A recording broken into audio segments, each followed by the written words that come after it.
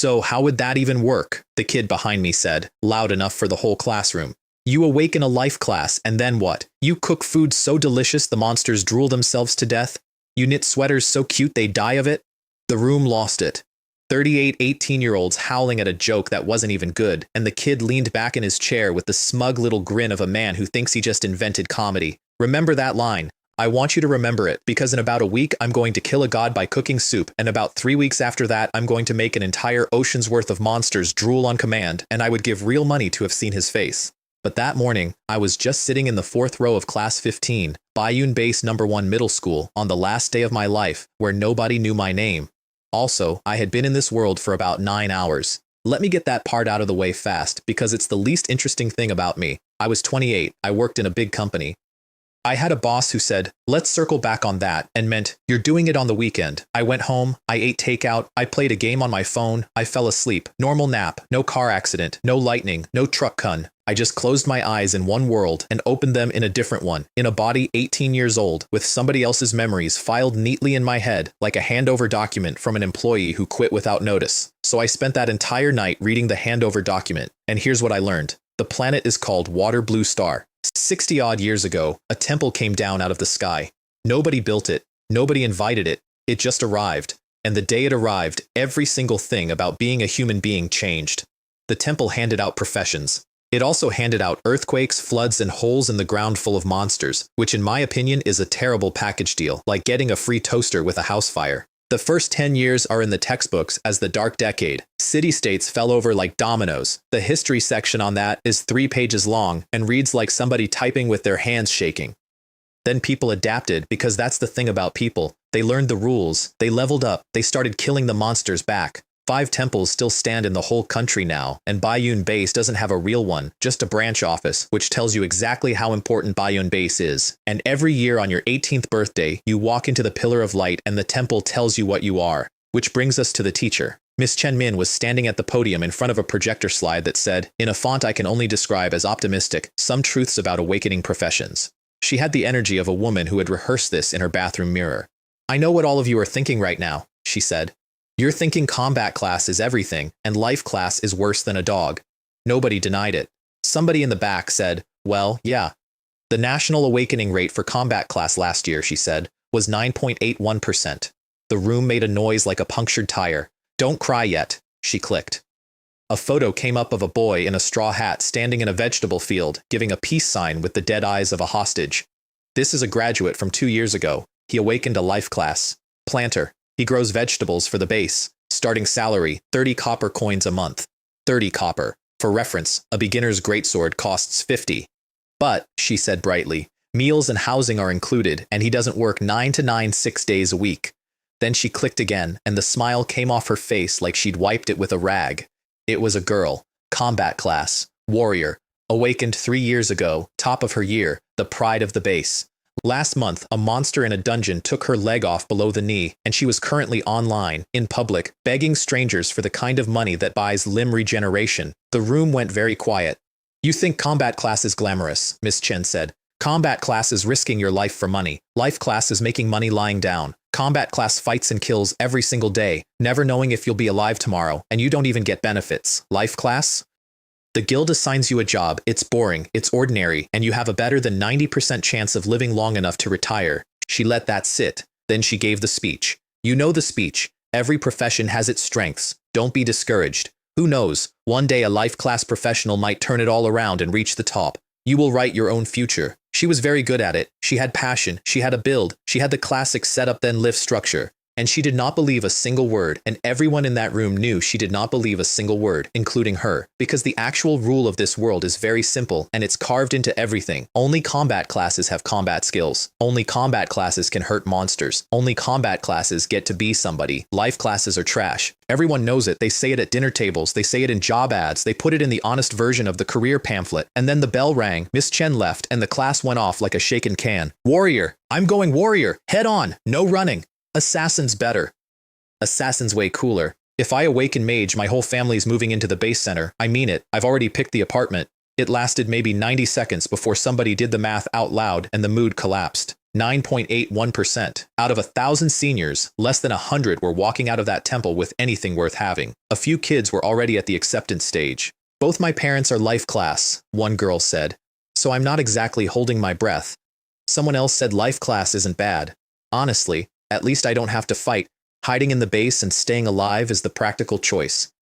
And then a boy said, and I want to be clear that he said this with his whole chest, honestly, life class is better suited for you girls anyway. Chef, planter, that kind of thing. Easier to look after your parents and your kids once you're married. He got about 4 seconds of silence. Get out, said a girl 3 rows over. It is the end of the world and you are still doing this? Open your eyes. Women are half the ranking list. I'm just saying, half the list. Somebody else, quieter, said the thing that was actually true. People just have contempt for it. Like awakening a life class means you don't get to survive. And that's when the laugh came. Because everyone knows life classes can't score well in dungeons, and you can't advance your class without a dungeon score, and past level 20 you simply stop forever, like a car with the engine bricked. So how would that even work, the kid behind me said. Cook food so good the monsters drool, knit sweaters so cute they die, ha ha ha. I sat there in the 4th row watching a room full of children laugh about which flavor of nothing they were going to be, and I thought a strange thought, which was, this game's balance is terrible. What did you say? Said the girl next to me. What game? What balance? That was Ye Mingju. Round face, ponytail, absolutely no volume control, and the previous owner of this body's best friend since forever. She had been watching me sideways all morning because I'd been acting weird, and she had decided the reason was nerves. I said, talent matters more than profession. That's the balance. Her whole face lit up. That's what I said. Even a life class with an A-rank talent can turn it around, which was a nice thought. The numbers on it were, out of 1,000+ kids at Bayun Base last year, 2 got A rank, about a dozen got B, fewer than 100 got C. Talent is rarer than combat class. Don't worry, Xiaoyan. She grabbed my hands and shook them. I've got a feeling about us. We're the chosen ones. Forget A rank, I'm talking S, maybe higher. Sure, I said. Absolutely, let's go. Here's the thing I hadn't told her, or anyone. I actually like life classes. In the game I'd been playing before I transmigrated, the one I was addicted to, I'd maxed out all 9 of the basic life professions. All 9. On purpose. Because building things is more fun than hitting things. Of course, that was a game, and this was a real world with real monsters, and in a real world with real monsters what you want is to not die. We walked out through the school gates holding hands, in a long line of kids going to find out who they'd be. The temple at Bayun Base is not a real temple. It's a satellite terminal for the one at Huaihai Base, which is the biggest base in the south. It has exactly one function, First Awakening. After level 20, you have to go to one of the 5 real ones. In the middle of the courtyard, there's a pillar of light. Not a special effect, not a projection. A soft column of something standing there radiating patience, transmitted in from Huaihai, glowing like it has all the time in the world and you don't. The line moved. Kids stepped into the light and vanished. I took a breath and walked in. Inside the pillar, there was nothing. No floor I could feel, no walls, no sound. Hundreds of people had walked in ahead of me, and I couldn't see a single one of them. Just white in every direction, forever. Then a voice, right inside my skull. Awakening in progress. Career awakening successful. Your profession is chef, called it.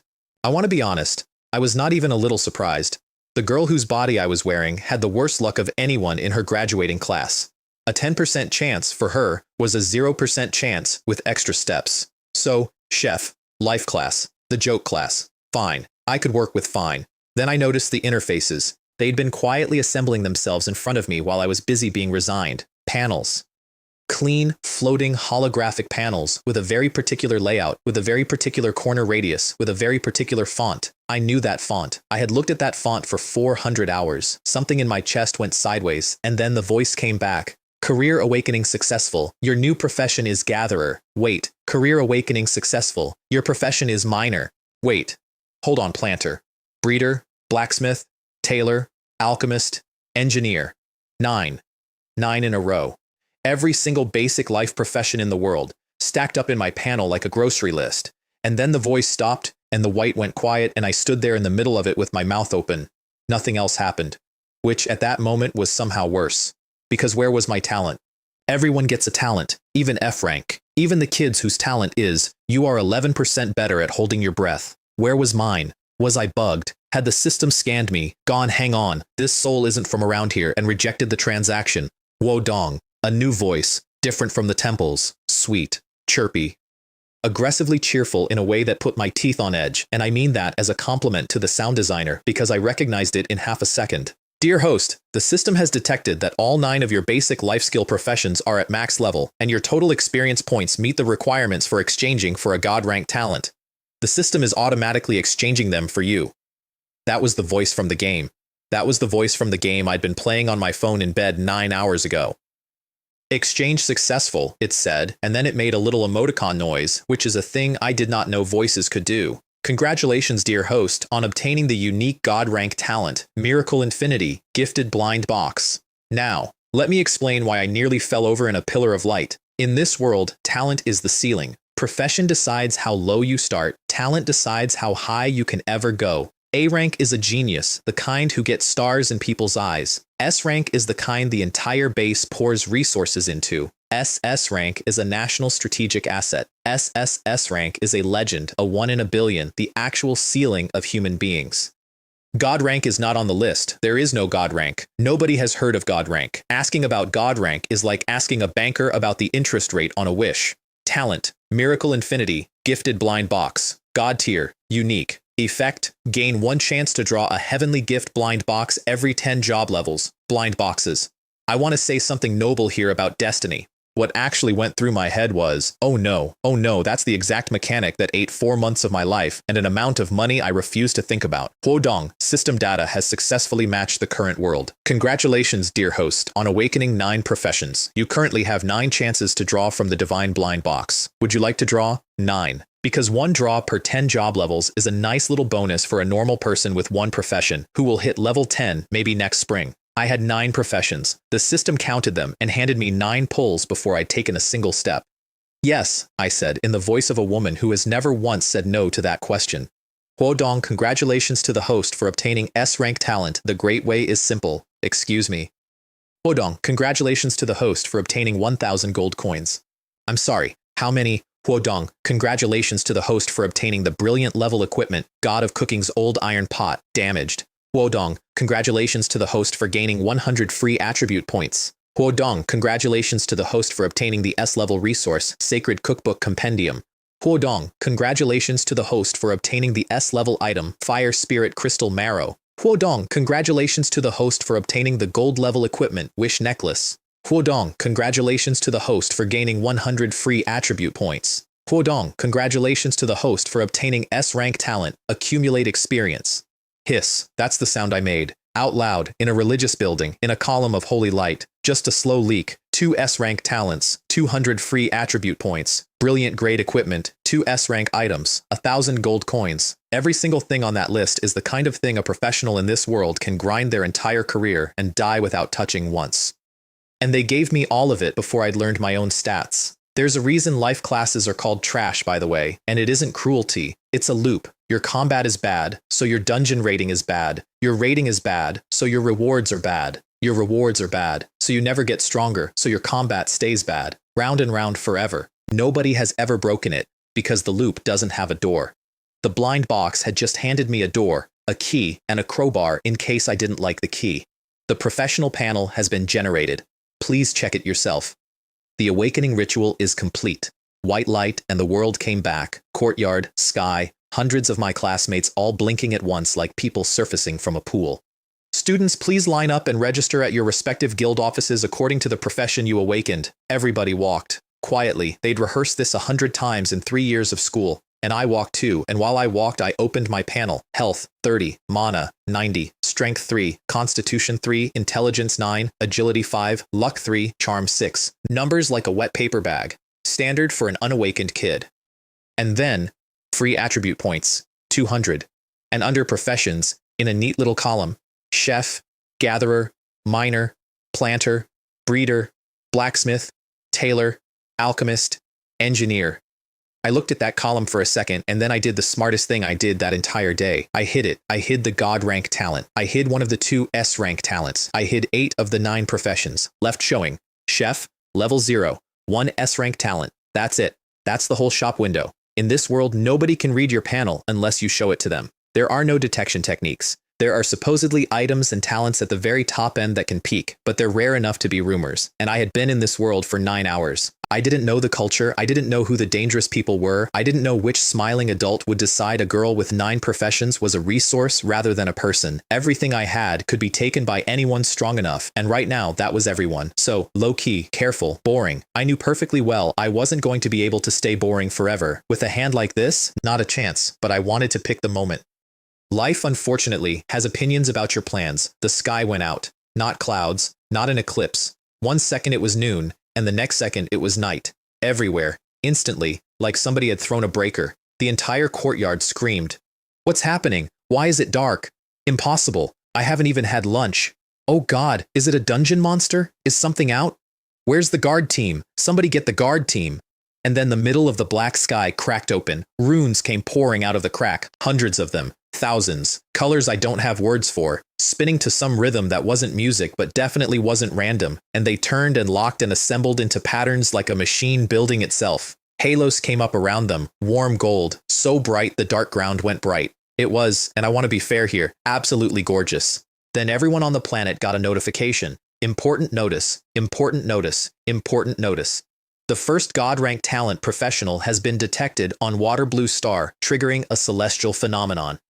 All professionals who witness this phenomenon gain 1% to all 4-dimensional attributes and +1 luck. I stood in the middle of a screaming crowd looking up at a giant, slowly rotating cube of light, and I thought, that's a blind box. That is a blind box. That is my blind box, rendered at scale, hanging over the entire southern half of the country like a billboard with my name on it, and the only thing keeping my name off it is a technicality. A phenomenon. That's an actual phenomenon. I heard an SS rank triggers one, but I thought it was marketing. Forget SS. God rank. S rank is already a monster. They hit level 60 easy. God rank means level 100, doesn't it? Does that mean 100? Check the forums. Only the southern bases can see it. Only us. Holy crap. That means the God rank is nearby. It's Huai for sure. Biggest base in the south. They had an SS last year. Really? For real. My wife's uncle's co-worker's nephew's online boyfriend goes to school at Huai. Within about 40 seconds, the whole country was on it. Hashtags. Phenomenon. God-tier talent user appears. Everyone go to the southern base for a blessing. Kids from other regions posting about how they were going to get on a bus right now to stand in the light. Kids who happen to be visiting bragging about their free stat point. And then buried in the middle of all of it, one comment that made the back of my neck cold. It's fine if the God rank has a strong background, but if they came from nothing, that's a little risky. Why do you say that? Hey, you up there, haven't you heard of the God Salvation Society? I didn't know what that was yet. I found out later. I'd have preferred not to. Meanwhile, the cube kept turning, and I kept my face very carefully neutral, and inside my own head, I was having a small breakdown about the fact that a cube of divine light the size of a mountain had just announced my existence to 8 billion people, and it was going to take them, what, a week to narrow it down? 2? Then the light dimmed, and the cube streaked off across the sky like a shooting star and was gone, and it was noon again, and everyone was whispering because you don't yell in a temple. I patted my own chest. Survived. Great. Excellent. Fantastic. I'd also had about 4 seconds there of vividly imagining that thing choosing to land on me, or worse, putting a spotlight on me, and my scalp hasn't fully recovered. I looked around the courtyard. On my side, the life class side, there was a crowd, a huge one, most of the square. Across the way, where the combat classes lined up, there were maybe a few dozen people standing in an enormous amount of empty space. Over 1,000 seniors this year at Bayun Base. Under 100 with a combat class. Miss Chen had not been exaggerating for effect. Student, please display your profession and talent. You may hide everything else. The staffer at the Chef Guild's table was in a gray robe and had the specific hollow-eyed serenity of a person who has said the same sentence 900 times. He didn't look up. He had achieved a state of professional death. Ah, I thought. There you are. Same energy as every teacher I ever had. Solidarity, friend. I showed him the panel. The awakened profession is a common life skill class chef, he read out, and the awakened talent is S rank. Pause. S. Longer pause. What? He came up out of that chair like a man ejecting from a plane. S-rank talent. His voice cracked an octave up. Every head in the square turned because the line was halfway done and the best anybody had produced all morning was a single A. And here they came, my homeroom teacher at a dead run, several staffers in white robes behind her, all of them lit up like it was a holiday. They reached the table, they looked at the panel, and I watched the light go out of 6 faces at exactly the same speed. S-rank talent. Chef. There's a particular quiet that happens when a room full of people decide, simultaneously and without saying it, that something is a waste. It's not cruel exactly. It's worse than cruel. It's tidy. Miss Chen recovered first. She took my hand in both of hers. Trust your teacher, she said. Every profession has its advantages. With talent like yours, don't be discouraged, all right? All right, I said. I understand. According to the handover document, Chen Min is a hunter. Combat class, technically. Weak talent, doesn't like fighting, which is why she teaches. And looking at her holding a stranger's hand and telling her a comfortable lie because she couldn't stand to tell the truth to a kid, I thought, yeah. You picked the right job. She patted my head and went away with the white robes. Nobody else got an S that day. 2 rare professions and 1 elite showed up on the combat side, and that was the news. Ah, Sha Yuan, congratulations! Yi Mingju hit me at a full sprint, picked me up and spun me around, which is more impressive than it sounds because she is exactly my height.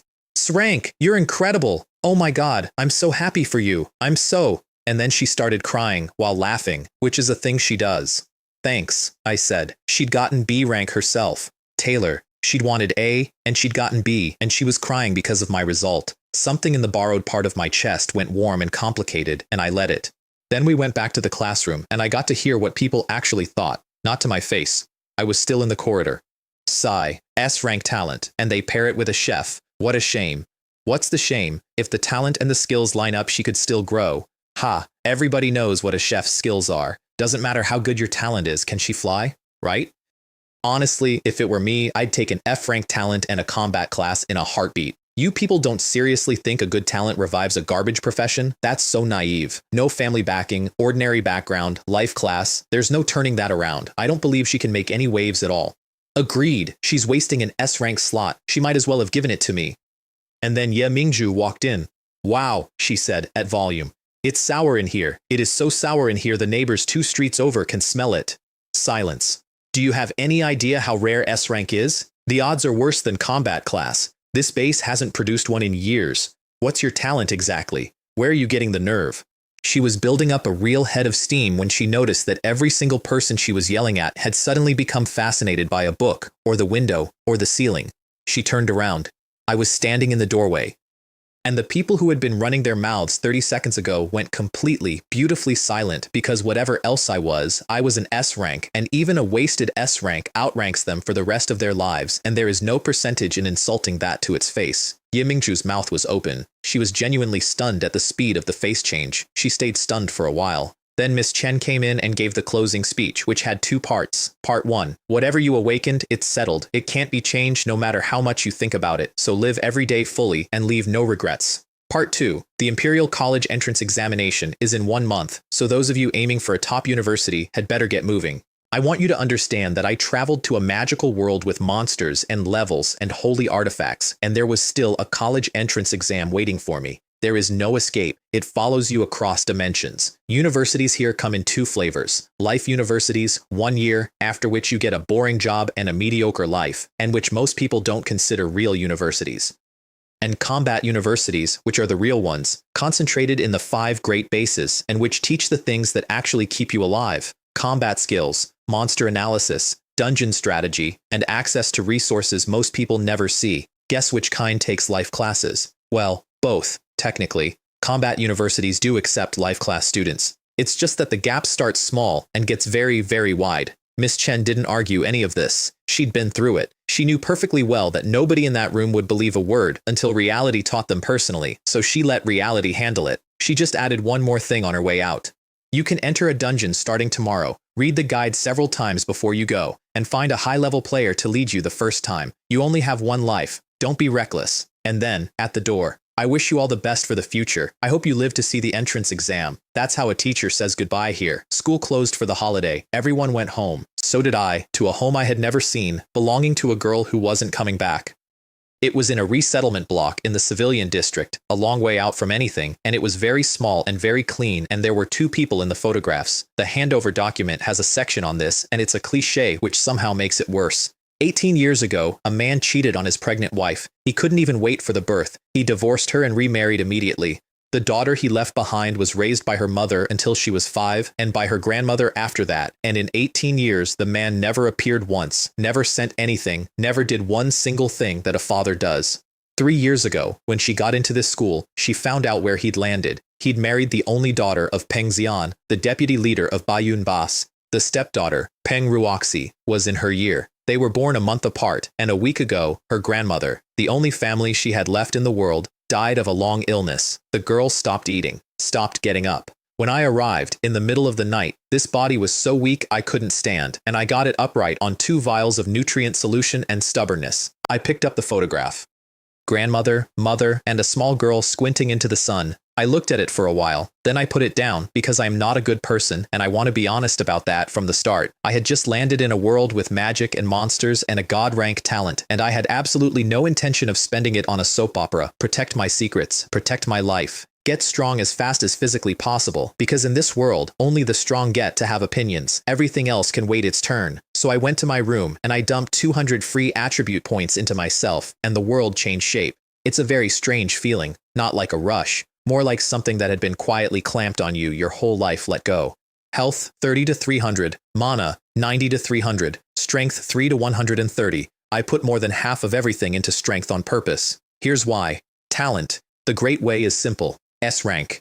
Effect. Normal attack deals true damage to the target. Each successful kill permanently increases strength by 1 point. I read it 3 times. Then I rubbed my eyes and read it again word by word. Very good, very good.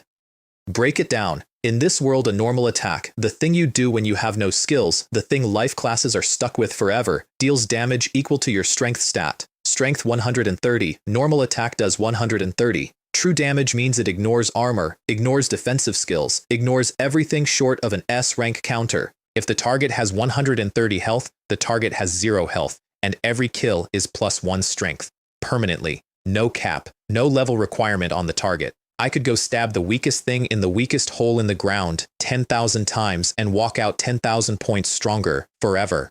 This talent was not designed for a chef. This talent was designed for a chef the way a key is designed for a lock, and the other one is worse. Talent. Accumulate experience, S rank. Effect. After using the same skill 100 times consecutively, there is a 90% chance to trigger upgrade and a 10% chance to trigger mutation. Use anything 100 times, it gets better. Any profession, any skill. No limit on how many times you can do it. Understand, on Water Blue Star, there is no item, anywhere, at any price, that upgrades a skill. If one existed, it would be in the hands of the top 10 people alive. It doesn't exist. Skills are what they are, and you live with them. So the first talent is the weapon. The second one is the forge. And there was one open question, which was whether normal attack even counts as a skill. It's weird. It has no mana cost and no cooldown. It might not register. I'd have to test that in the field. There was also the small matter that the two of them together made a sentence I couldn't stop reading, which was, how exactly do I lose? Then I got to the equipment and it got sillier. Equipment, God of Cooking's old iron pot, damaged. Grade, brilliant. Requirement, chef profession. Attributes, strength +100, agility +50.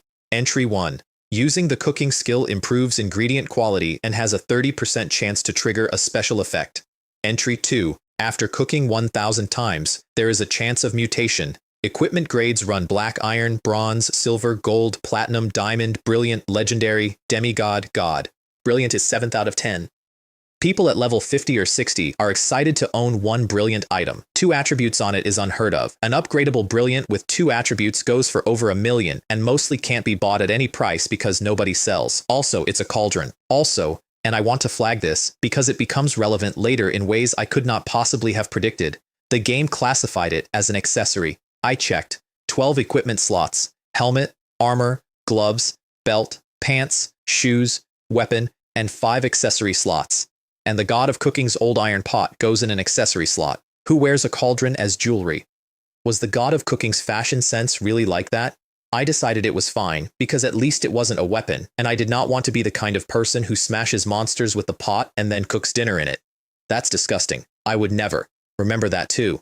The necklace was cleaner. Equipment, wish set. Necklace, 1 of 3. Grade, gold. Requirement, possess an S rank or higher talent. Attributes, intelligence +50, luck +1. Entry, restores 10 mana per second, 1 of 3. It's a set.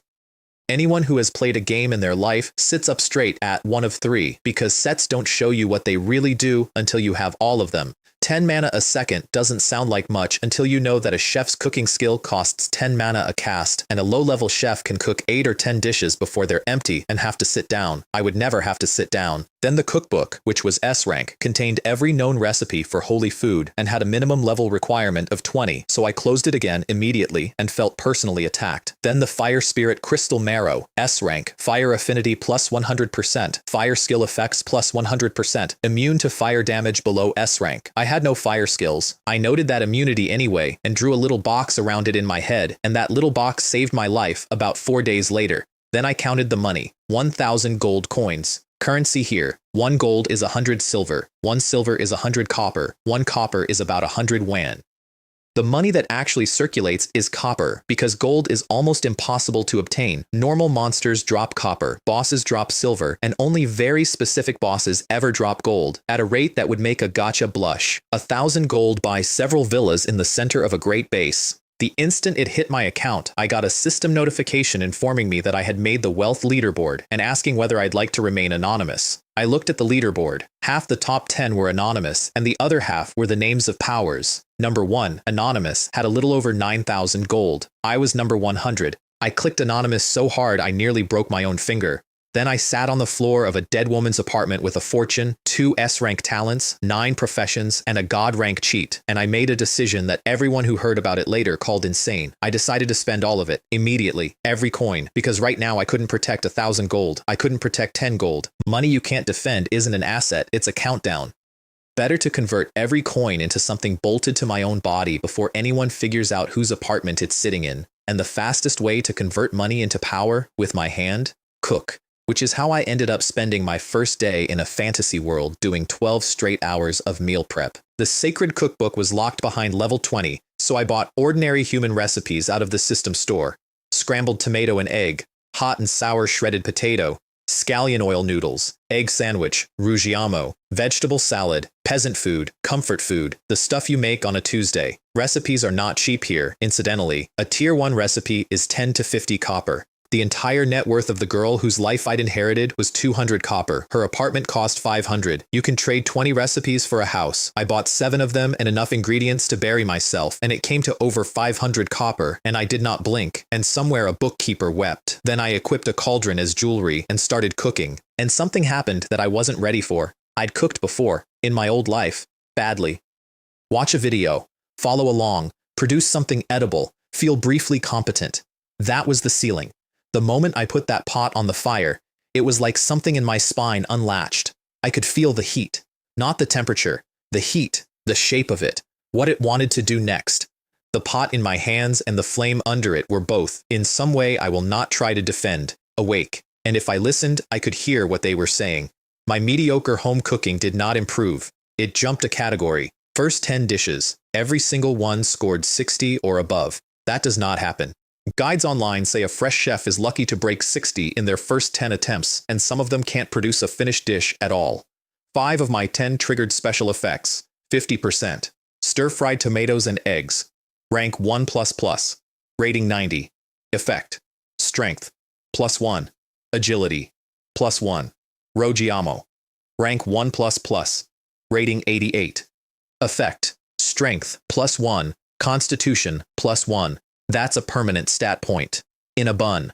Then I hit 100 casts, and my second talent woke up. Use the cooking skill 100 times consecutively to trigger the upgrade effect. I hadn't noticed. I'd been in the zone. I looked up dizzy, sat down hard, waited for the room to stop moving, and opened my panel. Skill 1. Cooking Basics. E rank. Can cook ingredients according to recipes with a 10% chance of getting 2 dishes. F to E. My garbage starting skill had just gotten less garbage. It works. It actually works. I forgot I had a body after that. The notification came again.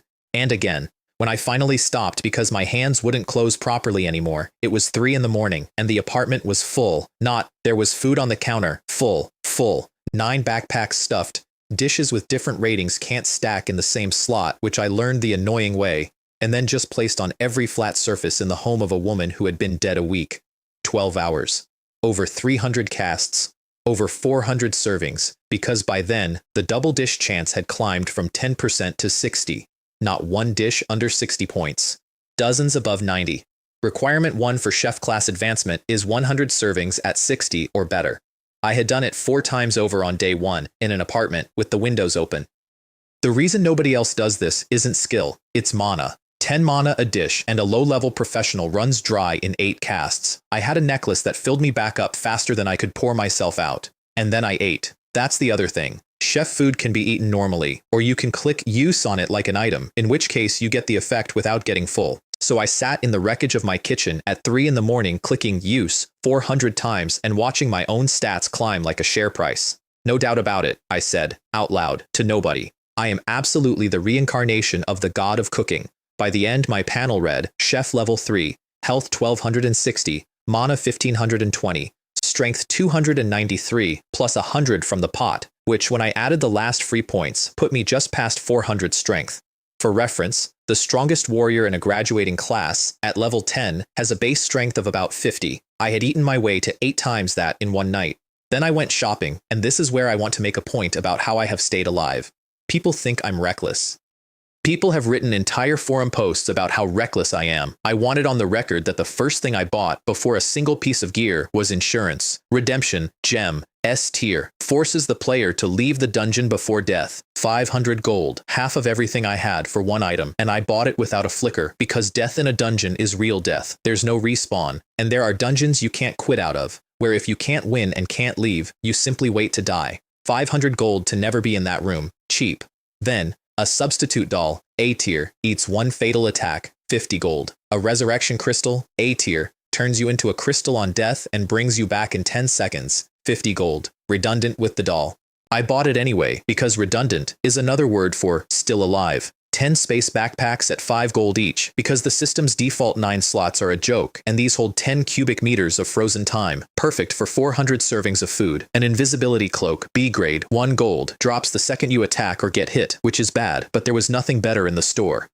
A teleport gem, C grade, 20 silver, sends you 1 kilometer in a completely random direction. That one might save my life or drop me in front of something enormous. I bought it to play with. And gear. The top tier beginner set, head to toe, plus a beginner's greatsword. Beginner's greatsword. Grade, black iron. Strength, plus 7. Constitution, plus 3. 50 copper for that. 50 for plus 7 strength. The market for anything with real numbers on it is strangled at birth by merchant guilds, so what's left for ordinary people is this. I bought it anyway because 7 is 7, and because I was going to go kill things with it in about 4 hours. 1,000 gold coins in, 100 and change out. Spent in a day. Money only means anything when you turn it into something. Otherwise, it's a number in a column, waiting for somebody stronger to take it. Sleep a little, I told myself, standing in a kitchen that smelled like a wedding banquet. Then dungeon. I slept about 90 minutes, and I overslept anyway, and that's how I ended up arriving late to the worst market in the world. There are 2 Tier 1 dungeons near Bayun Base. Barren City, east, harder, worse loot, full of zombies. And Earth Fisher Mine, north, closer, easier, the traditional starting zone. At dawn, the ground outside the north gate is gray and dead. Once a dungeon appears, its presence bleeds into the land and kills it in a widening circle, forever. Over time, the things inside multiply, and eventually, they come out. That's why guard teams cull them on a schedule, and why nobody has managed to make one go away. The entrance is a ring of dark stone embedded in a broken hillside, crawling with runes, glowing wrong, and in front of it, several hundred 18-year-olds were shouting, "Warriors! Warriors, form up! If you're a man, you fight head on! Come on, quick! 3 runs, no life classes, no total beginners, leaving now. Need 1 mage or ranged. We've got 2 warriors and a priest. Target rating D, level 5 or above preferred. Team up, level 5 warrior leading, taking newbies for a spin, guaranteed E rank, 100 copper a run, no bargaining. New summoner, full beginner set, looking for a carry to E rank." I stood at the edge of it and thought, farmer's market. It was a farmer's market. Everyone was produce. And every single ad had the same 2 words in it somewhere. No life classes. The few teams that would take one charged a price that told you exactly what they thought of you. I got the contempt for free, 3 separate times before I'd walked 20 meters. "Shiwan, over here!" Ye Mingju waving both arms with a cluster of familiar faces around her, half the class. "What are you all doing here? I thought you'd have gone in ages ago." "Don't." She rolled her eyes so hard I worried for her. "Nobody will take us." They'd been there since before sunrise. They'd been there the whole time. The longer they stood there, the smaller they got. "So go in by yourselves," I said. Her face closed. "Because," she said, "I don't dare." And then she told me why. And she told it quietly, which is how you know it's true. A few days ago, some life class kids got tired of being turned away and formed their own team out of pure spite and went in. They were wiped out in minutes. That was all it took. Every eager life class newbie in the base stopped being eager. Nobody's stubborn about it anymore. We've read the guides 100 times, she said, but none of us has ever actually been in one. None of us has fought a monster, and when I think about actually dying, she made a small motion with her hand, I chicken out. What level are you? 2. Everyone's 1 or 2. She looked at me hopefully. So we're waiting to find someone experienced. Are you going to wait with us? I understood her completely. You get one life, and hers was standing right there in front of her being sensible. And I want to be clear, I was nervous too. I had 400 strength and a god-rank talent, and I had never hit a living thing in either of my lives. But you can't argue with reality, so you might as well adapt to it. I'm planning to. Commotion. The whole scattered crowd was suddenly funneling toward the dungeon entrance, making noise. Somebody else cleared it. So what? People clear that dungeon every day. You don't get it. Brand new team. Almost all A-rank talents. Best of this year's freshmen. Wow, that lineup's stacked. They'd get E-rank easy, right? Maybe better? Understand what a rating means. Even a C-rank talent combat professional usually pulls an E on a Tier 1 dungeon, and getting better than that means running the same dungeon over 10 times. E is neutral, no reward, no punishment. F triggers the system's penalty mechanism, which docks your stats and if you're unlucky, takes a skill, permanently. Higher ratings are supposedly possible for people with S-rank talent, in theory, the way winning the lottery is possible in theory. Haha, E, they got a C. What? That's not possible. First time? First run? C rank? You're lying. It's true. The captain's got A rank talent and awakened the elite combat class Night Mage. That's a genius. That's what that is. Ye Mingju dragged me into the crush, and that's how I got my first look at Peng Ruoxi. She was standing in the middle of a circle of admirers wearing a full set of gold-grade equipment, and she had a beautiful face and the expression of somebody standing in a slightly disappointing weather. My God, Ye Mingju breathed. That's Peng Ruoxi? A rank talent and an elite class? So that's her. That's the name the previous owner of this body least wanted to hear in the world. And I want to be honest about my reaction, because it's the first thing I did in this world that made me sure I was going to be alright. I felt nothing, absolutely nothing. Some stranger in nice clothes. I did note the clothes, though. In this world, equipment can be shown or hidden. I keep mine hidden. Almost every other kid there had every piece on display, because they'd waited 18 years for the right to wear equipment, and you could not pay them to hide it, and I respect that, even though a lot of the outfits were crimes. Gold-grade gear that a beginner can equip is rare. A complete set of it does not appear on the market. That was assembled for her, deliberately, by a family with resources. Great class, great talent, great gear. No wonder she cleared it. Xiaoyan, that's not what I meant. You're amazing too. No, more amazing. You awakened S rank. You're way more amazing than that Peng person. I'm fine, I said. Calm down. They're coming over. Peng Ruoxi arrived with her team behind her. I forgot to congratulate you, she said. I didn't expect you to awaken S rank talent. Your father was very pleased when he found out. There's no insult anywhere in that sentence. There's an insult in the whole sentence. Your father. She used that. To me. In front of 40 people. And she said it in the tone of a woman reading a delivery receipt. Gao Xiaoyan, she went on, I can make an exception and take you through once. E rank. However, once we're inside, you follow my orders and my arrangements the entire time. You absolutely cannot hold us back, and I can't guarantee you won't get hurt. You know, life class is really a burden. We'll have monsters to deal with. We can't be distracted taking care of you. Right. No thank you. I don't know whether that invitation was sincere. It doesn't matter, because I was never teaming with her or with anyone, and not out of pride. I had 9 professions, a hidden God-rank talent and a hidden S-rank talent, and I planned to spend the day doing things in that hole in the ground that would raise questions I could not answer. But before I could say no, one of her warriors decided to help. He went white with rage. Actual rage. A rank talent himself. And the idea of grinding a dungeon with a piece of life-class trash had insulted him personally. Peng Ruoxi, why waste your time on someone like this? So what if he's S-rank? No matter how great the talent, paired with a life class, you're destined for nothing. We might as well run it a few more times ourselves. Heh. Both of them, over and over, burden and useless, burden and useless. Did they think all the life class kids standing 10 feet away had gone deaf? He wasn't done. He got going. Let me tell you something. Bayun Base produces 1 S-rank every few years. Even knowing it was a waste, Peng here was still thinking about giving you a hand. Get a few levels, find a guild, work quietly, make a small contribution to the base. But you're so arrogant you think you can solo it? Losing your life would be a small matter. Wasting the base's investment in you would be a serious crime. He was almost pointing his finger in my face. I stood there and marveled. He was 18. Where does a person that young learn to do moral blackmail with that much fatherly authority? Is there a class? And don't forget, he finished, there are people better than you. Plenty of true geniuses in this world. SS rank, SSS rank. And you saw the phenomenon this morning. We have a God rank talent user at the southern base. Ah, yes. I'm terribly sorry, but the God tier talent user you're referring to is also me. Forget it, said Peng Ruoxi. She looked faintly unwell, but the calm never cracked. Stop talking. Then she turned to me, and her voice dropped several degrees. I know you're resentful, but it's important to know your own limitations. Rather than fighting for what doesn't belong to you, it's better to live a low-key life. I'm advising you not to risk your life soloing a dungeon in a moment of passion. I looked at her for a second. You should read fewer palace intrigue novels, I said. It's a waste. And I walked toward the entrance. Wait! Ye Mingzhu caught up and grabbed my sleeve, and she said, out loud, brave as anything. Xiaoyan, I know you're really skilled and you don't need a team, but could you take me with you? Which was a lie. She was terrified. She was blinking at me at about 4 blinks a second in Morse code, and the message was, please say no, please say no, please say no. I peeled her hand off mine. It's okay, I said. Wait for me to come back. The A-rank warrior got one more shot in as I stepped up to the ring.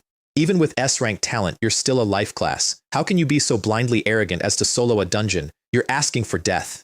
I stopped. I didn't turn around all the way. I will not team up with anyone less talented than me, I said, and I stepped into the light. Welcome, professional. Jiang Shiyuan makes her first appearance at Earth Fisher Mine Dungeon. The dizziness passed and I was standing in a tunnel. The first thing I did was touch the wall, which I understand is not what a warrior does, but I had to know. And the wall was rough. It had grain. There was dust hanging in the air catching the torchlight. Real dust, the kind that gets in your throat. This place is real. Not a projection, not a simulation. A real world, with real rock, sitting inside a ring of stone outside my base. What is a dungeon? Why does it come in this shape? What does it want? None of my business today. Today I had a to-do list. Time inside runs differently, which is the single best fact about this entire world. You can fight in here all day and walk out in time for lunch. So I had all the time I could physically stand and a plan I'd built the night before. The plan, clear floor 1 as a chef, because the pot gives me 100 strength and it only equips on a chef. Then, once nothing is left alive, switch to miner and gatherer and take literally everything that isn't nailed down. I drew the beginner's greatsword and walked out of the entry passage, swinging it at nothing, testing. The room past the tunnel was maybe 10 meters across, with 6 mine shafts going off it and 2 torches at each mouth. According to the guide, the first floor is shaped like an octagon, dozens of junction caves, 5 to 8 shafts each, and the monsters and resources scatter randomly. Random means don't overthink it. I picked the nearest hole. 6 steps in, I met my first monster. Actually, I met 10 of them. They looked like beetles that had been left in a growth tank. Basketball-sized, hard shell over the whole body, moving with the confidence of things that have never been in danger. Iron shell bug, level 1, health 300, attack power 10, 10 of them, exactly 10, not more, not less. According to the guide, these are the tutorial, high physical defense, very slow, ideal for beginners. Little bug, I said, I'm here. And I raised a 50 copper sword over my head and brought it down on the nearest one. Bang. The blade went through the shell like it was going through a cardboard box. The bug came apart in 2 pieces and hit the floor, and a bright red number floated up over the wreckage. -410. Successfully defeated the iron shell bug. Gained 5 experience points. 410. True damage. No armor calculation, no resistance, nothing. 410 out of 300 health, which means the fight was over before the sword finished moving. For a combat professional, 400 is respectable. For a life class with no attack skills whatsoever, it is deranged. The corpse turned into white specks and vanished without leaving a mark on the ground, and I felt a genuine pang, because in my old world, I would have taken a photo of that. My first kill. Everyone would have hated it. Then the tunnel started making noise.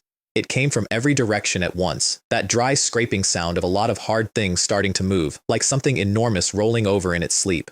The other 9 bugs, who had been wandering around aimlessly, found their target, hissed at me, and came in a group. I got both hands on the sword.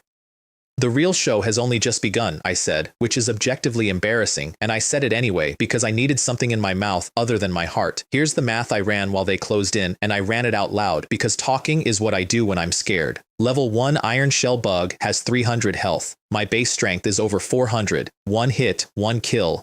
My agility is far higher than theirs. As long as I don't do anything stupid, I don't get touched. Gao Xiaoyan, you can do this. Then I stopped waiting and ran at them. Minus 411. 1 shot. Again. I don't know what I was feeling. Excitement probably. Fear definitely. Something underneath both that felt uncomfortably like grief, which I did not have time for. Kill. Only killing keeps you alive. Minus 412. Minus 413. They kept coming, and I kept swinging, and the numbers kept climbing, 1 point per body, and in a dark hole under a dead hillside, iron shell bugs came apart and stopped existing. Minus 419. Last one. Die. Less than 5 minutes from stepping into the dungeon, 10 of them were gone. If you told anyone that, they wouldn't believe you. The single strongest warrior professional in a class at level 10 has about 50 base strength. 10 iron shell bugs alone, without skills, would kill him. A full team of beginners takes half an hour on this pack, because the shells eat damage without an armor-piercing effect, and because when the first one dies, the other 9 all come at once, and because a bug that hits for 10 will end a 30 health kid in 3 bites if he panics and forgets to heal. I stood in the empty shaft breathing hard with my heart going like a bird. It wasn't triumph. I want to be accurate. It was. I have now seen what these things actually are, up close, in real life, and I need to be stronger immediately. Iron shell bugs are the lowest monsters in the lowest dungeon. Nothing about one-shotting them means anything. The only thing that meant anything was that the number was climbing. 410. 419. The talent was real, and it was permanent, and it never stopped. Faster, I said, and I went into the next shaft. I'd memorized the terrain. I was going around the outer ring on purpose, because the outer ring is where the level 1s live, and every level 1 is a free permanent strength point, and I was not going to walk past a single one of them. Also, clearing the map raises your exploration rate, which raises your rating, which was a fact I filed away for later without knowing yet how much I was going to abuse it. Second shaft, 8 bugs. 3 minutes. I didn't blink. I think I'm getting used to this, I said to nobody, and then heard myself. 3 days ago, I was a woman who screamed at cockroaches. Now I walk up to a basketball-sized insect and split it without changing expression. Human beings adapt so fast it's actually a little frightening.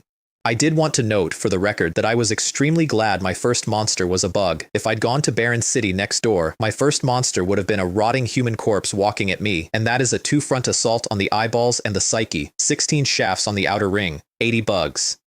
The mine was cold and quiet, and every so often a draft came up behind me like a haunted house attraction, and I stopped noticing after the second shaft because I was busy. Minus 468. Minus 469. Use the normal attack skill 100 times consecutively to trigger the mutation effect. I nearly dropped the sword. Mutation, not upgrade. The 10%. I didn't even have time to look. The last bug in the shaft was already in front of me. I swung on reflex. Bang. The bug came apart into 4 pieces, and 2 numbers came up over it. Minus 470. Minus 470. Huh, is that a combo? Skill, normal attack, upgraded to normal combo. I jumped, off the ground, in a mine, alone, holding a sword, like an idiot. Normal attack can be upgraded. That alone was the best news of my life. But I'd assumed the upgrade would be a bigger number. Instead, the talent had rolled the 10% and given me a second hit, which is not a bigger number, which is double the number. So if the trend holds, next is a triple, then quadruple. 10 upgrades and I'm hitting 10 times. I stood in a dark tunnel doing arithmetic with my hands. Ha ha ha, I really am the chosen one. Then I stopped, because something didn't add up. I'd killed maybe 40 things, not 100, which meant the counter had been ticking on every swing, not every kill, every time the sword moved. But I'd swung that sword around my apartment that morning for 10 minutes and gotten nothing. So, normal attack only registers as a skill inside a dungeon. Fine. Perfect, actually. It meant that as long as I was in here, every single motion of my arm was progress, whether or not anything was in front of it. If clear time didn't affect the rating, I would have moved in. I would have brought bedding. I looked down the interlocking dark of the tunnels ahead, and my entire attitude flipped over. You people call these monsters. These are auspicious omens. An hour later, the outer ring was empty. 400 experience, 80 permanent strength, 12 F-grade ores, and 29 copper coins. This drop rate, I said, holding 29 copper in my palm. It's like giving money to beggars. Nobody clears the outer ring incidentally. Low-level teams don't have the strength. High-level ones say the experience is worthless and the shafts are too narrow for group tactics anyway, so everyone punches straight to the boss and goes down to floor 2. Everyone leaves 80 free permanent strength points lying on the ground because they're worth 5 experience each. Somewhere in there, my second chef skill kept pinging at me. Edible resources detected. Would you like to identify? And I ignored it. Collecting a resource by hand has a failure chance. Collecting it with the right profession skill does not. That's why I was clearing first and harvesting after. I wasn't leaving a mushroom behind. The inner ring is where the guide starts using the word difficult. I got to the mouth of the first inner shaft, and then I backed up and got into a crack in the wall because the guide says the first time you enter the inner area, you are guaranteed to be ambushed from 2 sides at once. A minute later, right on schedule, something came up the left tunnel. Squeak. Squeak. Cave mine rat. Level 2. Health 500. Attack power. 20. Oh, that's a big rat. Ugh, it's worse when you zoom in. Half a meter standing up. And a smell. A real, physical, textured smell that arrived before the rat did. 15 of them. 2 groups, converging. I have never been so grateful for a skill upgrade in my life, because a combo meant 1 hit each, which meant I did not have to stand in that smell for 1 second longer than necessary. No mental preparation this time. Sword up, sword down. Minus 490. Minus 490. Successfully defeated Cave Mine Rat. Gained 10 experience points. 10. That's still nothing. Level 3. Killing level 1s gets me 5. Killing level 2s gets me 10. Against the amount required to level, that's a joke. No wonder nobody grinds down level content. It genuinely is a waste of a day. Unless the day is buying you permanent strength. 5 kills in, I finally leveled. 1 hour into a dungeon for 1 level. 10 minutes after that, both ambush groups were gone, and I checked the panel. Chef level 4, health 1400, strength 505 with gear, 5 free points. I dumped all 5 into strength without pausing, 510, finally broke 500. Excellent. The only annoying part was that leveling up meant level 2 rats now gave 8 experience instead of 10, which is the system's way of telling you to move on with your life. 40 rats in the inner ring and 20 level 3 goblin miners. I killed half the rats and then, at a corner, I met the goblins, and I stopped. Because they were sitting down. Goblin miner, demonized, level 3. Health 800, attack power 30. 3 of them, together, in a shaft they were supposed to be scattered through, and they weren't patrolling. They were sitting in a circle, and they were talking. Level 3 monsters are not supposed to hold meetings. I went invisible and crept up, because the dungeon system auto-translates every language in here, which meant I could listen. There were glowing mushrooms in a cluster at their feet. The goblins were staring at them, and drooling. Gurgle. I'm hungry. I'm hungry. Mushroom. Mushroom. Eat. It smells so good. I crouched there in the dark with my mouth slightly open. They're starving. Level 3 trash mobs in the beginner dungeon are starving, and they're staring at food they apparently cannot eat, and nobody in the entire history of this dungeon has written that down. I checked. Guides, textbooks, forum posts. Nothing. Either it's an exception, or nobody has ever bothered to look at a goblin for more than half a second. I had a guess. I hated my guess. I tested it anyway. I backed up to the mouth of the shaft and threw a Rugiamo at them. Rugiamo. Rank 1+++. Rating 96. Effect. Temporarily increases agility by 10 points for 15 minutes.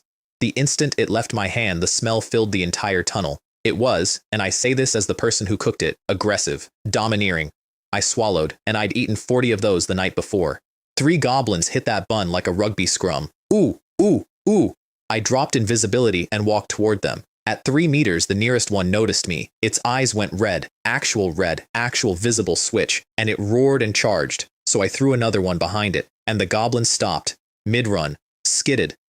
I watched it stand in a dark tunnel with its head snapping between me and a bun on the floor, the red light in its eyes flicking on and off like a bad connection, and its whole body shaking with something that looked a great deal like a fight. I got my answer. I threw 2 more deep into the shaft, and while all 3 of them went for it, I walked backwards out of there very calmly.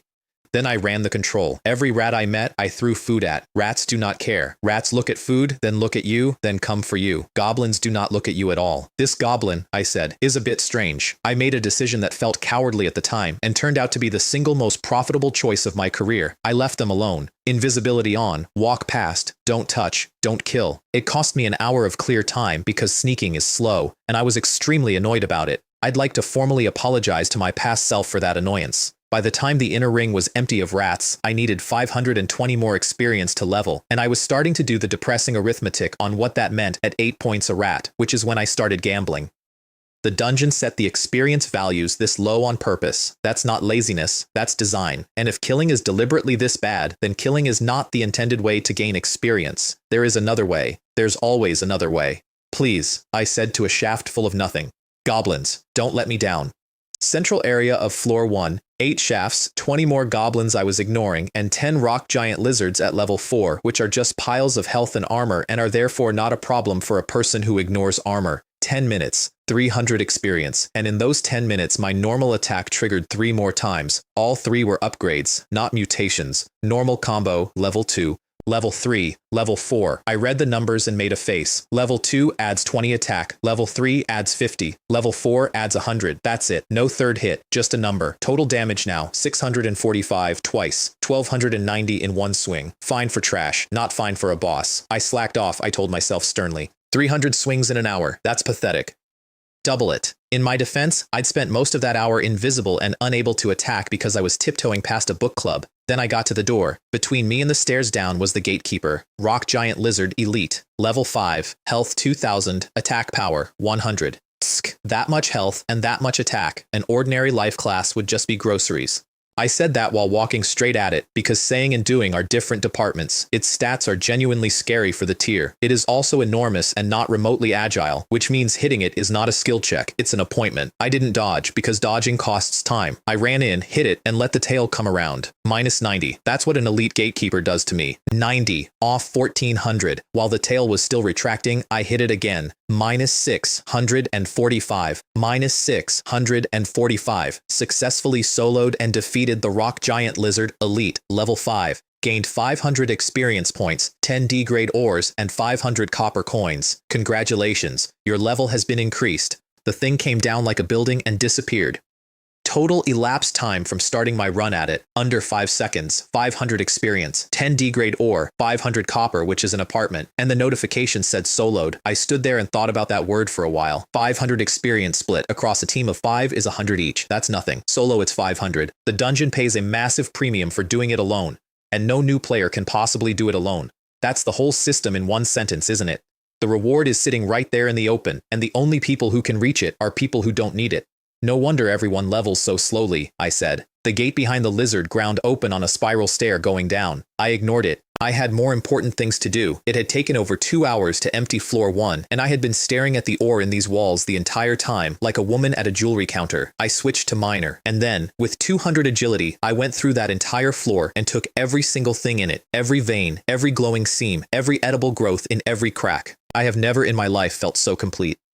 100 plus ores in, the minor class hit level 2, and the talent fired. Skill 1, skilled mining. E level, can skillfully mine mineral resources with a 20% chance of obtaining double the amount of ore. F to E, 20% free ore, forever, on a skill I'd been using for 4 minutes. The gatherer class only got 1 level and no upgrade, since a mine is not exactly an orchard, but I did get an armful of cave ingredients you can't find anywhere else, so I called it a win. 30 minutes to strip a floor. Back at the stairs, I checked the clock and thought about how the 4 kids at the entrance were probably still standing there waiting for a ride. Floor 2. Monsters level 4 to 6. Careful and quick. I went down. Floor 2 is smaller than floor 1 and everything on it is faster. Shadow bats mostly, which are exactly the problem you'd expect.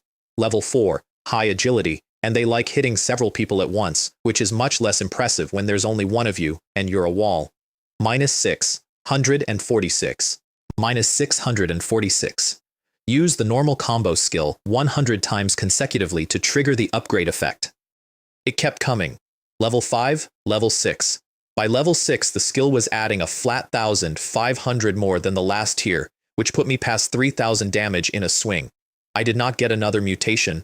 I noticed that and filed it because 10% is 10% and I was going to be pulling that lever a great many more times. Same routine as upstairs. Clear it, then loot it. 2 hours, because everything on this floor moves and because I was still going around goblins like they were wet paint. And then the boss. Dark Spider, Elite, level 8. Not much health for a boss, but so fast I could barely track it, and poisonous, and if I hadn't had a fresh skill upgrade in my pocket, that fight would have taken an unpleasantly long time. Minus 1,651, twice. Successfully soloed and defeated the Dark Spider, Elite, level 8. Gained 1,000 experience points. Spider silk light armor, 8 C-grade ores, and 10 silver coins. Congratulations, your level has been increased. Equipment, an actual drop. Spider silk light armor's numbers were unremarkable, but it grants immunity to tier 1 poisons, which makes it best in slot for black iron by a mile. I changed in the middle of a spider nest. Floor 2 gave me another 100 base strength, and my normal combo went up twice more, and my chef level ticked over again, and by the time I stood at the stairs down to floor 3, I had been in there for close to 5 hours without sitting down once. My body was fine. Leveling fully restores you, which is the single most generous mechanic in this world. My head was not fine. There is a specific tiredness that comes from 5 hours of unbroken alertness, and you cannot fix it by adding more alertness. I rubbed my stomach. How about, I said, we eat something before continuing. Floor 3 is the last floor. Not many monsters. All elites. Plus the final boss, which has a reputation. So I decided to stop, eat, and grind normal attack for a couple more levels before I went down there. That was the responsible plan. I looked around the spider cave for somewhere to sit and picked a flat, clean stone platform in the corner. I lit a fire on it and put the pot down. Hidden level triggered. Do you accept the challenge? I want to be very clear that I did not stumble into this. I'd noticed those platforms an hour earlier. They were too flat, too clean, and they were placed at intervals that felt like a decision. And I'd been carrying around a starving goblin holding a book club in my head all day. So when I sat down on purpose. Can I see the details of the hidden level first? The hidden levels offer a high degree of freedom. Professionals are encouraged to explore them on their own. Thanks. Very helpful. Love that. Look, when something is described that vaguely, it's because saying the real answer out loud would empty the room. They can't hide it, so they make it sound mysterious instead of horrifying. I have written corporate emails. I know the technique. I sat there and thought about it seriously. What's most likely to be down here, under a mine? What secret does a hole like this keep? What do I get out of it? Is it worth my life? And the system, apparently sensing hesitation, came back with the closing argument. The hidden level in Earth Fisher Mine Dungeon has never been triggered by professional players. Successfully completing it will grant a special first clear bonus. Never. This dungeon has been sitting outside Bayonne base for decades. Thousands of people have run it. Every strategy guide ever written is in the previous owner's memory, and not one of them contains the words hidden level. I jumped down off the platform and wiped the webbing off it and looked at the thing I had just cooked on. This, I said, looks like an altar. So did I trigger it by lighting a fire on an altar? No. The notification came when I put the pot down. So either cooking on the altar offended something, I said, or cooking on the altar started a ritual. Either way, that's not a good sign.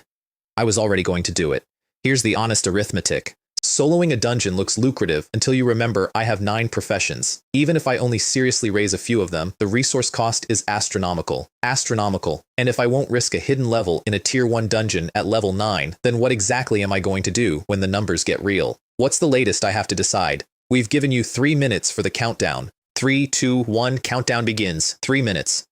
Better than nothing. I spent all 3 of them swinging a sword at empty air as fast as the system would let me, which is once a second, and if it had allowed faster, I would have left after images. Use the normal combo skill 100 times consecutively to trigger the upgrade effect. With the countdown at 1 second left, I said it. I accept the challenge. A timer appeared in the top right of my vision. 60 minutes. 59. 59. Damn it, it's time too. Then every torch on the walls went up at once. Flames 3 meters high, joining hand to hand around the cavern, and then running along patterns in the rock I hadn't even seen, up the walls and across the ceiling, drawing a circle in fire over my head while the whole mine started to shake like something underneath was tired of being underneath. That's a big show, I said, and I kept swinging because the special effects were free skill counter. The first thing came down out of the circle already on fire. I had left the spider cave by then, and I glanced back at it while my arm kept working, and I want to describe this properly because you have to see it to believe it. It had no body. Just fire in the shape of something, an outline of a thing made entirely of moving flame, and it opened whatever it had instead of a mouth and spat a fireball that turned a boulder into scorched dirt, and the temperature in the entire mine went up like an oven door opening. Phantom Flame Beast, rare, level 10, health 5000, attack power 500. What the? A boss just showed up in front of me. Understand. The final boss of floor 3, the thing this entire dungeon is famous for, is level 12. The first regular mob of the hidden level is level 10. Hidden level, you have no sportsmanship. The second fireball came for my back, and I got into a side shaft with about a hand's width to spare. The entrance behind me came down in a shower of rock, which slowed it, because the shafts here are long and narrow and winding, and they were built for something much smaller than a fire elemental with anger issues. After it missed me 4 or 5 times, it got insulted and switched to melee, and closed the distance in 2 bounds, and came in with a claw. And the weak human who had been running away in such a sorry state turned around and raised a 50 copper sword.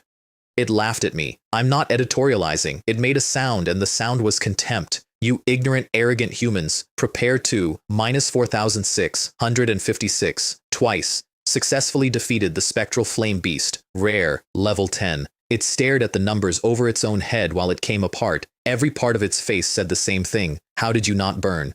Fire Spirit Crystal Marrow, S rank, Fire Affinity, plus 100%, immune to fire damage below S rank. That's it. That's the whole trick. That item came out of a blind box the previous morning, and it made me immune to every attack in this entire hidden level, and it is the only reason I said yes. Earth Fisher Mine is tier 1. There is no S-rank fire in here. There can't be. The fire that had turned solid rock into slag felt on my skin like standing slightly too close to a radiator. There were 8 of them. I killed the other 7 the same way, baited into melee, because ranged monsters with high agility are genuinely tedious, and the only cure is to make them come to you. I should have bought a ranged weapon, I said, looking at my sword. Then the circle went quiet. And the flames didn't go out, which meant it wasn't over. Killing them wasn't the objective, or wasn't all of it. Should we not have killed the flame beasts? I said, and immediately dropped the idea because those things had nothing behind the eyes at all. No intelligence, no hesitation, pure dungeon monster. Killing them was correct. So what did I miss? I sat on the altar and went back through it. Circle activates. Monsters appear. I upgrade my skill in time. Kill them. Hit level 7. They were all level 10, and the experience was pitiful. They only dropped ore, and I stopped. And a recipe. Netherworld Clan. Recipe, Soul Purification, Soup, rank 1, plus. Effect, purifies all souls corrupted by the power of the underworld. Materials, Ghost Grass, Soul Burning Fruit, Dark River, Mushroom, Flame Rock, Crystal. Cooking level, requirement, 7, Netherworld Power, Soul Purification, Demonization. I had never heard any of those words before. This world was more complicated than I'd been told, and there were other players at the table. But mostly, right then, I was reading the tag on the goblins. Goblin Miner, demonized. Not a species, a status. They're NPCs. I had every one of those 4 ingredients because I had emptied 2 floors like a locust. My cooking level was exactly 7. The recipe requires exactly 7. I put the pot back on the altar. The smell that came up out of it was not pleasant. It was something else. It was not appetizing, and it pulled at you anyway, the way a stranger saying your name pulls at you. And they came. Goblins, out of every shaft, one after another, and they lined up, quietly, in a line, standing there with expressions somewhere between empty and desperate, waiting their turn around an iron pot in a mine, and the whole thing was so absurd and so orderly that I had to work very hard to keep my face still. Each one took a bowl when it was handed to them and drank the whole thing in one motion and then fell over asleep. I knew that was the soup working because I was fairly sure the soup wasn't poison and fairly sure I hadn't just committed a war crime, and because the timer was running and they couldn't afford to sleep long. While I waited, I remembered I'd picked up a few goblin recipes off the flame beasts, so I cooked those too. Might as well. Experience is experience. Then they woke up. Favorability toward the goblin race has increased to 50%. I fed them again, 70%. And through a great deal of talking with their mouths full, I found out what had happened to this place. The one doing most of the talking was an overseer named Krak, better clothes than the others, visibly smarter, obviously in charge. So now I go to the dungeon with you to rescue the other goblins, I said. How many monsters guard it? What level? Not many, only one. That ghost flame guardian beast is probably around level 12 to 15. Its fire magic attacks are incredibly powerful, but it can't leave the central altar's range, so if you use that and wear it down slowly, you still have a chance to win. Then, quickly, before I could say no, young human, you are the first person in so many years to successfully awaken us. If you complete the mission, you will not only receive generous rewards and compensation, you will become a great benefactor to our goblin race. Benefactor of the goblin race. I raised an eyebrow and did some swings while I pretended to consider it. Here's what I was actually thinking about. Goblin's Mine, Goblin's Forge. Goblins are the best engineers in this world by an embarrassing margin, and most importantly, goblins are the goblin merchants who appear in dungeons at random, carrying things nobody else sells, at prices nobody can afford. If I'm very good friends with the goblin race, do I get a discount? Also, I had already accepted the hidden level, so there was no version of this where I walked away, and I fully intended to collect both the system's reward and whatever these people were carrying. Use the normal combo skill 100 times consecutively to trigger the upgrade effect. I hopped off the altar and smiled at them. No problem, leave it to me. The dungeon was hidden well enough that no human would ever have found it, which explains the never in that notification. Brother Kryak led me most of the way, and then we came around a corner, and I saw the thing lying on an enormous altar in the middle of the space. Ghost Flame Guardian Beast, Lord, level 15, health 15,000, attack power 1,000, 15. He'd said 12 to 15. He'd been guessing, and he'd been guessing low, out of hope. Is a level 15 Lord reasonable in a tier 1 dungeon? No, it is not. The hidden level was harder than the dungeon it was hidden in by a factor I don't want to write down. Don't worry too much, Kryak was saying, from a spot behind a rock. Although the Ghost Flame Guardian Beast is powerful, as long as you carefully avoid its fire attacks and use the terrain, you still have a chance to defeat it. It's okay. I'm not in a hurry. Wait until you're mentally prepared. He looked up. Where are they? Timer's running, friend. I was already inside its range. The thing woke up instantly, sensed an enemy, and then registered that the enemy was one small human with a broken sword, alone, walking at it. It took that personally. Its whole body went up, and the fire pulled together into a ball the size of a truck and came at me. Boom! The floor of the dungeon stopped being a floor. The entire chamber went up. The walls charred black and started falling off in sheets. Behind the rock, Kryak sat down and began to sob. Wah! It's all over. The savior I finally found has died so quickly. And then a thin figure came out of the fire. Not around it. Out of it. Straight through the middle, running, using the wall of flame as cover, because the wall of flame was the safest place in the room for exactly one person present. I came up under it and brought the sword down, -8,669, twice. Successfully defeated the spectral Flame Guardian Beast, Lord, level 15, solo. Gained 3,000 experience points, won a great ore, 10 silver coins, 1 spectral flame, demon blade, 1 spectral flame demon armor, 1 spectral flame demon boots. Congratulations, your level has been increased. A thing that had guarded this place in silence for hundreds of years did not get to use its ultimate. It went out in specks of light in about 4 seconds. Thank goodness, I said, sitting down hard. As expected, things that know magic prioritize magic. I was really afraid it would suddenly go crazy and hit me physically. Because it hits for 1,000. If it had put one claw through me instead of a fireball, I would have lost most of my health in a single tick, and my entire strategy would have become a very short obituary. 3 pieces of equipment dropped. Not a set, but the numbers were good. The dungeon was rubble. The cells the goblins had been kept in were smashed flat, and the goblins in them were fine, because goblins are tough and thick-skinned and were already helping each other up, and in the middle of the destruction, completely untouched without a scratch, was the altar. I looked at that for a while. Then I grabbed Kryak by the shoulder as he ran past. Do you know what this altar's made of? Because everything else in this room was slag, and that thing had taken a direct fireball from a level 15 lord, and it didn't even look warm. I'm not entirely sure what's inside, but it looks like it's made from at least grade A ore mixed with other unknown substances. Grade A ore. I want you to understand my emotional state at this point. Tier 1 dungeons are poor. Everybody knows this. You clear the whole thing and you come out with pocket change. I had spent all day scraping this place raw, and my total haul was about 100 low-grade ores, which is not enough to practice with, let alone build with, and there was a slab of grade A in front of me the size of a truck, several tons of it. My lord, said Kryak, following my eyes with dawning horror. Do you want the ore inside? But this grade A ore is extremely solid. We might not be able to mine it. I had thought of that. I took out my little pickaxe and hit the altar twice. The altar did not change. The pickaxe became scrap. Undeterred, I picked up the beginner's greatsword and put my back into it. The greatsword became scrap. So it's not about strength, I said, examining the ruined blade. It's about tool grade. I stood there thinking for a moment, and then I took out the god of cooking's old iron pot, because I remembered the description. Although it is partially damaged, it is still incredibly sturdy. Kryak had been watching me destroy my own equipment against a rock with growing distress, and when he saw me produce a cauldron, he finally broke. Sir, please don't waste any more, Kryak. Huh?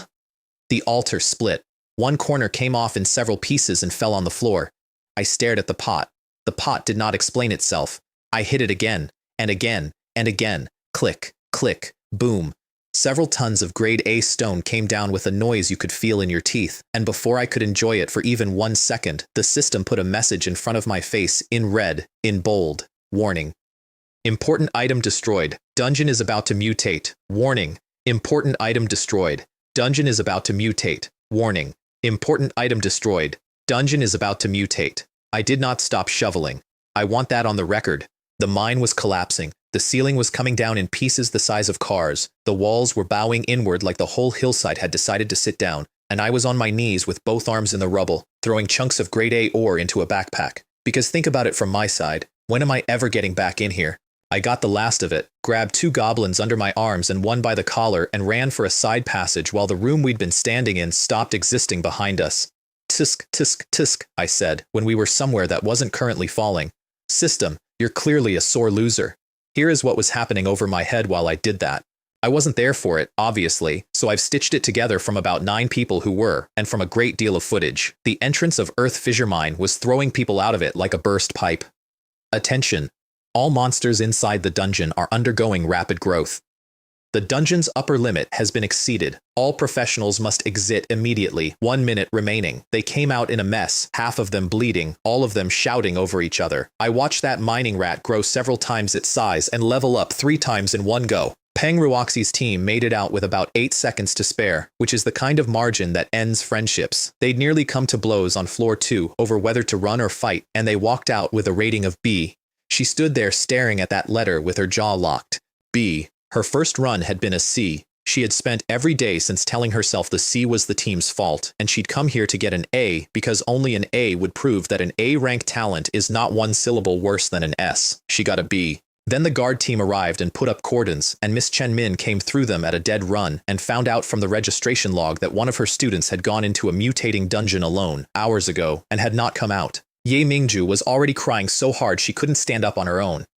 Chen Min did the math out loud because she was a teacher, and that's what teachers do when they're frightened. Her level's too high for a tier 1. She has no locator items. Nobody who goes in now is coming back out. And on the forum, before I had even finished picking up ore, the threads went up. Jiang Shiwan will definitely pay the price for her arrogance. For life skill class players, is saving face or life more important? Song Shiyu official fan club established. Same father, drastically different fates. Live tarot reading underway. Somebody was doing a live tarot reading about whether I was dead. I'd like to say that's the strangest thing in this story. It isn't in the top 10. Down in the mine, the countdown in the corner of my eye was still going. 41 minutes. That was the good news, and I understood why immediately. The hidden level wasn't over. If it were over, the timer would be gone, which meant something was still alive down here. Something the goblins had not mentioned. The mutation had turned floor 3 into an experience buffet. Everything on it had jumped several levels, and killing an up-level monster pays. I went through them at a run, and my skill counter kept rolling over. Normal combo, level 9, level 10, attack power 10,000, twice. At level 10 of a skill, I could feel the ceiling. That's the cap. Whatever comes next isn't an upgrade. And then I found what the countdown was waiting for. He was standing in the deepest chamber with his back to me, and he was on fire, and he had been on fire for a very long time. Goblin Chieftain, boss, removed from Netherworld status, sacrificing, berserk, level 20, health 50,000, attack power 1,500. I've never heard of monster suffixes stacking infinitely, I said. 4 suffixes. 4. Here's what he normally is, and this is the part that made the entire dungeon make sense. Level 13, 8,000 health, not a hard fight, and he comes back. Every time. 1 minute after he dies, he stands up again, at full health, forever. That's why nobody has ever cleared this place properly. That's why the base's own experts call Earth Fissure Mine an easy tier 1 with an impossible bottom.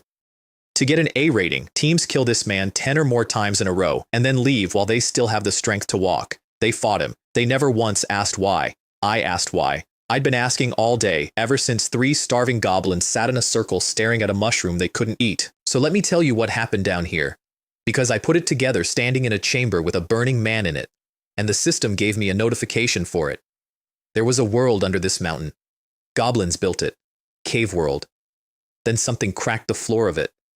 A fissure from somewhere further down than anyone should dig, and out of it came the power of the netherworld. The leaking influence of a thing called the Nether Demon God, who had planted a fragment of his own heart down here to grow. Everything the leak touched changed, not died, changed, demonized. That's the status on those goblins. That's why they starve in front of food. They aren't monsters. They're people with something else's hand inside them. And their chief, watching his world rot, went looking for help and found a second god. The infernal hellish god gave him power.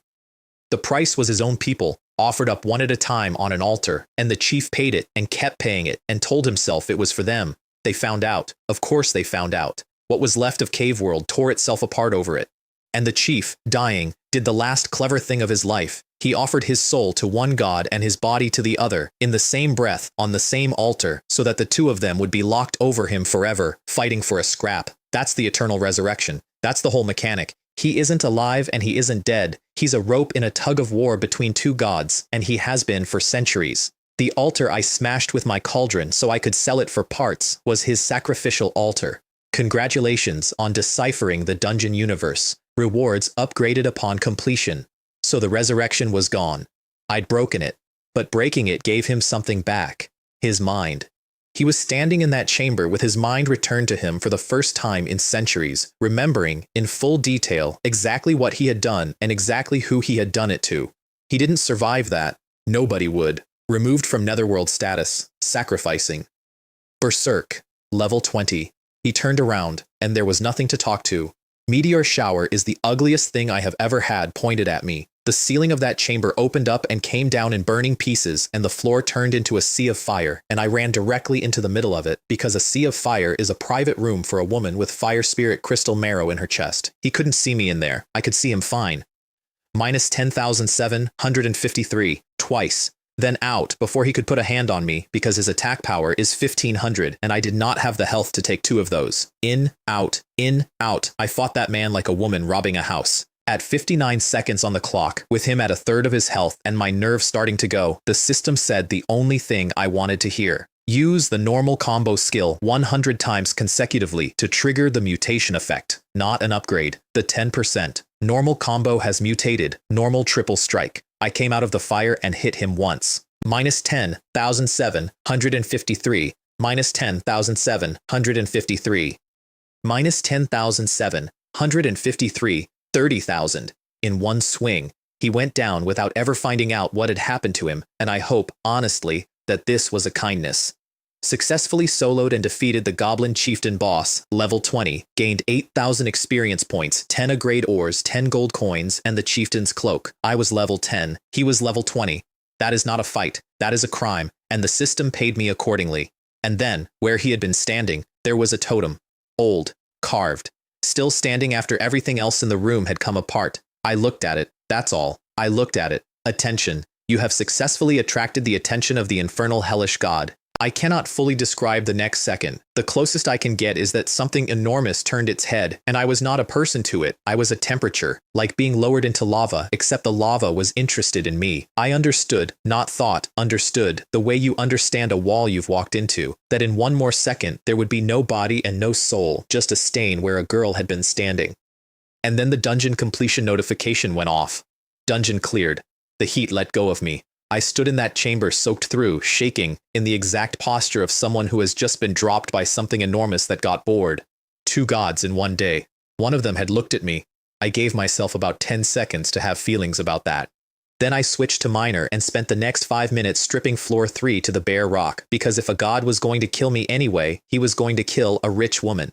Achievement unlocked. Plucking feathers from a passing goose. Intelligence plus 100. Agility plus 100. Special effect. A dungeon specialty will be issued upon completely exhausting a dungeon's resources. An achievement. For being greedy. With a permanent reward attached. This world understands me.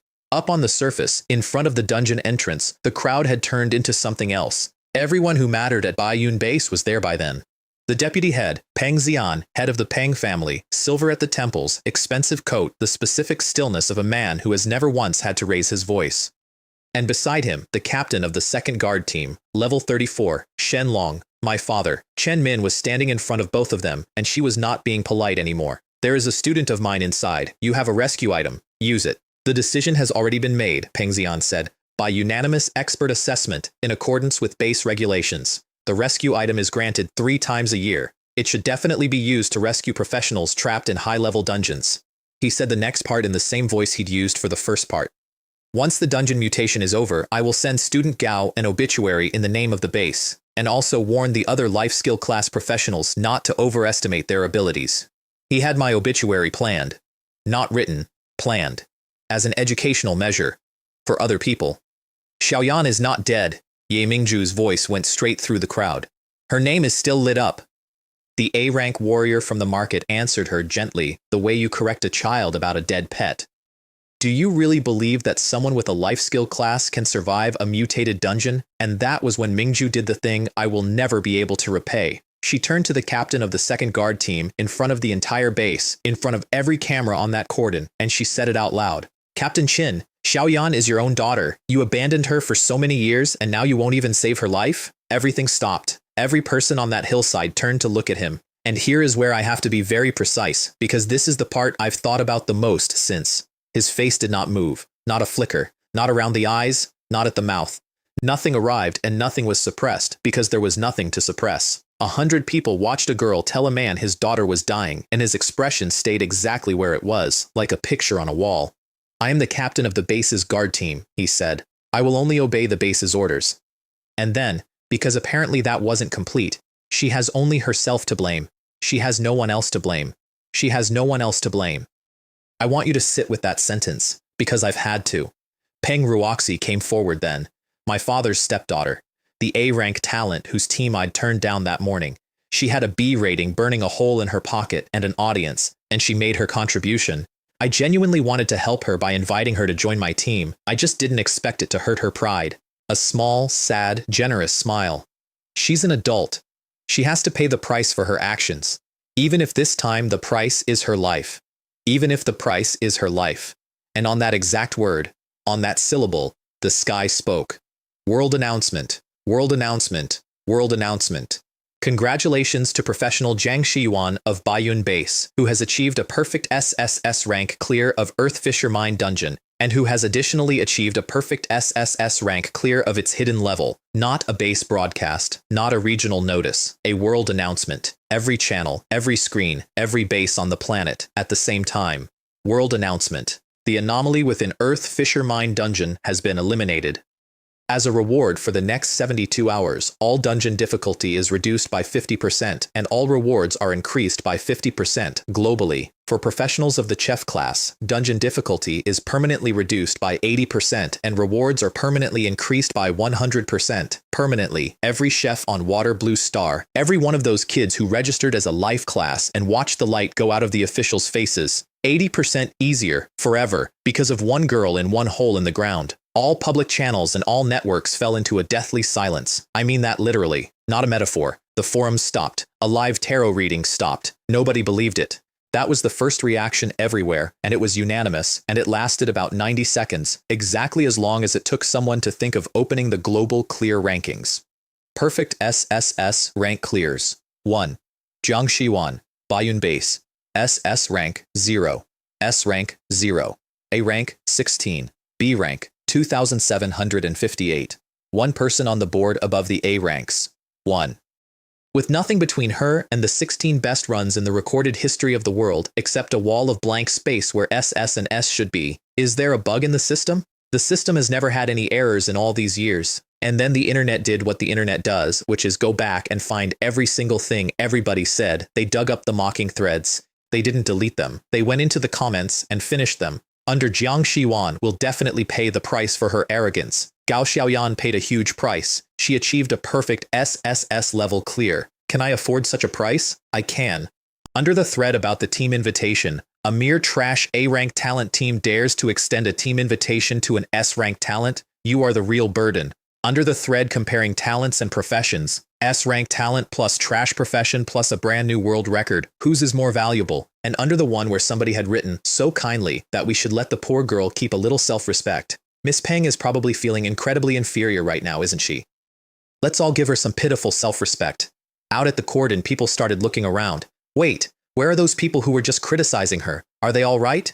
They were gone, all of them. Peng Xian left first, without a word to anyone, and Shen Long went after him, and Peng Ruoxi went last, and none of them ran, exactly, but all three of them were somehow no longer there. 10 minutes. That's how long it took 100 people to evaporate. Meanwhile, 2,000 kilometers south of me, a woman I had never heard of had her boots on a desk. Huai Base, the largest in the south.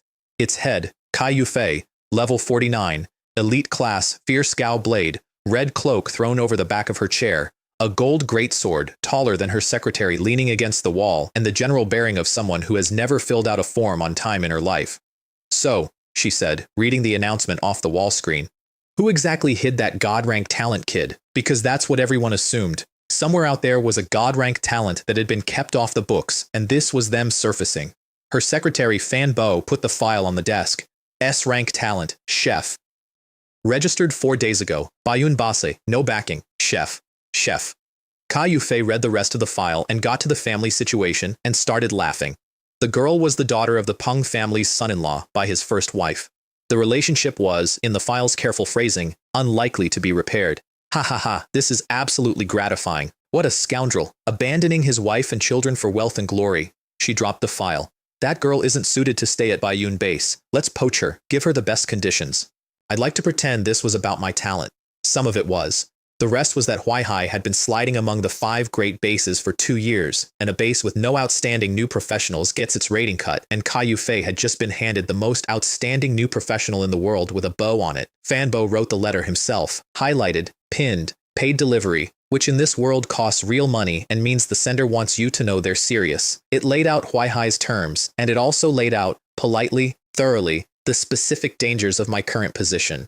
I read it later that night, twice. But first I had to collect. Congratulations on the world's first perfect SSS rank dungeon clear. World Heart Fragment 1. All attributes plus 100. Luck plus 1. 1,000 gold coins. 15,000 experience. Gold treasure chest. Hidden level. SSS rank. All attributes plus 50. 500 gold coins. 10,000 experience. Mystery chest. First. SSS rank. Clear in the world. Miracle Infinity. Blessing badge. Dungeon resources. Exhausted. Dungeon specialty. 1. 1,500 gold coins. 1 gold coin is 1,000,000 yuan. I stood in a broken mine with several tons of stolen altar in my backpack and did that conversion 3 times, and then I stopped doing it, because there is a point past which numbers stop being money and become weather. The exit lit up, and I walked out into daylight, filthy, soaked, holding a cauldron, in front of the largest crowd Bayun Base had assembled in a decade. Every camera turned. I looked for the 6 officials who'd sighed at my registration. Gone. I looked for the A-rank warrior who'd told me I was asking for death. Gone. The forum poster running the tarot reading. Gone. Not one of them had waited 10 minutes to see if the corpse would show up. What was still there was a teacher who hadn't left the cordon, and a girl who hit me at running speed and knocked the air out of me and cried into my collar so hard she couldn't get a word out for a full minute. Your name, Mingju finally managed, was still lit up. It was. I told them. I heard, I said, which she took as a figure of speech, and it wasn't. I thanked Chen Min, who had shouted at a deputy base head for a student she'd taught for 4 days. She said something teacherly about how she'd known all along, which was a lie, and a very kind one. Then I answered Huaihai. I didn't do it quietly. I could have. There is a private channel for exactly this, and every recruit in history has used it, because switching bases is the sort of thing you announce after the paperwork clears. I accepted publicly. The news was across every network before I'd finished walking down the hill. At the Peng residence that evening, I'm told, my father knelt. Not literally. But he stood in his father-in-law's study with his hands at his sides and his head down while Peng Xian told him what was going to happen. The negative coverage would be scrubbed, the family's public statement would be sympathetic, and above all, Ruoxi was to be protected. Ruoxi had been under enormous pressure. Ruoxi had meant well. Yes, father-in-law, Shenlong said. Of course, father-in-law. He walked out. He closed the door behind him. He got 3 steps down the corridor, and his face changed. I've been told what it looked like by someone who saw it, and the description I got was that it was like watching a coat come off. Old fool, he said. You really think you're so great, huh? Because the Peng family was never the destination. The Peng family was a step. The real target is Central Tenglong Base, the largest in the country, and the real project is the restoration of the Qin family, and everything he believes was taken from it, and every person in his life is scaffolding for that, including the one he married, including the one who married him. Then he thought about me, and he smiled. Hey, Gao Xiaoyan, my good daughter. Since you're still alive, you can't blame me. I moved out that night. The apartment took 10 minutes to clear because there was nothing in it. Some clothes I didn't want. A rice cooker with a cracked lid, a rent notice for 200 yuan I no longer needed to worry about. I took one thing. It's a photograph. It's not even a good one. The color's gone orange the way old prints do, and somebody's thumb is in the corner. There's a woman with my face and better posture, and an old lady with her hand on the woman's shoulder, and between them, a kid squinting into the sun because nobody thought to move her. I put it in the space backpack, in its own slot, away from the ore. Then I closed the door of the last place Gao Xiaoyan had ever been ordinary, and went to catch a train. Hotel room, top floor, Chinese Professional Alliance building, which is a sentence worth unpacking because in this world, the Alliance is stronger than the army, and their hotels are the only places on the continent where nobody's family can reach you. I locked the door and opened everything at once. Chef, level 12, strength 920, constitution 350. Intelligence 435, agility 438, 1,670 gold coins. Skill, normal triple strike, level 10. 4 days ago, I had 30 health and a wooden spoon, gold treasure chest, flaming whip, gold rank, requires fire affinity of 50% or higher. Strength, plus 30, agility, plus 30, 30% chance to trigger fire. Dance dealing fire damage equal to strength times 1.5. A gold rank weapon with a fire affinity requirement of 50%. Dropped into the lap of the one person on this planet walking around with 100% fire affinity in her chest. I laughed out loud in an empty hotel room. Plus 100 more gold, 10 potions, a pile of ore, and 50 goblin recipes on top of the 20 I'd already collected, which meant my cookbook had gone from empty to a small national cuisine in one afternoon. Mystery chest. Wish ring, 2 of 3. Gold rank. Constitution, plus 50. Luck plus 1. Restores 10 health per second. 2 of 3. The wish necklace had come out of a blind box on day 1. Now the ring, 2 pieces of the same set, and the set bonus was this, wish shield. Negates 1 fatal mental attack. I read that twice and put it on and thought nothing else about it. Remember that. Also in the box, 1,000 basic engineering materials and a book called Klein's Masterpiece, Learn Engineering from Scratch, which is the sort of title that tells you the author knew exactly who he was writing for. Dungeon specialty, Nether Soulstone fragment, 1 of question mark, and then the rank, 9 stars. I need to explain what that means. Item ranks in this world go F, E, D, C, B, A, S, and then above S there's a star system, and the highest rated item ever recorded on Water Blue Star has 6 stars. This had 9. Intelligence plus 100, darkness and ice affinity plus 100%, immune to darkness and ice damage below SS rank, luck minus 1. I looked at it. That's all I did. I looked at it. Attention. You have successfully attracted the attention of the Nether Demon God. Second one. Same day.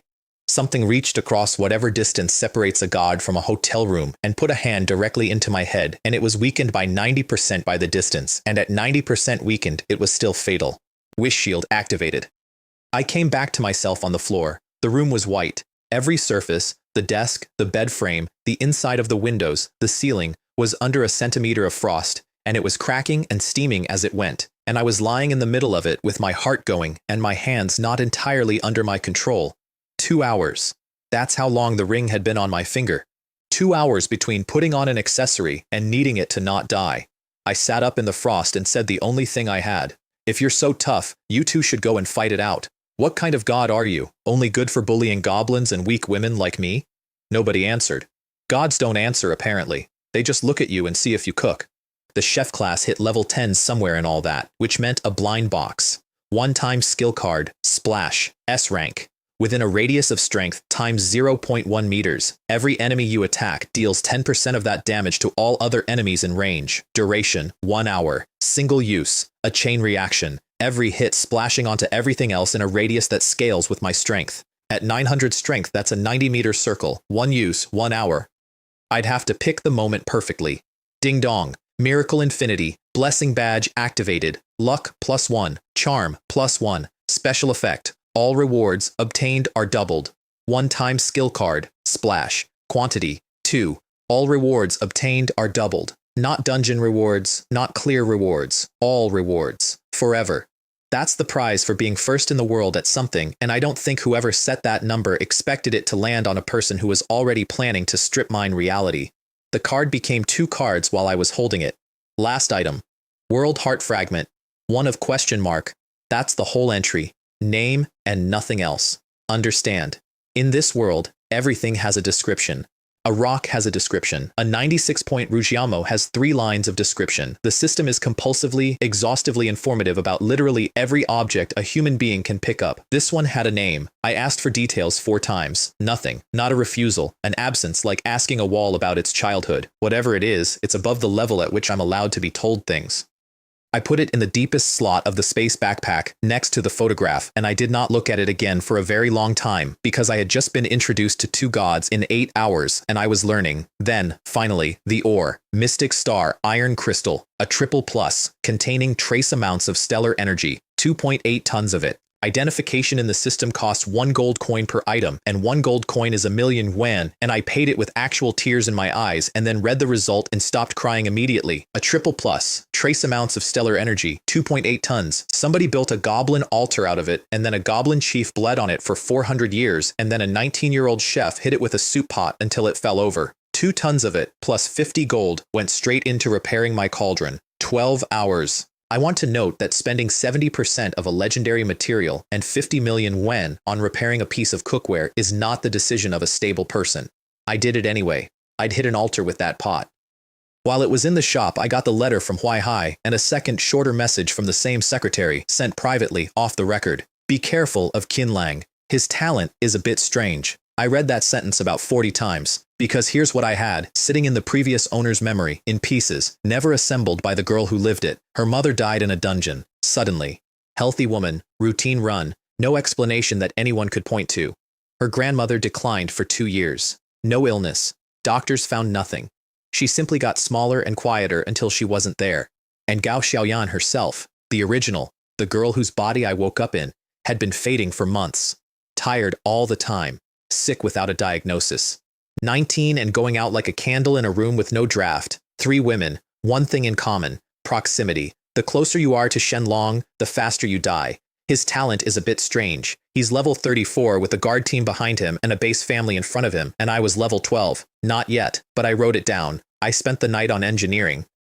1,000 basic materials, 1 book, and the entire dark hours of a night I should have slept through. By morning, engineer level 4, and the talent had fired again. Skill, proficient manufacturing, rank D, 90% success rate. I also learned why nobody does this. Over half the materials went into the bin. Of what survived, I made 500 assorted engineering products, took them to a shop, and sold the lot. For 3 silver. 3 silver.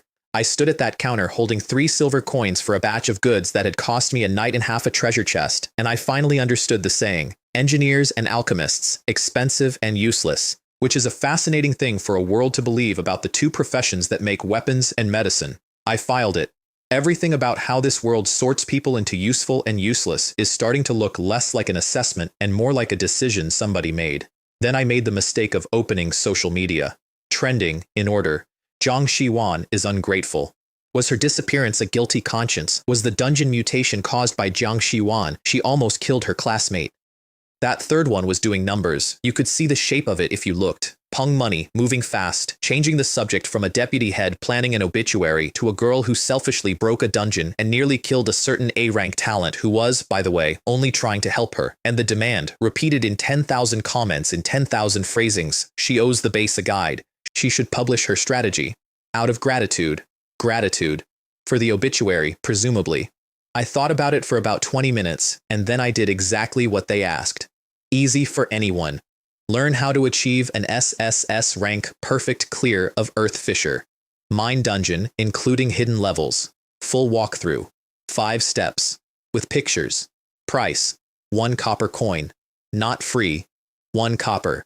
Free content can be copied and reposted. Paid content can't. 1 copper is less than a stick of gum. It meant every single person on that forum had to click buy on the record with their name attached to read it. Step 1. Explore floor 1 to 100%. Kill everything except the goblins. Step 2. Explore floor 2 to 100%. Collect Dark River Mushroom and Flame Rock Crystal. Then cook anything at all on the stone altar. Step 3. Kill the ghost flame beasts, obtain the recipe, and feed soul purification soup to the goblins. Step 4. Kill the guardian beast and destroy the altar. This removes the chieftain's infinite resurrection. Step 5. Explore floor 3 to 100%. Kill the chieftain. I wrote it in the flattest, most helpful voice I own. No boasting, no sarcasm, just a friendly girl explaining a recipe. It was the most devastating thing I have ever published, and I didn't fully understand why until I read the comments. The calmer it was written, the more frightening people found it. 2 lines in particular got quoted everywhere. The ghost flame beast is a bit tricky. I suggest taking care of them one by one to avoid being ganged up on. A bit tricky. Level 10 rare monsters in a tier 1 dungeon. Describe the way you describe a heavy door. The Goblin Chieftain has a lot of health, but its defense is average. Just withstand its ultimate attack and then fight it head on. Just withstand its ultimate attack. Somebody wrote, it's precisely because she's diligently writing guides to teach everyone that she's truly showing off in silence. Somebody else went through my post and worked out that step 1 alone requires you to walk past 20 demonized goblins without touching any of them, and that nobody in recorded history has ever done that, because everybody kills them, because they're worth 8 experience. Tens of thousands of copies sold. At 1 copper each, that's not real money, and it still accidentally made me gold because tens of thousands is a lot of coppers. Half an hour later, I put up a second post, in the recruitment section this time. Then I went and picked up the pot. God of Cooking's old iron pot. Repair status, 50%. Brilliant double plus. Strength, plus 200. Agility, plus 100. Luck, plus 1. 50% chance to trigger special effect, and a third line of description, which had not been there before. Prolonged consumption of food prepared in this pot generates star-shattering power. I ran that phrase through every database the Alliance Hotel had access to. It does not exist. Not in the system's glossary, not in any textbook, not in any record of any ability anyone on this planet has ever demonstrated. Star-shattering power is not a thing here. 50% repaired. That's the 3rd entry. I'd love to know what's on the 4th. Barren City is a group dungeon. That's the entire reason it's empty. You physically cannot enter alone. The gate won't take a party of one. And unlike Earth Fisher Mine, there's nothing in it. No ore, no herbs, no craftable anything. Just a dead city and its population, so nobody goes. The rewards are bad, the atmosphere is worse, and the standard clear objective is a chore. Evacuate the survivors from 5 marked locations to the shelter. Happiness Community, Starlight Shopping Mall, Central Hospital, Citizens Library, Government Building. Escort the NPCs, tick the boxes, leave. I needed 4 people. My selection criteria were, in order, life skill class, recent graduate, simple background, and a personality I could stand for 8 hours. I got applications in the thousands within an hour of posting. I read all of them. I picked 4. Lin Wengxi, Taylor, level 2. My best friend, and a girl who has never in her life had an unshared thought. If information enters her, it exits at speed in all directions. Du Ru. Gatherer, level 1. Very quiet. From a side branch of the Fang family, whose main branch sits in Central Base, which I noticed and did not raise. Guo Miaoling, Alchemist, level 2. Talks constantly, eyes move too much. Ding Cheng, Planner, level 1. Glasses, mathematics, and a habit of calculating other people's stats while they're talking to him. A tailor, a gatherer, an alchemist, and a planner. Also, to get through the tier 1 level cap, I had to switch professions. Chef level 12 was too high. So I entered as an engineer, level 4, the most expensive and useless profession in the world. 5 life classes walking into a zombie city. I have never been happier with a party composition. While I was doing that, several hundred people were pouring into Earth Fisher Mine with my guide open on their phones. They got stuck on step 1, walk past the goblins, don't kill them, that's all it says. Turns out that walking past 20 hostile monsters without engaging them is, for a party of 5 with no invisibility, functionally impossible. Turns out you need to clear the entire outer ring first, or they'll flank you. Turns out clearing the entire outer ring takes hours and pays nothing. They stopped at step 1 and looked at the 4 steps after it, and the mood on the forums changed. Everyone realized just how valuable a perfect clear truly was. Somewhere on that base, Peng Ruoxi walked to the dungeon entrance through a corridor of whispering, with her chin up, and went in with her team. She was thinking, and I know this because she said it out loud to a teammate who later repeated it. It's a good thing Gao Xiaoyan is leaving, otherwise this would never wash off. Barren City smells. That's the first thing. That's what nobody tells you. The gate opens onto a street and the smell arrives first, sweet and thick and wrong. And Ye Mingju handed out masks she'd sewn herself the night before, and Huo Cheng produced 5 folded rain ponchos from his bag with the air of a man who had thought about splatter. Basic zombie, level 1, health 500. Attack power 10. 3 of them came around the corner of a bus. I took out the flaming whip. 1 motion. The whip went out and came back, and 3 zombies were ash before the sound finished. Minus 12, 1005, 150. Minus 12, 1005, 150. Minus 12, 1005, 150. Ding dong. Miracle Infinity. Blessing badge activated. Granting double rewards. 6 experience instead of 3. The badge doubled it. The badge doubles everything, including insults. Behind me, 4 people were reading the damage numbers. 1s, 10s, 100s, 1000s. Kra Lingling's voice climbed. 10,000. Wait, why are there 5 digits? Why are there 9 numbers? 3 numbers of 5 digits each is why. Huo Cheng didn't shout. He pushed his glasses up and stated facts in order like a man reading a train timetable. No cast time, no cooldown, no mana cost. There's only one skill in the entire system that behaves like that, and it's normal attack. A pause, which means her talent is a growth type, which means the number goes up permanently and never comes down. Kra Lingling looked at me for a long moment. She told me, much later, what she thought right then, and I'm including it because it's the nicest thing anyone said about me that year. It was the first time she had realized that girls could also be described as handsome. Intermediate zombie. Level 4. Health 2000. Attack power 50. Also 1 hit. We got to the first evacuation point, Happiness Community, and everyone stopped and waited for me to organize the survivor escort, and I stood in the middle of a dead street and asked the question that broke the dungeon. If we kill all the zombies, this street is safe, right? 4 faces. So wouldn't it be better if they could go to a shelter or stay in their own homes if they wanted to? Kra Lingling said it very carefully, the way you talk to someone standing near a ledge. For so many years, no one has ever been able to kill all the zombies. Nobody even knows how many there are. I picked up the whip. That's perfect, I said. After I'm done, everyone will know how many zombies there are in total. I want to skip ahead for 1 second and then come back because you need to know how the rest of that day went before I tell you what we found under the shelter.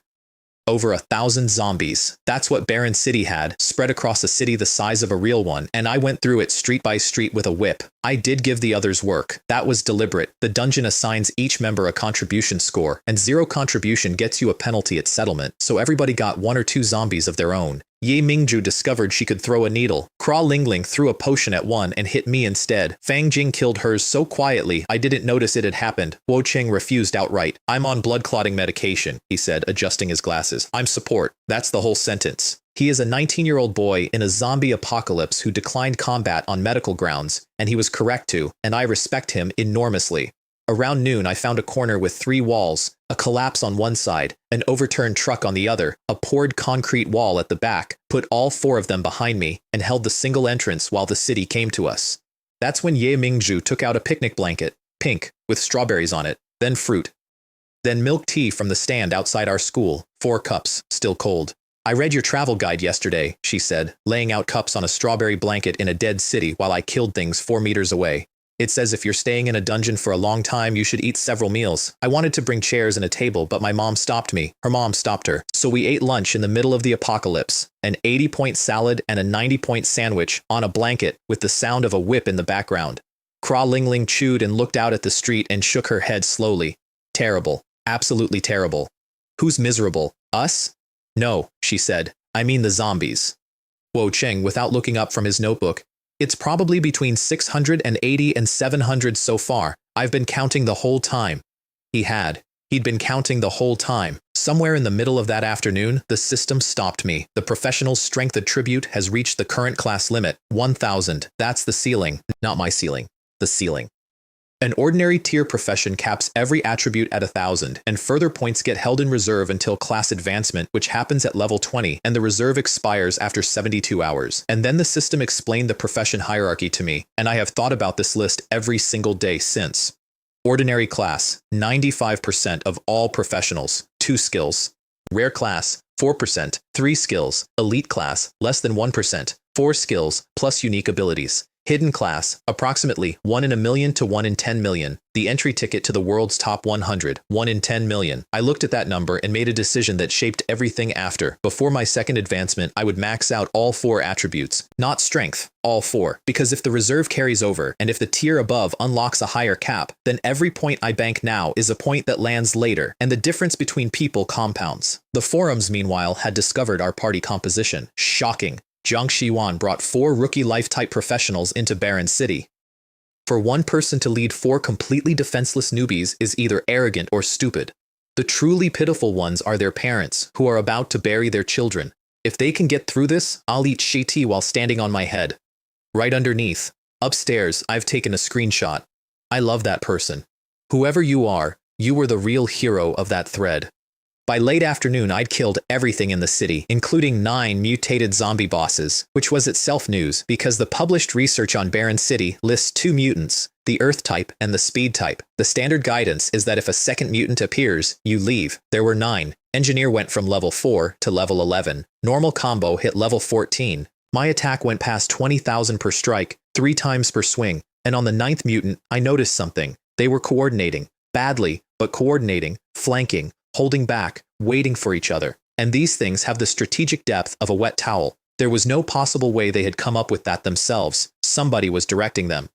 I went looking, and I found him in the collapsed subway tunnel under the government building. Zombie King, Hidden Boss, Level 15, Health 30,000, Attack Power 2,000, Poison Claw, Copper-skinned black armor, 1 swing, minus 24,090, times 3, 72,000 damage. His health was 30. I have described this fight in full. He dropped 2 things. The first was a notebook. It belonged to a soldier. Special forces, judging by the patches, and he'd been assigned to protect somebody he only ever called the doctor. The early entries are so hopeful it hurts to read. The doctor is indeed very capable. He is the hope of humanity. I must protect him, no matter the cost. Then, later, in the same handwriting but less of it, I've been losing my sanity. I have an urge to eat raw meat. Could I be infected too? And the last page, in letters that had been carved rather than written. I failed. The second thing was a keycard. Black metal, heavy, with a company name etched into it. Pinex Biotechnology Company Laboratory. I knew that name. Everybody who has ever run Barren City knows that name, and not one of them has ever noticed it. Pinex Biotechnology is the building marked on every map as the temporary shelter. It is where every team, for as long as this dungeon has existed, has escorted their rescued survivors. You walk the NPCs to the gate, the completion notification fires, and you leave. At the gate, nobody has ever gone inside. Main questline progress has exceeded target. Exit and settle, side quest triggered. Find the antibody. Accept. I turned around to 4 people sitting on a pink strawberry blanket in a subway tunnel. Interested in making a big bet with me? Not one of them hesitated. Not one. I've thought about that a lot too. Behind the shelter gate is an abandoned campus. That's it. Weeds up to your waist, a concrete wall running off to the horizon in both directions, and a notice board with a photograph on it so faded you can only make out that it used to be a group of people. There's dried blood across one corner of it. Old blood. Brown. Every survivor ever escorted here was walked through that gate, and the gate was closed behind them, and the professionals went home and got their rating. One building was still standing. Inside it, an elevator that still had power. And on the panel, below the button for the first floor, one more button, black, unlabeled. Kuo Chung looked at the panel for a while. That's not on any floor plan, he said. We took it down. The doors opened on a corridor of black metal with blue lights running along the ceiling in both directions, cold enough to see your breath, and a sign at the far end. Gene Technology Research Lab. Below the sign, a slot exactly the size of a black metal keycard. I want to be careful here, because there's a version of this I'm not going to tell. Past that door, both walls were glass, and behind the glass were rooms, and in the rooms were incubators, and in the incubators were things that had been people. Not long ago, some of them. You could still tell. That's the part I'm not going to describe further, and if you've ever wondered why I don't joke about certain subjects, this corridor is the reason. Kra Lingling made it about 6 meters. Ye Mingju got her turned around and facing the wall. Fang Jing threw up quietly, apologized, and kept walking. Kuo Cheng took his glasses off and did not put them back on. They were all 18.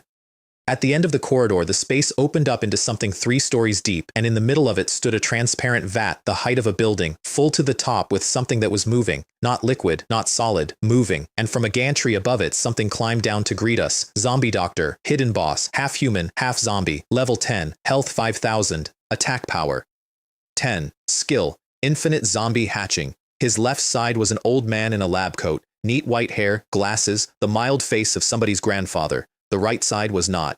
After all these years, he said, in a voice with 2 voices in it, I never thought a new little white rabbit would actually appear. He spread the arm that was still an arm. Welcome to my kingdom. And then, it became one of my greatest masterpieces. Attack power 10. Health 5,000. He's not a fighter, and he never was. His skill is the entire fight. Infinite zombie hatching. Behind him, the vat started to churn, and shapes began pushing toward the glass from the inside, and he watched my face with the patient interest of a man who has done this before and knows exactly how long the screaming takes to start. What he saw in my face was not what he expected, because infinite means there is no limit to the quantity. Do you understand what he had just offered me? Do you understand what a permanent, self-refilling, unlimited spawner of hostile monsters is to a woman whose strength goes up by 1 every time she kills something and never goes down? He wasn't a boss fight, he was a farm. The dungeon I had been dreaming about since day 1 was standing in front of me, introducing itself. Kuo Cheng got very close to my ear. How are we going to deal with the zombie doctor? Who said, I said, that I was going to deal with the zombie doctor? I put them behind the laboratory glass.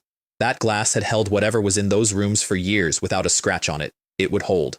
Then I used a card, splash, activated, duration 1 hour, radius, strength times 0.1, 1030 strength, 103 meters. Every enemy I hit deals 10% of that damage to every other enemy inside 100 meters. The first wave came out of the vat. Zombie experiment, number 1, rare elite, level 9, health 7000, attack power, 1000, 1000 attack.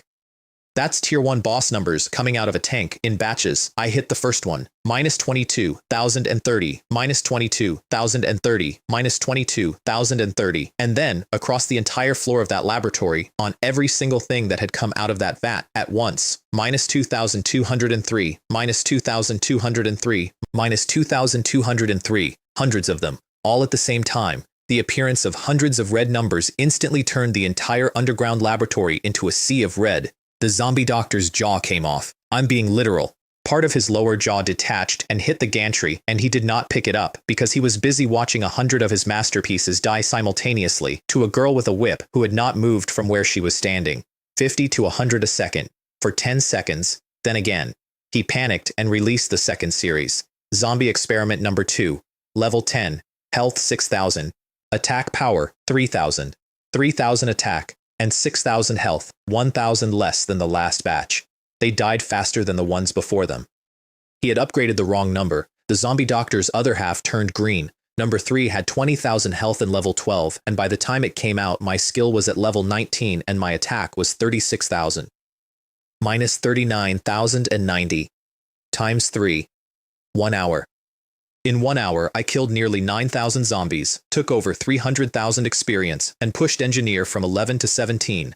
An engineer, the most useless profession in the world, level 17 in an afternoon. And then he stopped. He came down off the gantry and walked into range, deliberately, arms wide, and let me hit him, which should have told me immediately, and did. He dropped the antibody formula as he died, and the formula said this. Required, 10,000 zombie crystal cores. I had killed 9,944 zombies.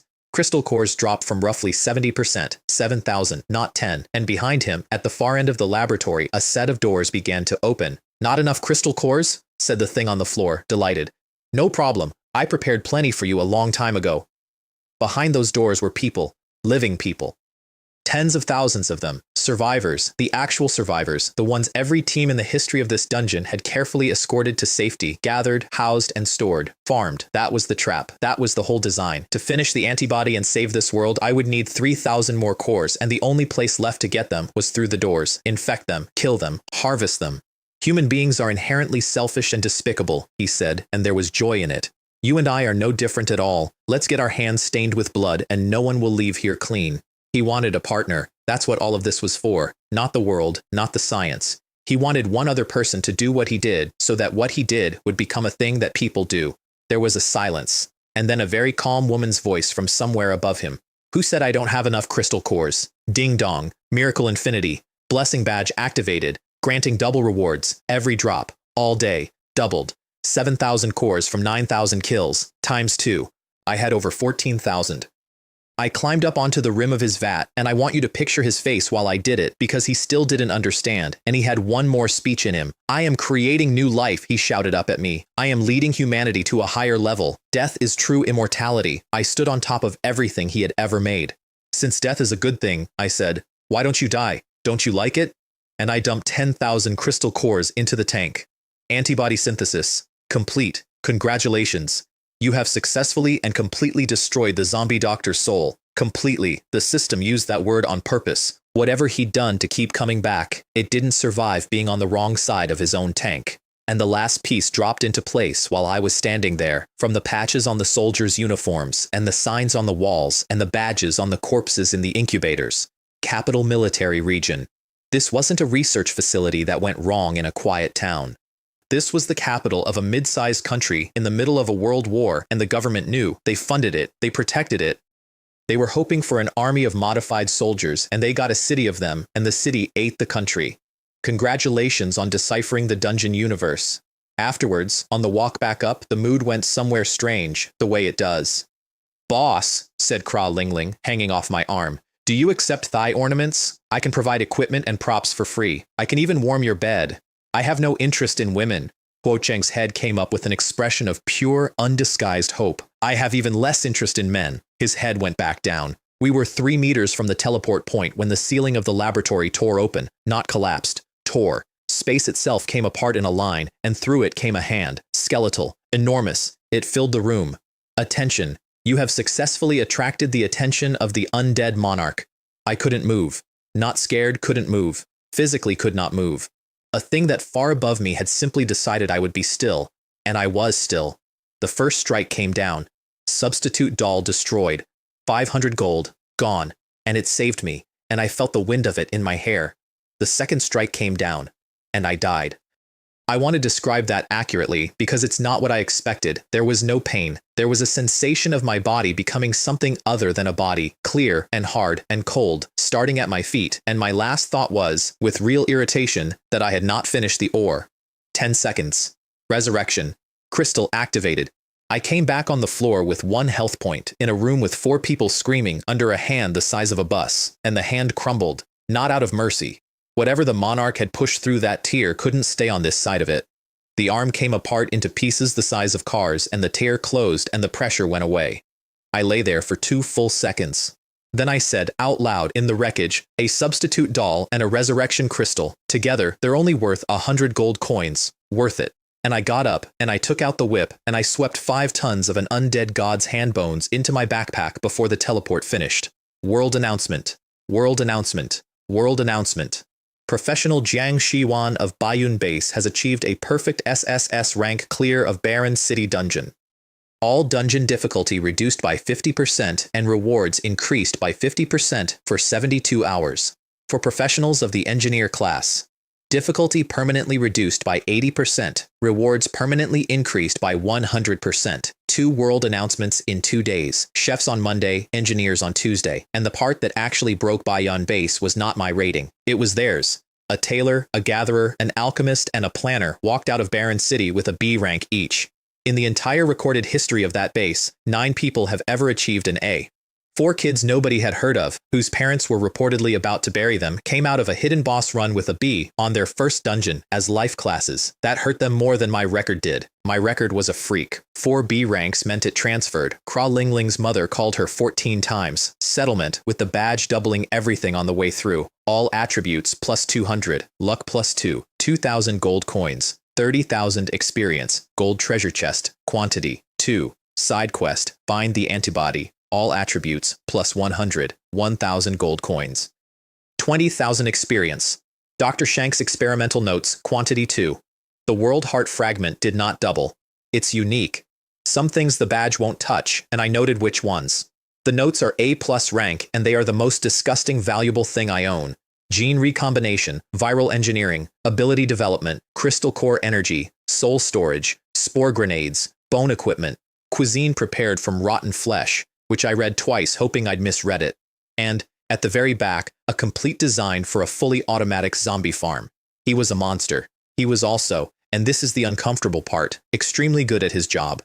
The chests gave me skeleton boots, a perfect quality gene evolution serum, up to 50 points into 1 random attribute, drink it and find out, and an experimental quality ability development serum, which has a 5% chance of granting a superpower and a 95% chance of side effects I will not repeat. I am not drinking that. I am absolutely going to cross it with engineering and alchemy at the first opportunity. And the last item in the second chest, wish earring, 3 of 3, necklace, ring, earring.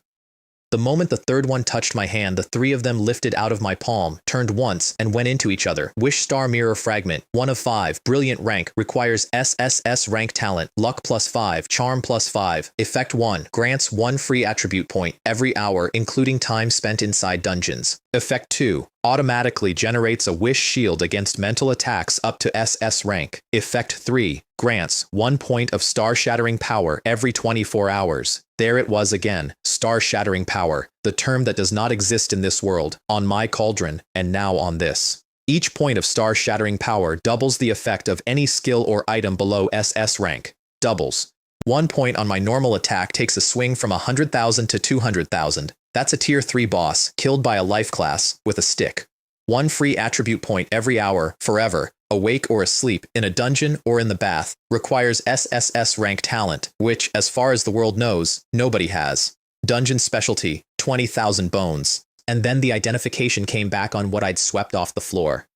Partial hand bones of Grug, one of the 4 generals of the undead race, S rank, 5 tons of an undead general.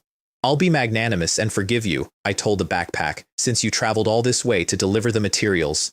Then the system apologized to me, genuinely, in writing. Apparently when 2 gods and an undead monarch all reach into a tier 1 dungeon inside 48 hours, that constitutes an irregular incident. The rules were broken by parties above the system's pay grade, and it had failed to intervene in time. Compensation, Undead Legends Summoning Scroll, Quantity 2, S rank, summons an entire army of the undead for 1 hour. I also got 2 badges I did not ask for. Undead Race Butcher, Luck -1, Charm -1.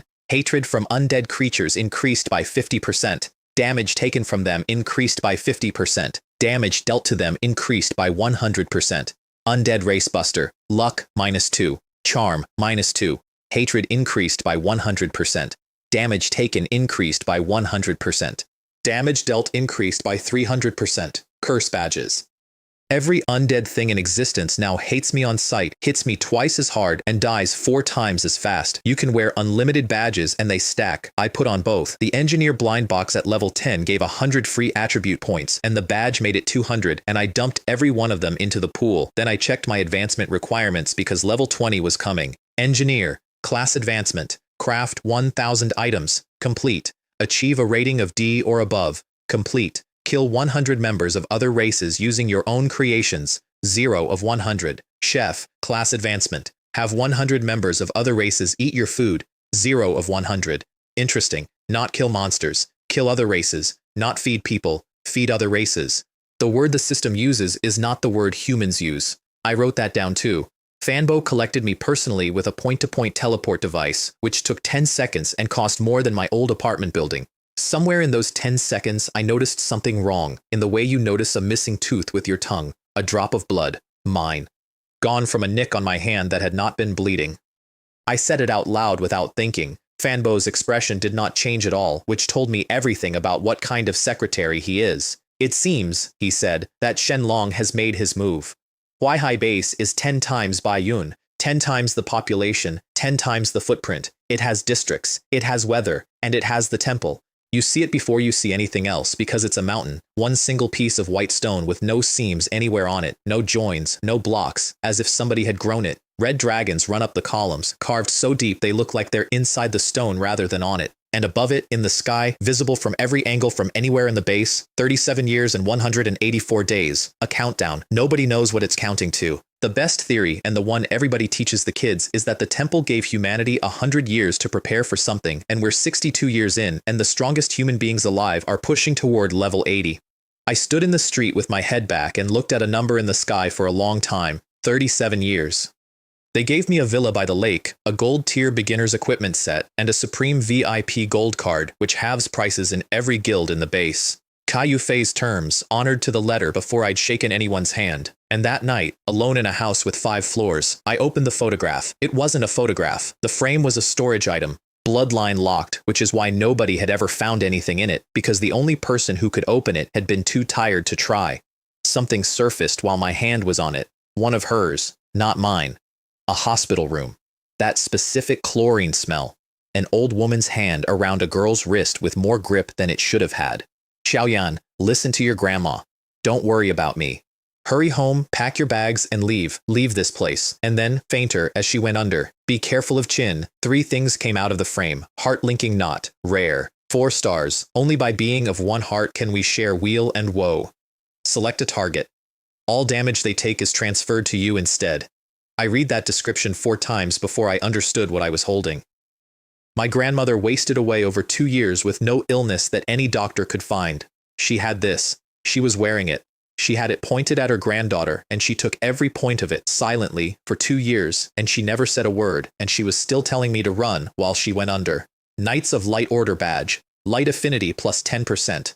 Light spell effectiveness plus 20%. Grants a shield of 10,000 health. That one was my mother's. Gao Ruolin was a Knight of Light. Nobody had ever mentioned that to her daughter, not once, in 19 years. And a letter. I'm not going to read the whole thing out. Most of it is a woman being practical with the time she had left, and it's hers. But there's one line I'll give you because it's the load-bearing sentence of my entire life. Do not trust Shenlong.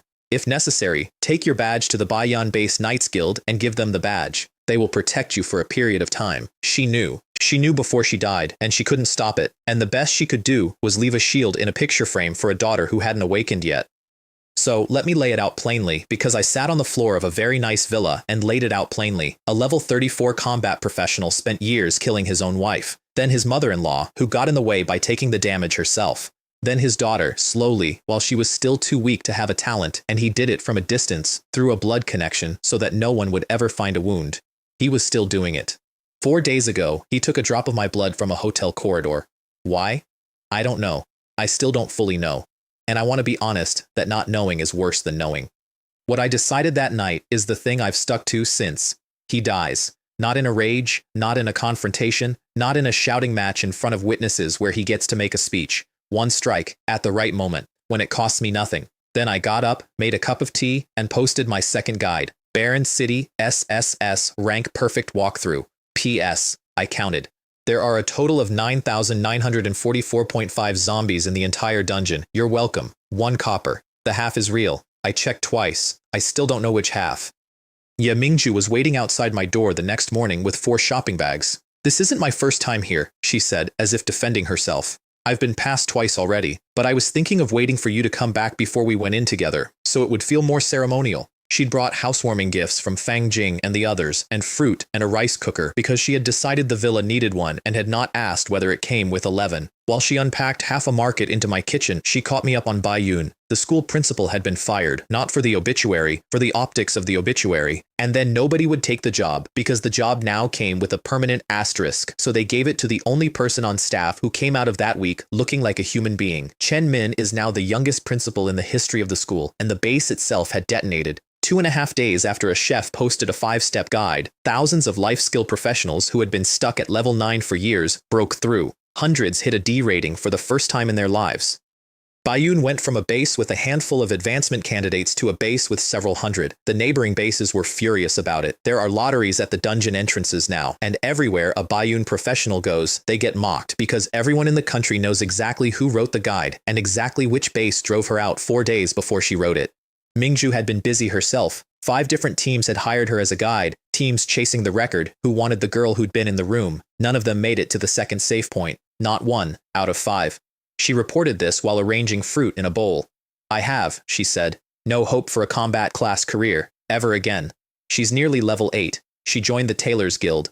She is, by a distance, the most dangerous person I know, because everything she learns goes everywhere within the hour, and she genuinely does not know she's doing it. Kai Yufei received me with her boots on the desk. She had my forum threads open on the wall screen, and she was laughing so hard she had to put a hand on the desk. Look at that little mouth.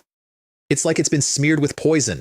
There are outsiders present, Fanbo said through his teeth. Can't you please be mindful of your image? Level 49, elite class, fierce Gao blade, red cloak on the back of the chair, gold greatsword against the wall, and the manner of a woman who considers paperwork a form of assault. She had 2 things for me. First, I'm recommending you to the China Professional Alliance.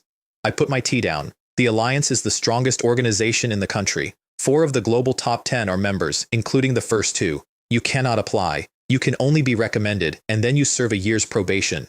Their rules are simple, she said. Protect China. Don't kill innocent people indiscriminately. Be united and loving. A shrug. And when there's danger, you go. Mandatory mobilization, no exceptions, no negotiation. Think about it. And the second thing? The second thing is urgent, and it's why I'm being nice to you. She swung her boots down. I need you to take this year's new talents through a dungeon. Perfect clear. 3 S-rank talents and 1 SS. Weihai awakened 6 S-rank talents this year, which she said with real pride, because 6 is extraordinary. With me, 7. There are roughly 100 SS-rank talents in the entire country. And then there's the God tier, she said, leaning back. Our southern region actually awakened a God tier talent user this year, first in 60 years. It's a pity. She scowled at the ceiling. I don't know which base hid that kid. I drank my tea and looked out the window at the lake. Actually, I thought, you not only found it, you successfully dug it up, moved it into a villa, and gave it a discount card. What's the SS one like? Kai Yufei's face did something complicated. Her situation is rather complicated. She waved a hand. Never mind. You'll find out when you see it tomorrow. Fanbo waited until I was at the door. You told those other children to protect Gao Xiaoyan, he said to his boss, and now you're telling Gao Xiaoyan to help train the newcomers. When the bright moon hangs in the sky, Kai Yufei said, how can it be without the company of stars? And then, to the window, not to either of us.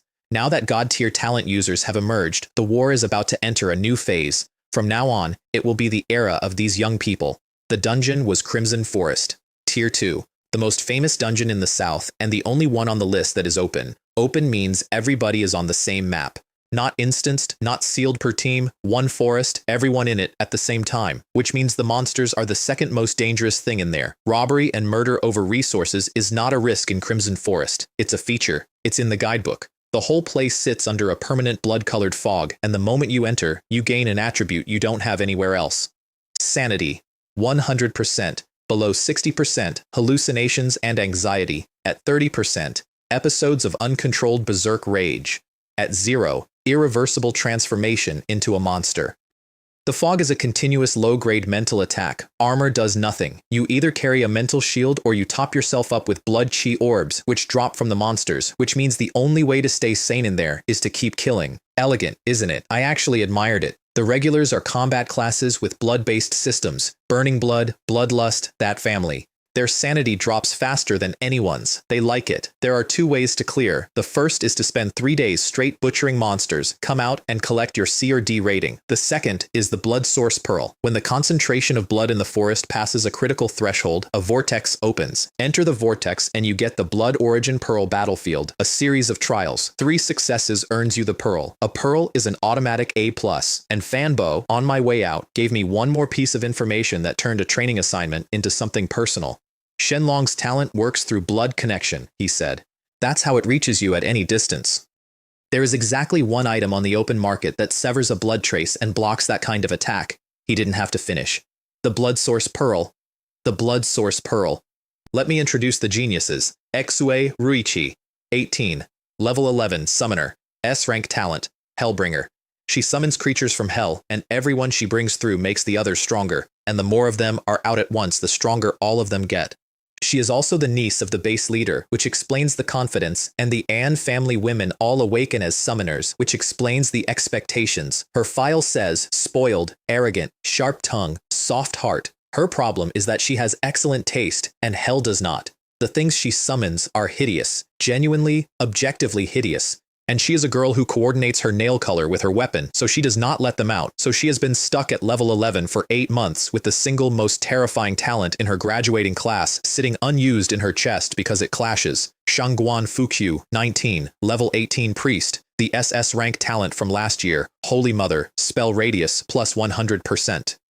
Casting cost minus 50%. Casting effect is the same for all targets. Read that last line again. The same for all targets. She heals a teammate, and every monster in the radius is healed identically. She attacks a monster, and every ally in the radius takes the same hit. There is no targeting. There is no exclusion. Nobody can opt out, and nobody can dodge, because it isn't a projectile. It's a condition. The most powerful support talent in the country, and it does not distinguish between friend and enemy. Nobody will team with her, ever. The base has to assign people to escort her, under orders, and that is the only reason she is level 18 instead of level 3. She's very polite. She apologizes a lot. She was brought on this run to fill the 5th slot, on the explicit condition that she do nothing. XU Jaiwin, 18, level 12, assassin, S-rank talent, shadow stealth, small, spotty, and permanently doing arithmetic on what everyone else has that he doesn't. Zheng Shi, 18, level 11, and here's the one to watch, a rare class, blood warrior. A rank talent, the more setbacks he suffers, the stronger he gets. 2 meters of muscle with a philosophy, and the philosophy is that a real man never looks back. Tactically, he is a brick. He once did 3 days of dungeons without sleeping. There was supposed to be a 5th, some kid named Zhang Yun, but he pulled out at the last minute and Wei Feng replaced him. At the gate, I handed out presents. Crystal Core Shield, 1000 health. I built them. Engineering, powered by Crystal Core Energy Technology out of the doctor's notes. For Tier 2 equipment, a flat 1000-point shield is at the absolute top of what exists. And Meng Yao held hers between 2 fingers. What is this? It's so ugly. A pause and a slight sniff. However, considering your kindness, I will reluctantly accept it, and she flung it into her backpack. Then 20 minutes later, she went around distributing beast-repelling incense to everybody. B rank for the team. Mine was A rank. She saw me notice, went scarlet, and said to nobody, Who's worried about her? Then, before we were 50 meters inside the fog, the team dissolved. Everyone's goal is to find the blood source pearl, said Jokai brightly. Let's split up. And they did. All 4 of them, in 4 directions, into an open-world dungeon where players hunt players. I want to be fair. I let them. Here's how a life skill class hunts. Bloodthirsty Deer, level 11, health 3000, attack power 600, trait, bloodthirsty flesh. Bloodthirsty flesh means it wants meat, badly, constantly. So I stood on a hill overlooking a clearing with a control pad in both hands and deployed 8 mini self-propelled reconnaissance robots, tier 2, crystal core powered, each carrying a hot dish. The dishes were prepared from rotten flesh, per the doctor's notes, and seasoned with viruses, not random viruses. Selected ones. I'd gone through thousands of his failed experiments and picked the ones that worked fastest on high-density biological targets. The robots drove out into the clearing and set the plates down and drove back. You like eating meat, right? I said, and pressed the button that opens the lids. Come on in. I guarantee you'll be well fed here. A tier 2 creature has a body that can take a sword. It cannot take an engineered pathogen delivered orally in a portion sized for it. They came apart into pools in under a minute. Second method, for the ones with better instincts, a bear trap or a barbed fiber snare to hold them, and a parasitic spore bomb. The trap paralyzes, the spores enter the bloodstream, and the rest is loud. Third method, for anything fast, crossbow bolts tipped with bone from the mutated skeletons of Barren City, treated with a gene recombinant. Indeed, a key indicator of human societal progress is learning to use tools. Also, both of my class advancement quests close that afternoon. Kill 100 members of other races using your own creations. Complete. Have 100 members of other races eat your food. Complete. The second one is technically true. I want that on the record. They did eat it. I had witnesses, because in an open dungeon you always have witnesses. And Mangyao, watching a robot serve lunch to a deer. This method of killing monsters is indeed quite novel. A sigh. It's a pity that this kind of method is destined to go nowhere. Zhongwan Chen quietly to a friend. Her methods were a bit cruel. Wei Feng flexing. How can you get stronger if you don't kill monsters yourself? Muscles. Only muscles will not let you down. And Zhou Kai, doing sums in his head. How many resources would it take to build that? It must have been the base leader who helped her. That same evening, he sold the shield I gave him, in an open chat channel, to the first buyer, for a fraction of its value, because he needed cash, and it was ugly. Remember that too. Meanwhile, I was harvesting. Bloodthirsty vine seeds, exploding thorn seeds, ghost-faced blood willow, vampire tooth lotus, corpse fragrance demon flower, blood crow eggs, carrion crocodile cubs, blood shadow poison spider eggs, bone spike boar cubs, giant rock bull cubs, an entire nest of rotting earthworm eggs, which I will not be discussing further. Cubs, you'll notice, live ones. Because I looked at a bone spike boar, and my brain said, braised pork ribs. Twice cooked pork, sweet and sour pork. I looked at a giant rock bull, and my brain said, boiled beef, grilled steak, stewed brisket. The doctor's notes contain a complete design for a fully automatic self-sustaining farm. He built it for zombies. There is no reason on this earth it can't be built for livestock. I stood in a blood fog with a crate of monster cubs and felt my Chinese farming genes wake up. Then the mirror warned me. The Wish Star mirror fragment tracks ambient mana, which I hadn't realized was a feature until the number started moving. 1 per second, then 10, then 50, then 300. Something in this forest was concentrating at a rate that could not be normal, and I was the only person in it who could see the number, so I did the responsible thing and posted it in team chat. Shui Ruichi. Pshaw. I thought it was some important discovery. If you're so scared, why don't you find somewhere to hide? Honestly, you're a life skill class student who's never seen anything. Zheng Shi. You life skill class players are so long-winded. I'm about to break my single-day kill record, so leave me alone. XU Jaiwen. Captain Gao is different from us. She doesn't have any combat skills. Don't get injured, or the base leader will be heartbroken. Zhongwan Chen said something polite to soften it. She always does. Fine. I'd done everything I could. Adults bear the consequences themselves. 2,000 kilometers north of me, in an office I wouldn't see for another month, a man named An Jianshan was lighting his 10th cigarette off his 9th and shouting at his sister. He's Kai Yufei's brother, Meng Yao's father. He is level 40 and has been for 11 years because he is careful, and being careful has a ceiling. Crimson Forest, you sent my only daughter to Crimson Forest. This world is inherently full of danger, Kai Yufei said, not looking up. Which of the real powerhouses didn't grow up in danger? You're so cautious you don't even dare farm the advancement dungeon. She did look up for the last part. I don't want Meng Yao to become like you. Then she kicked him out, physically. On the forums, meanwhile. Terrible news. The genius. The base leader poached at great expense has gone to Crimson Forest. Will she perish there? A poll went up. 60% said she'll clear it. 30% said she'll die. 10% said perfect clear. Then an anonymous account posted 4 words. Confirmed. Ouyang Yunhao is currently in Crimson Forest. Within minutes, 90% voted she will definitely die. Clear dropped below 10. Perfect clear sat at 1. I did not know that name yet. Let me fix that. His grandfather is Ling Guanhai, top 10 fighters in China, head of the Xuantian Alliance, one of the 5 great powers in the country. His father is Ling Zong. The first thing I ever learned about Ling Zong is this. His son slipped a bodyguard's supervision, and Ling Zong looked at the bodyguard and said one word. Waste. The man died where he stood, and the others carried him out with the unhurried competence of people who do this on a schedule. And the reason his son was in Crimson Forest at all is almost funny. They'd sent the boy to Central Base to show off his S-rank talent. 3 days. That's how long he lasted before he ran home in the middle of the night, because at Central Base, an S-rank talent is somebody's third friend. He came home crushed, and his father looked at the situation and said, fine, if killing everyone in the dungeon can cheer Tianyu up, then it's worth it. Other people's lives. He doesn't care at all. It isn't cruelty exactly. Cruelty requires noticing. The team found each other again at a lake, and things went well for about 40 minutes. Shadow Foxes, level 15, easy targets. Wei Feng was on a personal record run and had not stopped to restore his sanity with a blood chi orb once in 6 hours. Then the insects came, blood-drinking swarms, and the mechanic is that killing them draws more, so the harder you fight the worse it gets. Zhongwan Chen couldn't cast because every spell got interrupted, and Meng Yao's hellhound was covered in bites and she was shrieking about a limited edition dress and had her heel wedged in a tree root, and Wei Feng's sanity crossed 30%.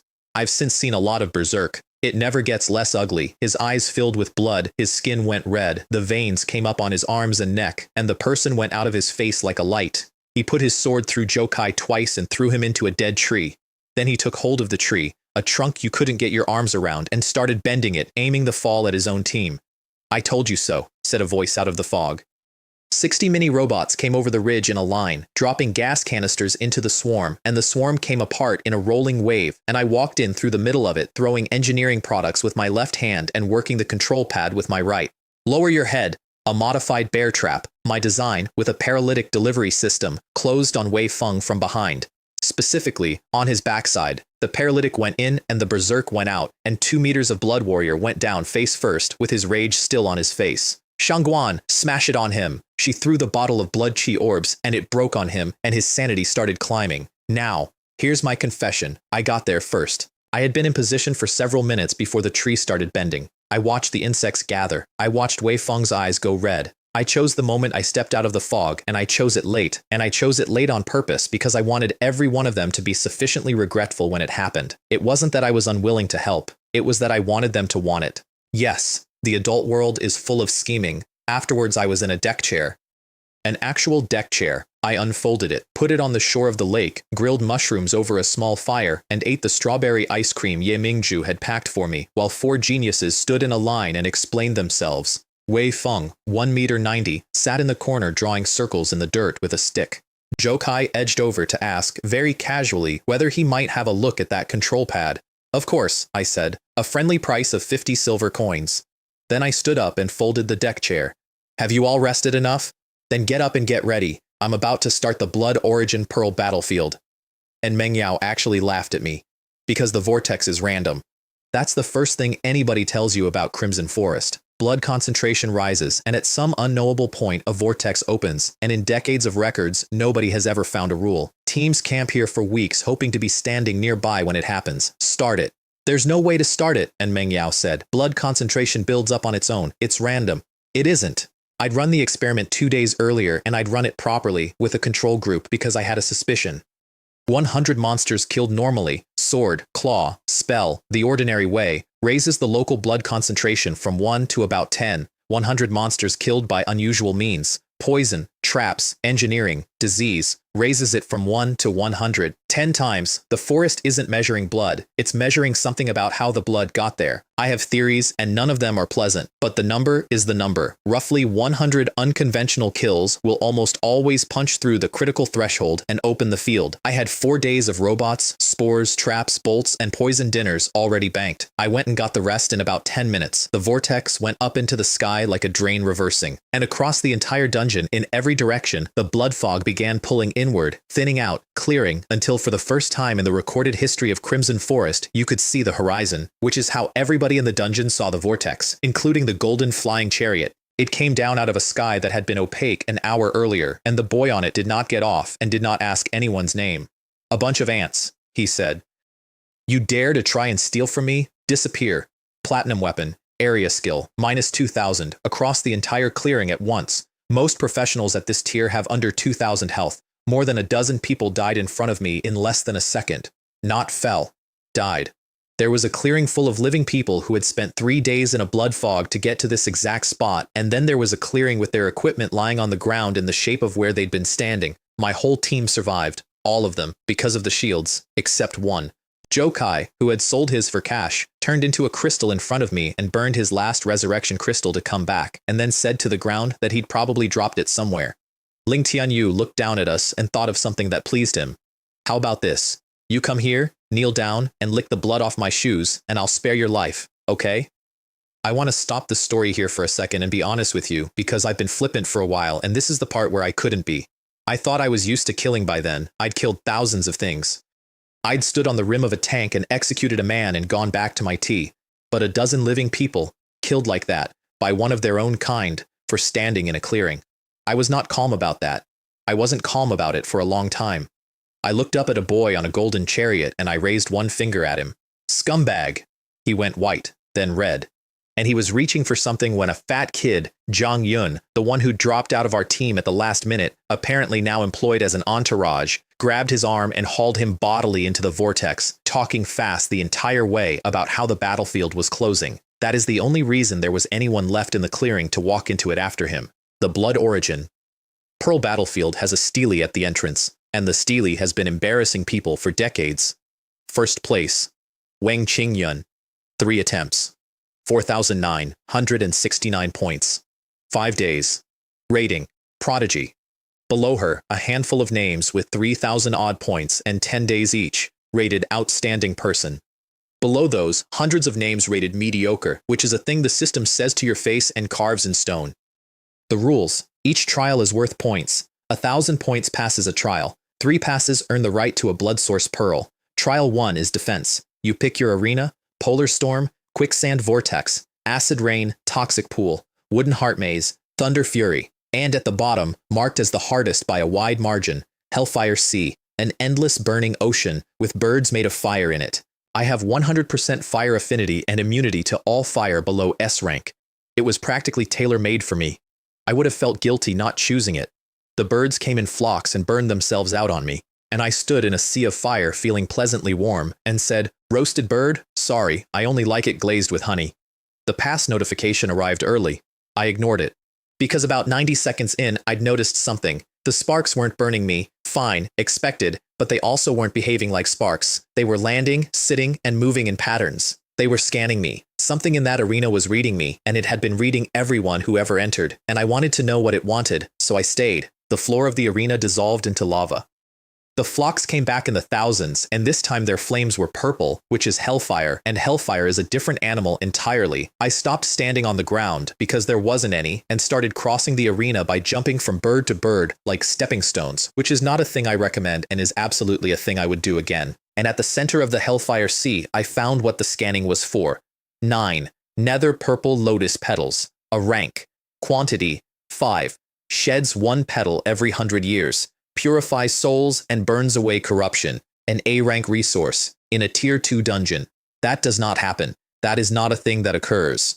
A-rank materials live in Tier 5 and above, and here were 5 petals sitting at the heart of a trial arena that thousands of people have cleared and left early. They cleared it, they passed, they collected their 1,000 points and went home. Meanwhile, outside, Ling Tianyu had finished Thunder Fury with 1,100 points and was holding court about it. Thunder Fury is nothing but a tickle to me. He said this with his hair standing straight up in a perfect sphere, every strand, a flawless afro of soot. There was no mirror in the waiting area, and not one member of his entourage had the courage. He looked around the room. Where's that useless life skill class student? Is she too scared to come in? World announcement. Jiang Shiyuan has broken the Blood Origin Pearl Battlefield Defense Challenge record, achieving a perfect clear. She has earned 100,000 points. The steely went off like a firework. 7 colors of light rolling up the stone, and a name in enormous gold lettering at the top, and Kai Yufei's decade-old record sliding quietly into second place. Rating: legendary. The waiting room made no sound whatsoever, and I came out of a burning door into all of that and said, before I could stop myself, oh my god, what kind of horrific social death scene is this? Can you please turn off this incredibly tacky special effect? Trial 2 is attack. Endless waves on an ancient battlefield. Points for kills, damage, and time. I had 1 splash card left, and the system had helpfully preserved the 12 unused minutes from the last one, which I did not know it did. Normal triple strike, level 20. Attack power 40,000. Ling Tianyu cleared it in 15 minutes with 1,400 points, which is genuinely excellent, and spent the wait telling everyone I was hiding somewhere in the arena to run out the clock. Jiang Shiyuan has broken the attack challenge record, achieving a perfect clear, 100,000 points. Trial 3 was supposed to be speed. He changed it. He had an item, something high level and expensive enough that his family didn't blink at the cost, and he used it to alter the content of the third trial from speed to wealth. Because everyone in that room was poor, and he was not. Because a wealth trial cannot be beaten by talent, because he had finally found a competition that money wins. The mechanic, a set of enormous scales. Put everything valuable you own on one side. Tip the beam. He went first in front of an audience and put down everything. Platinum weapon, armor, storage rings, gems, consumables, family heirlooms. He ended up standing there in his underwear, which I want to stress was his own idea. The scale did not tip. Failed. His entourage rushed in with consolation. Maybe it's a bug. Maybe the trial is broken. Then I went in.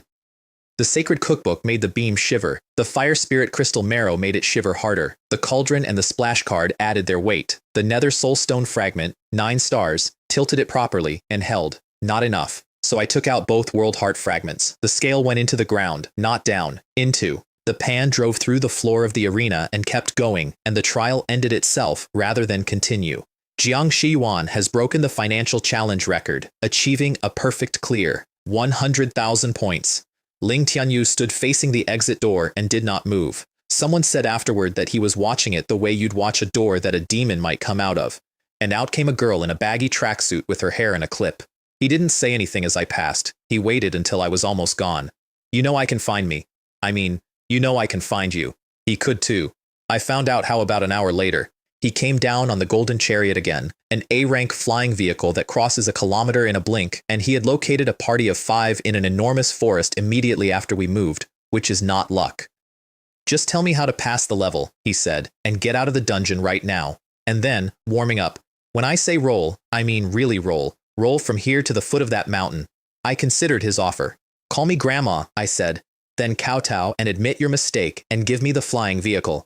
Oh, and I also want that platinum weapon, and the armor you're wearing. Oh, and leave me 1,000 gold coins. I looked over the rest of his people. The others, forget it. They're all very ordinary.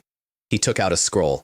I saw the rank on it and my stomach dropped, because an S-rank area scroll in the hands of a boy in a tier 2 dungeon holds enough power to instantly kill most monsters in a tier 4. Somebody screamed run, and 3 of my teammates, Wei Feng, An Mengyao, Zhongwan Chen, the ones who had walked away from me on day 1, threw themselves in front of me to take it. They were slower than I was. I was already standing on his chest, in the air, on a chariot, with the scroll in my hand. I'll take the scroll. Have a safe journey. Then I hit him in the face with the whip. Normal triple strike has mutated. Normal quadruple strike. Minus 55,090, minus 55,090, minus 55,090, minus 55,090, 200,000 damage in one motion with fire dance on top of it. His substitute doll shattered, and across his face, where the whip had crossed it twice, there was a black cross, not a wound, a mark. Whip scars of that kind are known for 2 properties. They are almost impossible to remove, and they are considered deeply insulting. That is not my opinion. That is the standard reference on the subject. He is going to have my signature on his face for the rest of his life. A substitute doll costs 50 gold coins, I said. I wonder how many you have left. He got up. Credit where it's due. He got up, and he made a speech. In front of true powerhouses, you're nothing but a clown. Do you have any idea what's out there? There's even a god-tier talent user here in the southern base. People like that don't even see people like you. He was breathing hard. You might not even know how you died one day. I don't know how I'll die, I said. But I can be sure how you died. And I hit him again, and he turned into a crystal. Then I nudged the crystal with my toe. Come out. Didn't you want to kill me? How can you kill me if I don't come out? There is a moment in that clearing on the recordings where you can see every surviving professional's face doing the same arithmetic. And the arithmetic is, hold on, which one of these two is the villain?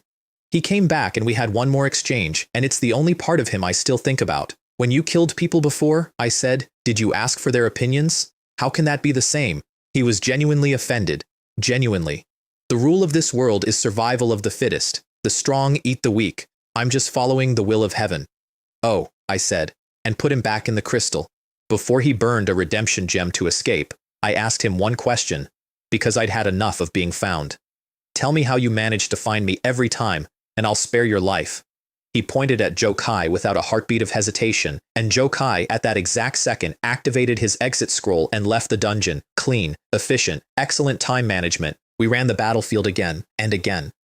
By the 5th trial, 3 of them passed without me, actually passed on their own, with no help. By the 9th, every single one of them had earned the right to a blood source pearl, a minimum A rating, all 4 of them. Wei Feng ran laps around the Steely. 2 meters of blood warrior jogging in circles, saying the same sentence over and over. I never imagined that I would one day be lifted up by a life-type professional. Then, after my 9th, the battlefield gave me something extra. Final test. 9th tier. Ferocious Beast. Remnant Soul. Hidden Boss. Level 30. Health. 250,000. Attack power. 10,000. Resentful Blood Mist. Sanity. Devour. Fear. Erosion. 9th tier. I was in a tier 2 dungeon.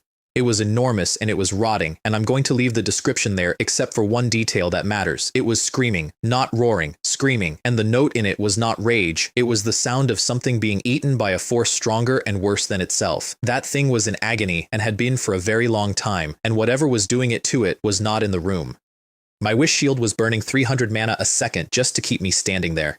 Then 500. My total pool is 10,000. Physical damage did nothing at all. Not reduced. Nothing. So I stopped swinging and watched instead. And I found it. Every single time it cast, the mass of writhing on its chest went still. For a fraction of a second, all of it stopped at once, and in the gap that opened, you could see something hard underneath. I waited 4 casts to be sure. On the 5th, I put the whip straight into the gap. Minus 63,090 times 4. Successfully soloed and defeated the 9th tier Ferocious Beast, Remnant Soul, level 30. 50,000 experience, reverse scale armor, Ferocious Beast Essence Blood, Bronze Key, Blood Source Gem, doubled all of it by the badge, and as it went, the rot went with it. For about half a second before it dispersed, I saw what it had actually been. Whole, uncorrupted, something enormous and clean-lined and old. And what came off it at the end wasn't hatred. It was relief. The reward for the final test was a valley. A sealed one, untouched, with ore veins standing out of the ground and plants that don't exist on any list, and permission to collect all the resources within, at any time, level, or quantity, any quantity. I took the ore, I took the plants, I took the topsoil, I took the spring water. Children make choices, adults want it all. Miner hit level 10, gatherer hit level 12, and at the very back of the valley, in a compressed lake of old blood, was the body. The 9th tier beast. The real one, not the remnant. Getting near it cost 1,000 mana a second, which meant I had exactly 10 seconds of standing there before my shield collapsed and something ate my mind. I went in anyway. Obviously, I went in. You've been listening to me for hours. I touched it, and it turned to dust under my hand. All of it, instantly, a body the size of a hill becoming nothing, and the space started folding up with me inside it, and I got out through a gap that was closing. In the last instant, something small and bright jumped from the collapsing space onto me. I didn't notice. Not for weeks. Then the shop appeared. VIP shop. Exclusive access. Beautiful little storefront. Polished counter. And prices listed in blood chi orbs instead of points, which is odd because blood chi orbs are junk. They're the healing consumable that drops off every monster in the forest. The blood source pearl, 3,000 points at the normal exchange, was listed at 100 orbs. I had nearly 2,000 orbs in my bag, so I did what any reasonable shopper does. I shrieked with delight, ran up and down the aisles, and started piling things on the counter. The feeling of a shopping spree is really great. I was, while doing that, looking for the seam, because a thing that offers you exactly what you want at a price you can pay isn't a shop, it's a hook. And illusions have to be anchored to something. I found it in about 4 minutes. A rock by the door, unremarkable, badly placed, and the only object in the whole shop that didn't have a price on it. What a pity, I said, still smiling at the shelves. A fake is a fake. And I put the whip through it. The mirror cracked from corner to corner, and out of the crack came a root, thick, wet, wriggling, which dodged my second strike with a shriek. I've found you. The shop came apart like glass, and behind it, the forest was gone. My final score on the Blood Origin Pearl Battlefield, 990,000 points. Rating, bug, in red. It gave me a rating of bug in red. Why is there only 990,000? I asked, honestly annoyed. Did I not play enough? No, you've hit too many. Leave a way out for others. While I was in there, the forest had ended. The blood fog vanished in seconds, all of it, everywhere, drawn inward like a held breath. And at the center of Crimson Forest, something stood up. Blood Shadow Demon Tree, a trunk that went into the clouds. Branches like wet rope, hundreds of them, moving without wind. And on every branch, eyes, different sizes, at different heights, some open, some closed, some opening as you watched. Meeting one is enough. Your sanity does not fall, it drops. The exit sealed, items stopped working, nobody was leaving, and Meng Yao met an eye and broke, and what came out of her was the thing underneath everything else she'd ever said. Too ugly. I don't want a summon that's so ugly, no. Wei Feng saw a ground crawling with the things that had eaten everyone he'd ever failed, coming up out of the dirt at his feet, and he took his own sword to his own legs to stop them climbing. Zhongwan Chen had both hands in her hair, pulling. Why couldn't she be saved? Why?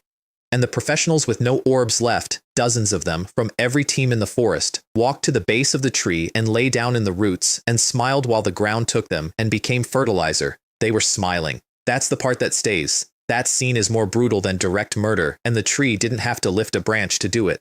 And Meng Yao, who has been protected her entire life, who has never once in 18 years encountered a situation her family couldn't buy, said a sentence that broke something open in her. We can't save everyone. Outside, while all of that was being done to my friends, the forums had already buried us.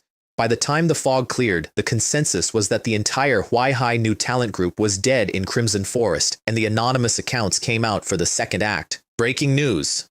Zhang Shiwan's mother, Zhang Ruohua, was expelled from the Knights Guild for misconduct. It had documents. It had a narrative that she'd deserted a defensive line and gotten people killed. It even had a list of the dead, with names, which is the detail that made people believe it. Like mother, like daughter, said 10,000 accounts, in unison. Not everybody bought it. One post, buried, got quoted for weeks afterward. Suddenly so many unified IPs are cursing Gao Xiaoyan. Who exactly did she threaten? And Huaihai Base responded to the crisis in its own inimitable style, with an official statement in 3 parts. Rely on official sources. Do not spread rumors. Welcome everyone to check out the new guide by base leader Wang Qingyun, only 500 copper, 30% discount for fan club members. Huaihai Base is always looking for talented people. We don't care about background or profession. I came back through a tear in the air with illusion still coming off me like broken glass, into a forest that had turned into hell, and the first thing I did was throw something. And Meng Yao catch, Blood Shadow Demon Tree, Hidden Boss Mutant, level 28. Health, 500,000. Attack power, 500. Attack power, 500. 500, at level 28 with 500,000 health. That number is a joke. A tier 2 deer hits harder than that. It doesn't need to hit you. That's the whole point of it. It has never needed to hit anybody. Nightmare reappears, tree shadow clone, bloodline manipulation, and here's what it is, which I put together from the valley and the beast and the rotting thing in the arena. A 9th tier creature, mortally wounded somewhere far above this world, fell through into it. Something that big doesn't land quietly. Its blood went into the ground, and something else came with the blood, a corruption I still can't name, and it ate this place from the roots up. Crimson Forest used to be a paradise. That's not sentiment. That's in the dungeon's own records, and the tree at the center of it was its guardian. This is what's left of the guardian. It is afraid of exactly one thing, which is the source of the blood that ruined it. Blood Source Gem. I had one, off the remnant soul, and I held it up, and the fog ran away from my hand like water off a hot pan. Roots pulled back. A path opened. There was a side effect I hadn't planned for. Once the terror lifted, the people who'd been drowning in it came up too fast, and a lot of them came up wrong, laughing, shouting nonsense, one man cheerfully explaining to everyone that as long as he had no sanity left, he could never lose any more sanity. Several of them were coughing blood while they said it. I started giving orders. Wei Feng, front, and Meng Yao, left flank, and let everything out. I don't care what it looks like. And then I turned to the girl standing at the back with her hands behind her, taking up as little space as possible, the way she'd been taught to for 2 years. Shangguan, go and take charge of rescuing people. She nodded. Feel free to use your healing skills. She stopped. No monster can withstand 2 of my whips, I said. If one does, then 3. I found out later what that did. She thought she would never hear such a simple sentence in her life, because the sentences she'd been hearing since her SS rank talent awakened were, don't use your skills recklessly, stay at the back, are you on the human side or the monster side? For 2 years, the most powerful support talent in the country has been escorted through dungeons by people under orders and told, kindly and constantly, to keep her hands in her pockets. Wei Feng took her left, and Meng Yao took her right. Nobody discussed it. I should be honest about my motives because I've been honest about everything else. It wasn't that I suddenly became merciful. If I didn't save those professionals, they were going to become nourishment for the demon tree, and it has 500,000 health, and it heals off what it absorbs. Every person I pulled out of those roots was damage I wouldn't have to deal later, and it would earn me a very good reputation. Both things were true at once. I've stopped pretending that's unusual. Minus 61,030 times 4, 240,000 a swing. 2 swings in, it stopped trying to fight me and used its real defense. Tree split. Every tree in Crimson Forest, thousands of them, across the entire dungeon, turned into a miniature copy of the demon tree. Bark going soft, branches going wet, and eyes opening on every single trunk in every direction, all at once, as far as anyone could see. This move shouldn't be called tree clone, I said. It should be called 1,000 times more disgusting. Somewhere in there, the professionals we'd been pulling out of the roots started arriving behind me. Not a few, dozens, warriors, mages, archers, whoever was still standing, strangers from teams that had been robbing each other 3 hours earlier. Somebody asked how we were supposed to find the real one. Instead of wasting time looking for the demon tree's true form, I said, let's just cut down all the trees. There was a pause of about 1 second. Then a forest full of people who had spent 3 days killing each other started clear-cutting a dungeon. The tree fought back the only way it had left. Its roots came up under the monsters, every surviving beast in Crimson Forest, and went into the backs of their skulls and drove them at us in a wave. Bloodline manipulation. It doesn't command them, it wears them. And that's when Zhongwan Chen broke the game. She'd been healing for 20 minutes straight, and because her talent does not distinguish, every heal had also gone into every monster in a radius that her talent doubles. She was healing the enemy at scale. She had healed the enemy more than any human being in recorded history. When the total amount of healing applied to enemies exceeds 100 times the caster's own health, repay, evil with kindness, passive, is triggered. Duration, 3 hours. All buffs applied to enemies are randomly converted into buffs on allies. All damage dealt to allies is converted into an equal amount of shielding. A hidden mechanic, locked behind the exact condition that had made her life unbearable. The only way to unlock the second half of an SS rank talent was to fail with the first half 100 times over, in public, while everyone told you to stop. She stood in the middle of a battlefield with light coming off her in every direction and said, out loud, to nobody, "Great, I'm no longer a burden." And then the hellhound died. It came in front of An Meng Yao to eat a strike she hadn't seen, and it broke apart into motes, and it was the ugliest thing on that battlefield, and she had refused to look at it for 8 months. She stayed on her feet. "It's okay," she said, in a voice with nothing in it. "It's just a summoned beast. Don't worry about me. Keep fighting." Her face was completely wet. Everyone within 10 meters decided at the same moment that they hadn't noticed. Then somebody at the back shouted charge, and then everybody did. The end of it was simple, and I want to describe it simply. I stopped dodging. The monsters were coming from everywhere, and dodging cost time I didn't have, so I let them hit me. My shields went one after another, the Crystal Core Shield, the Knights of Light Shield, the armor, and I put the whip through the trunk again. Minus 61,030 times 4, and again, and the Guardian of Crimson Forest came down across half its own forest, and the eyes on the branches closed in waves, section by section, like lights going out in a building. The drop. Nameless Seed. Wood Core Essence. Blood Shadow Staff. Nightmare Ring. 1,000 Parasitic Illusion Branches. 50,000 experience. All doubled. But the thing that actually came out of Crimson Forest, the thing that outlasted every item on that list, was a sentence that 100 strangers walked out of the dungeon repeating to each other, and I did not have to teach it to them. Only by uniting as one and working together can we overcome this. Hold that thought. It becomes a world event in about 4 minutes. While we were in there, somebody put a post on the forum. Breaking news. The secret behind the high casualty rate in Bayun Base's second guard team is actually man-made. It was anonymous, and it was data. A decade of casualty records. Second guard team versus first guard team. Same base, same dungeons, same tier assignments. 10 times the deaths. And every one of the dead had one thing in common. They were close to Shen Long, squad mates he trained with, subordinates he mentored, the colleague who'd been his roommate, his own parents, dead years ago, his first wife, dead, his mother-in-law, dead. And then somebody pulled the talent registry. Chain of bonds. He had told everyone, for years, to every new recruit, in his own words, that his talent shared attributes with people bonded to him, and that it let him take damage on their behalf. That's why they trusted him. That's why they let him close. It absorbs. It has always absorbed. The talent draws attributes out of everyone bonded to him and puts them into him, and the closer the bond, the faster the donor dies. The top comment on that thread is the only genuinely funny thing about my father. So the word chain doesn't mean link, it means chain. The second post that morning was not anonymous. It was signed and stamped with a commander's seal. Clarification. All members of the Bayun Base Knights are loyal and righteous, from a veteran named Chen Zhaoyang, who had served with Gao Ruolan. He went through the forged expulsion record line by line and took it apart, and he named the units, and he named the dates, and at the end he stated that the Knights would be pursuing the people who published it. My mother did not desert. I sat and read that with a cup of tea going cold in my hand, and I did not cry, because I'd never met her. The person who should have been crying died 2 years before I got here, and then Huaihai Base did something that bases do not do. Wanted notice. Qin Lang, formerly captain, 2nd Guard Team, Bayun Base, suspected of the murder of dozens of officials and professionals by means of his talent. A cross-base wanted notice, the first one Huaihai has ever issued. That is an act of open aggression against Bayun's administration, and Kai Yufei signed it anyway for a girl she had known for 11 days, and on top of that, while the base was still processing it, world announcement.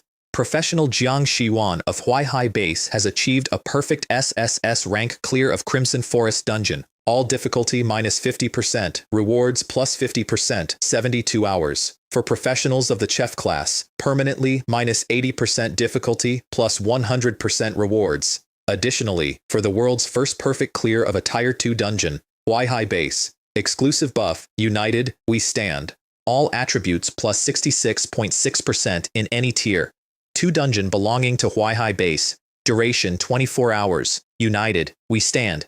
The system named it after the sentence 100 strangers had shouted at a tree. 66.6% to all attributes? Doesn't that mean everyone in Huaihai Base can easily reach class advancement? Yes, that's exactly what it means. Within 6 hours, people were driving south. Not applying, driving. The relocation office had a queue around the block and then around a second block.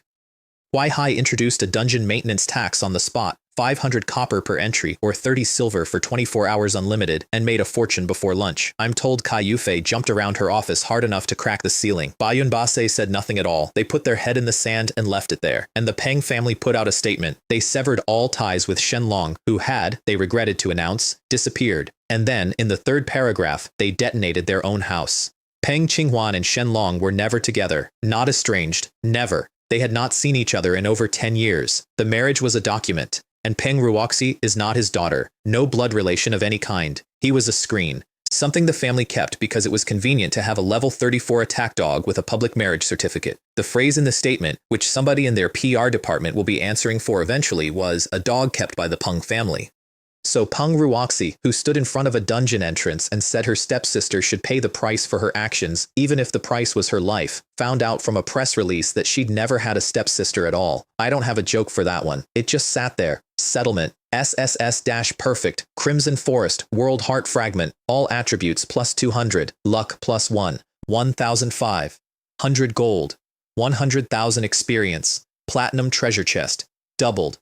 Plus 9 battlefield trial rewards, each 100 attribute points and 15,000 experience, plus the final test, 100 free attributes, 1,000 blood chi orbs, 10 blood source pearls, 50,000 experience, 10 pearls. I needed one.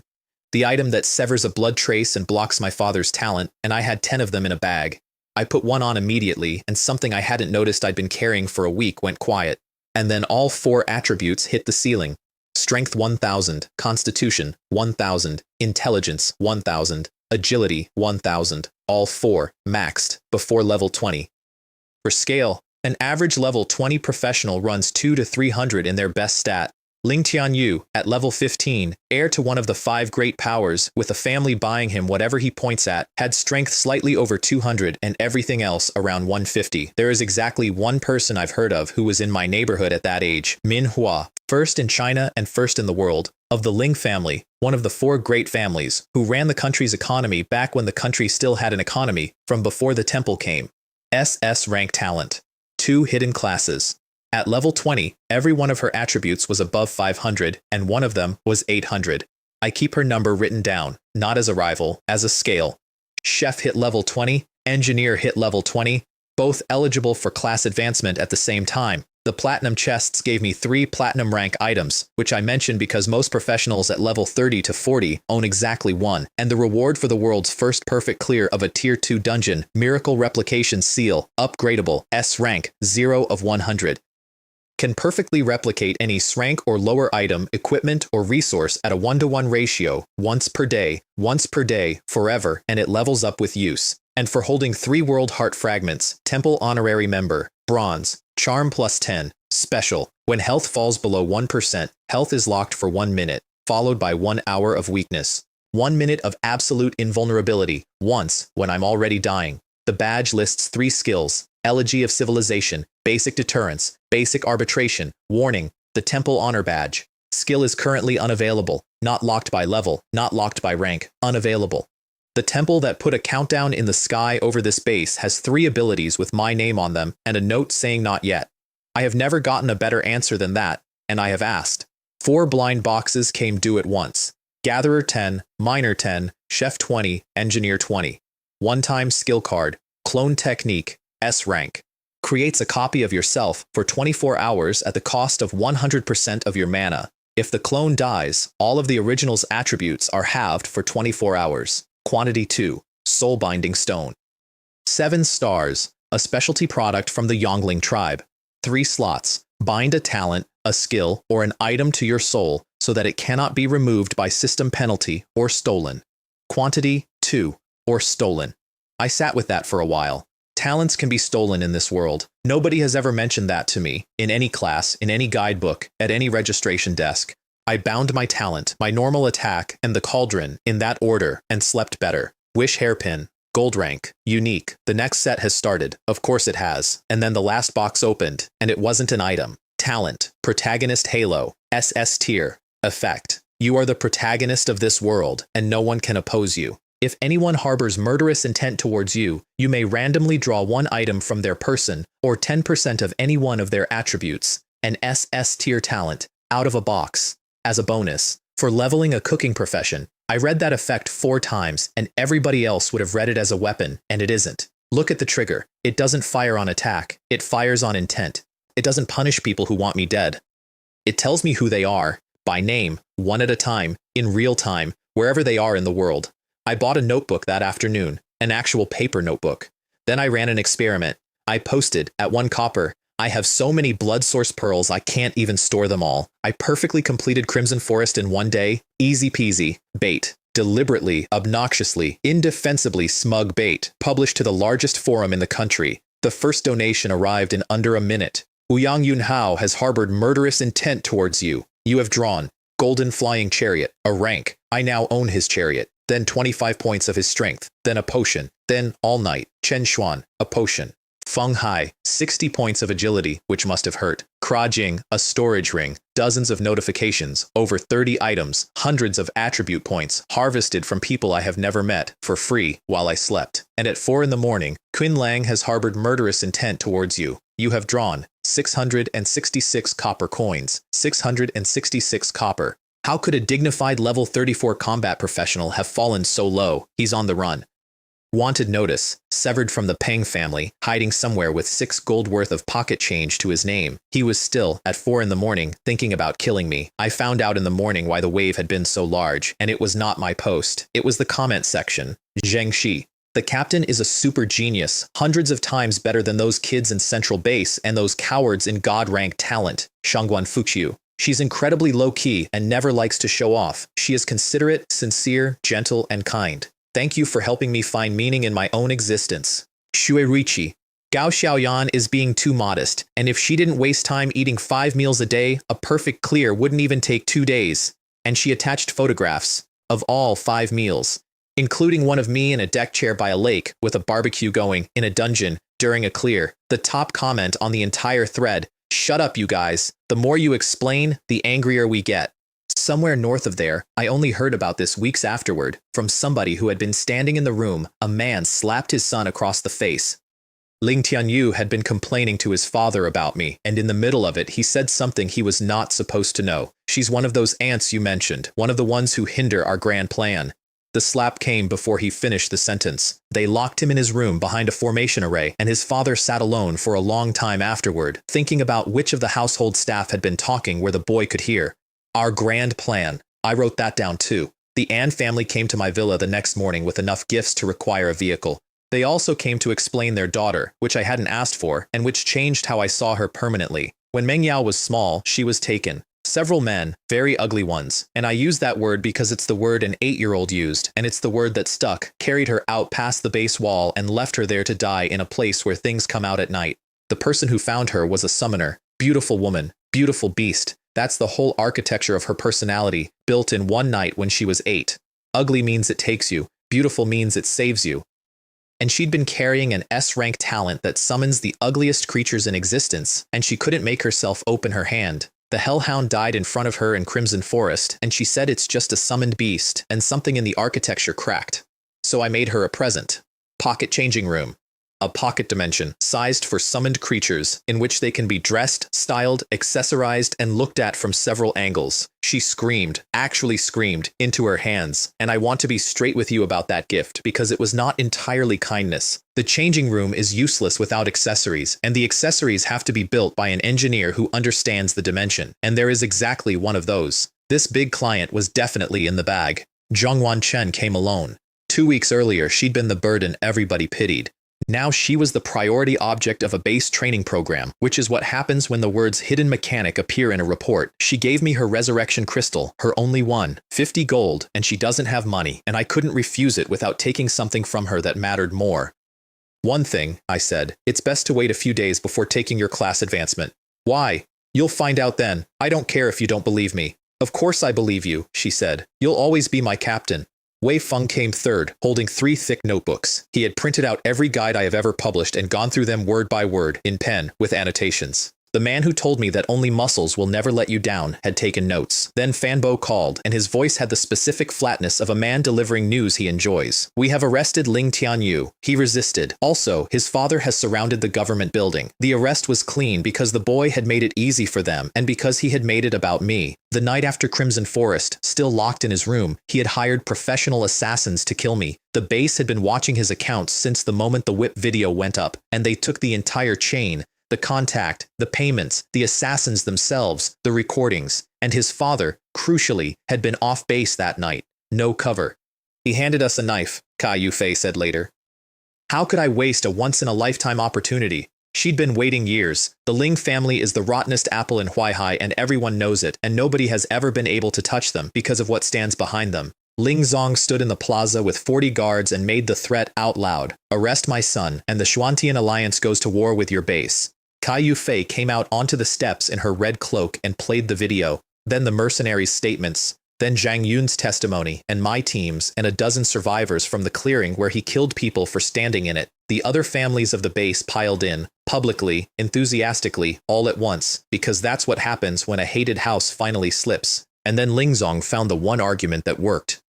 Is it really worth offending the Ling family and the entire Xuantian Alliance, he said, into the silence, for a mere life-type professional who hasn't even grown up yet? And the allies started to back up, quietly, a step at a time, the way people do, which is when the sky turned red and dropped confetti on all of them. Base announcement. Congratulations to Huaihai Base.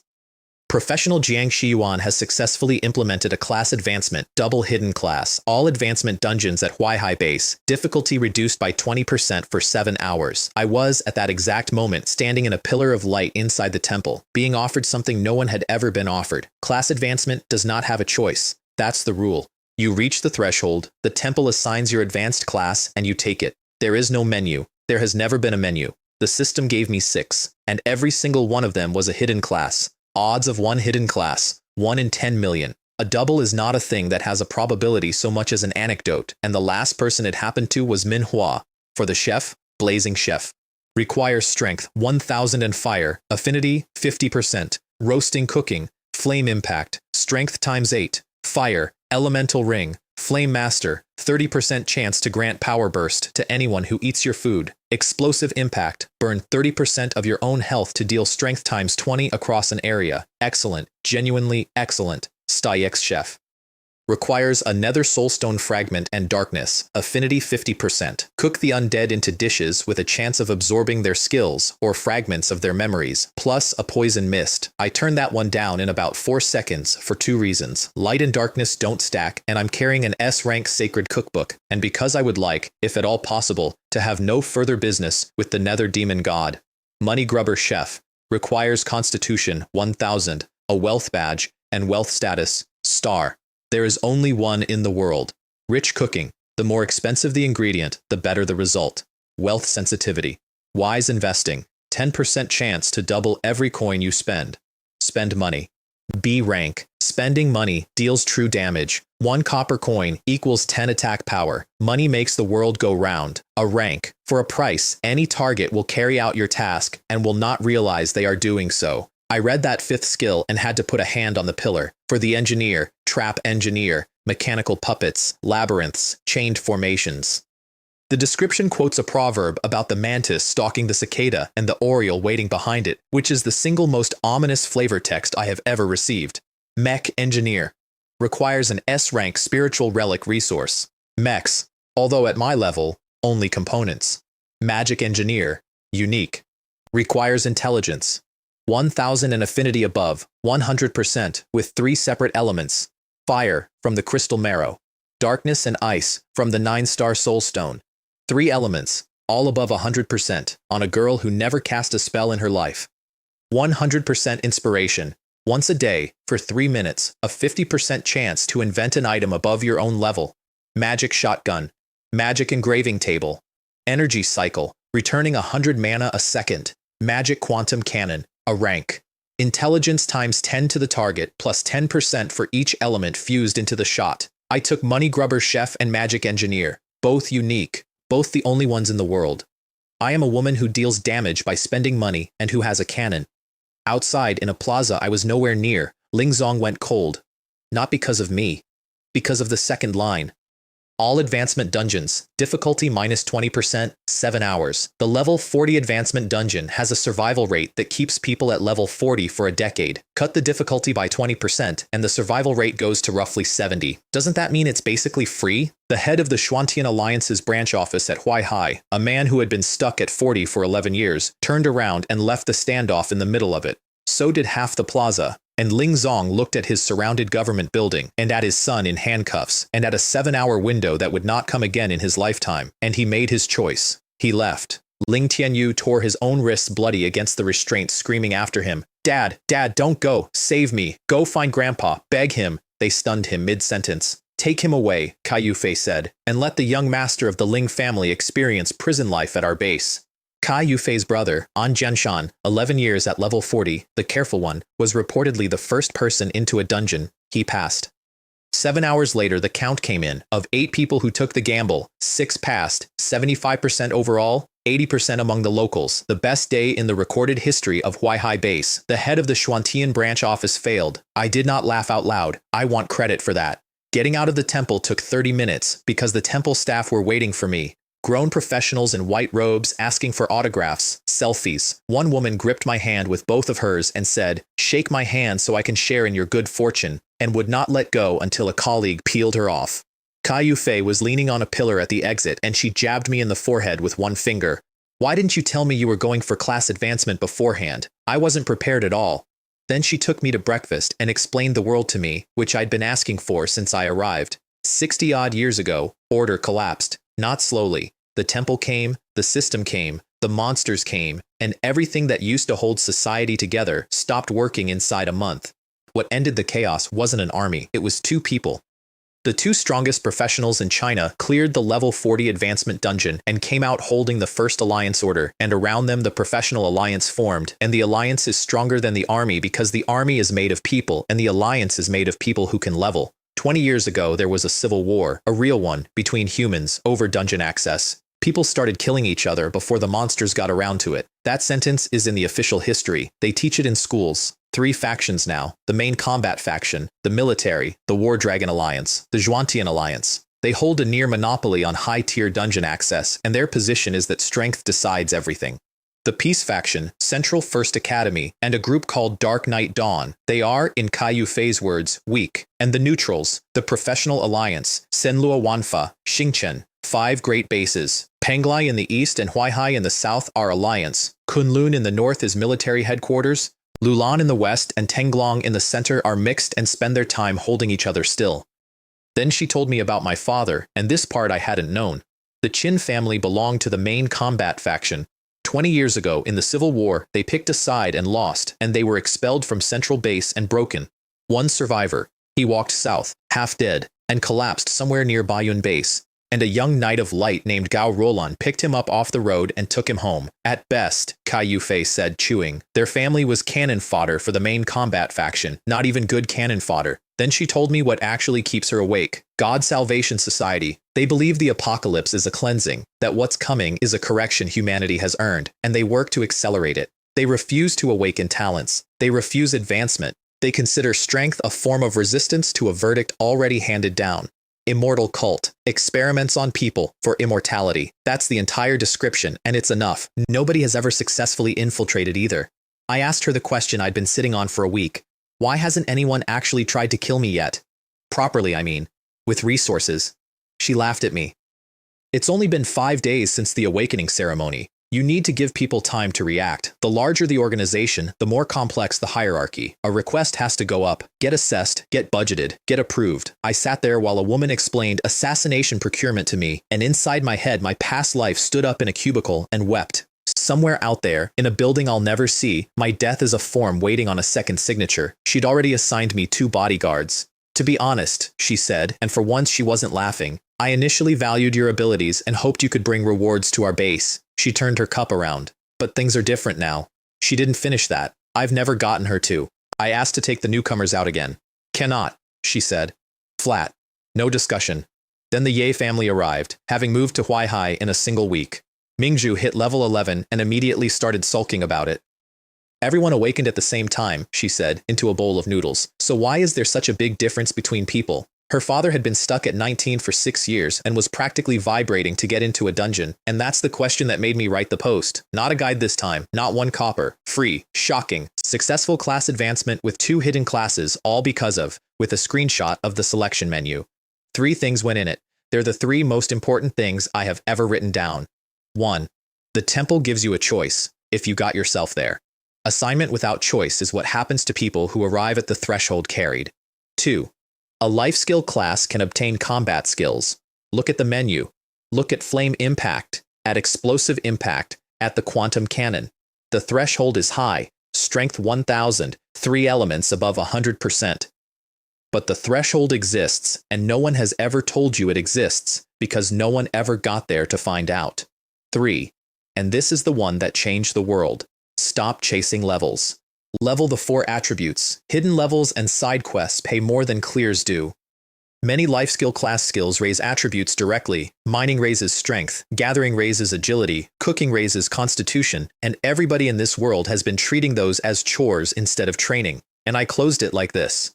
Life-type professionals may have a difficult start. That doesn't mean they're meaningless. If combat professionals and life professionals can work together and support each other, I believe huge changes will happen in the future. The forums caught the implication before I'd finished my tea, and it was one I hadn't spelled out. There are 10 times as many life skill professionals as combat professionals. 10 times. 90% of the awakened population of Water Blue Star has been sorted into the useless pile for 60 years. and the pile is 9 times larger than the useful one. Within a day, people were forming mixed teams on purpose. Somebody posted a formulation that got repeated everywhere afterward, and I still think it's better than anything in my own guide. 4-dimensional attributes are the foundation. Leveling up is the improvement of realm. If the realm improves too quickly, the foundation is unstable.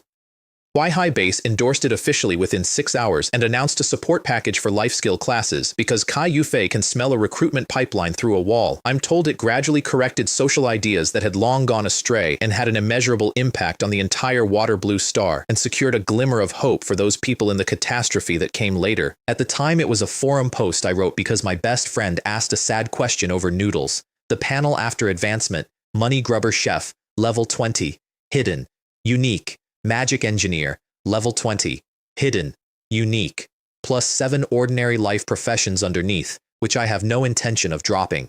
Normal 4-hit combo, level 25, health 14,000, mana 15,000, star-shattering power 3, strength 11,172. The other 3 sit around 14 or 1500 because the advanced class cap released them and they haven't caught up. Strength went past 11,000 and did not stop. I still can't see the ceiling. 20,000, 50, 100. I genuinely don't know, and the not knowing is the best feeling in my life. 7,190 gold in the bank incidentally, which as a money grubber chef is not savings, it's ammunition. 1 copper equals 10 attack power. The Chef's Guild made me a Super Supreme VVIP, which is not a real tier. They invented it that morning. The Guildmaster offered me everything in the building for free on the grounds that I am the chef profession's savior and second mother. I negotiated him down to a 30% discount because at free I'd have bankrupted them inside a week, and I wasn't being modest, I was protecting a supply chain. Then I cooked out of the sacred cookbook for 2 days. 300 dishes, over 200 scored above 70, 50 above 80. Sacred healing juice, 3+, rating 80, grants 10, light affinity for 24 hours. Restores 1000 health instantly and 20 per second for 30 seconds. 30% chance to completely negate 1 darkness-based attack and exactly 1 dish when above 90. Holy Light, Charm Cake. Its temptation is irresistible to any species below S rank. 300 portions of ingredients produced 1 cake. Irresistible to any species below S rank. Not appetizing.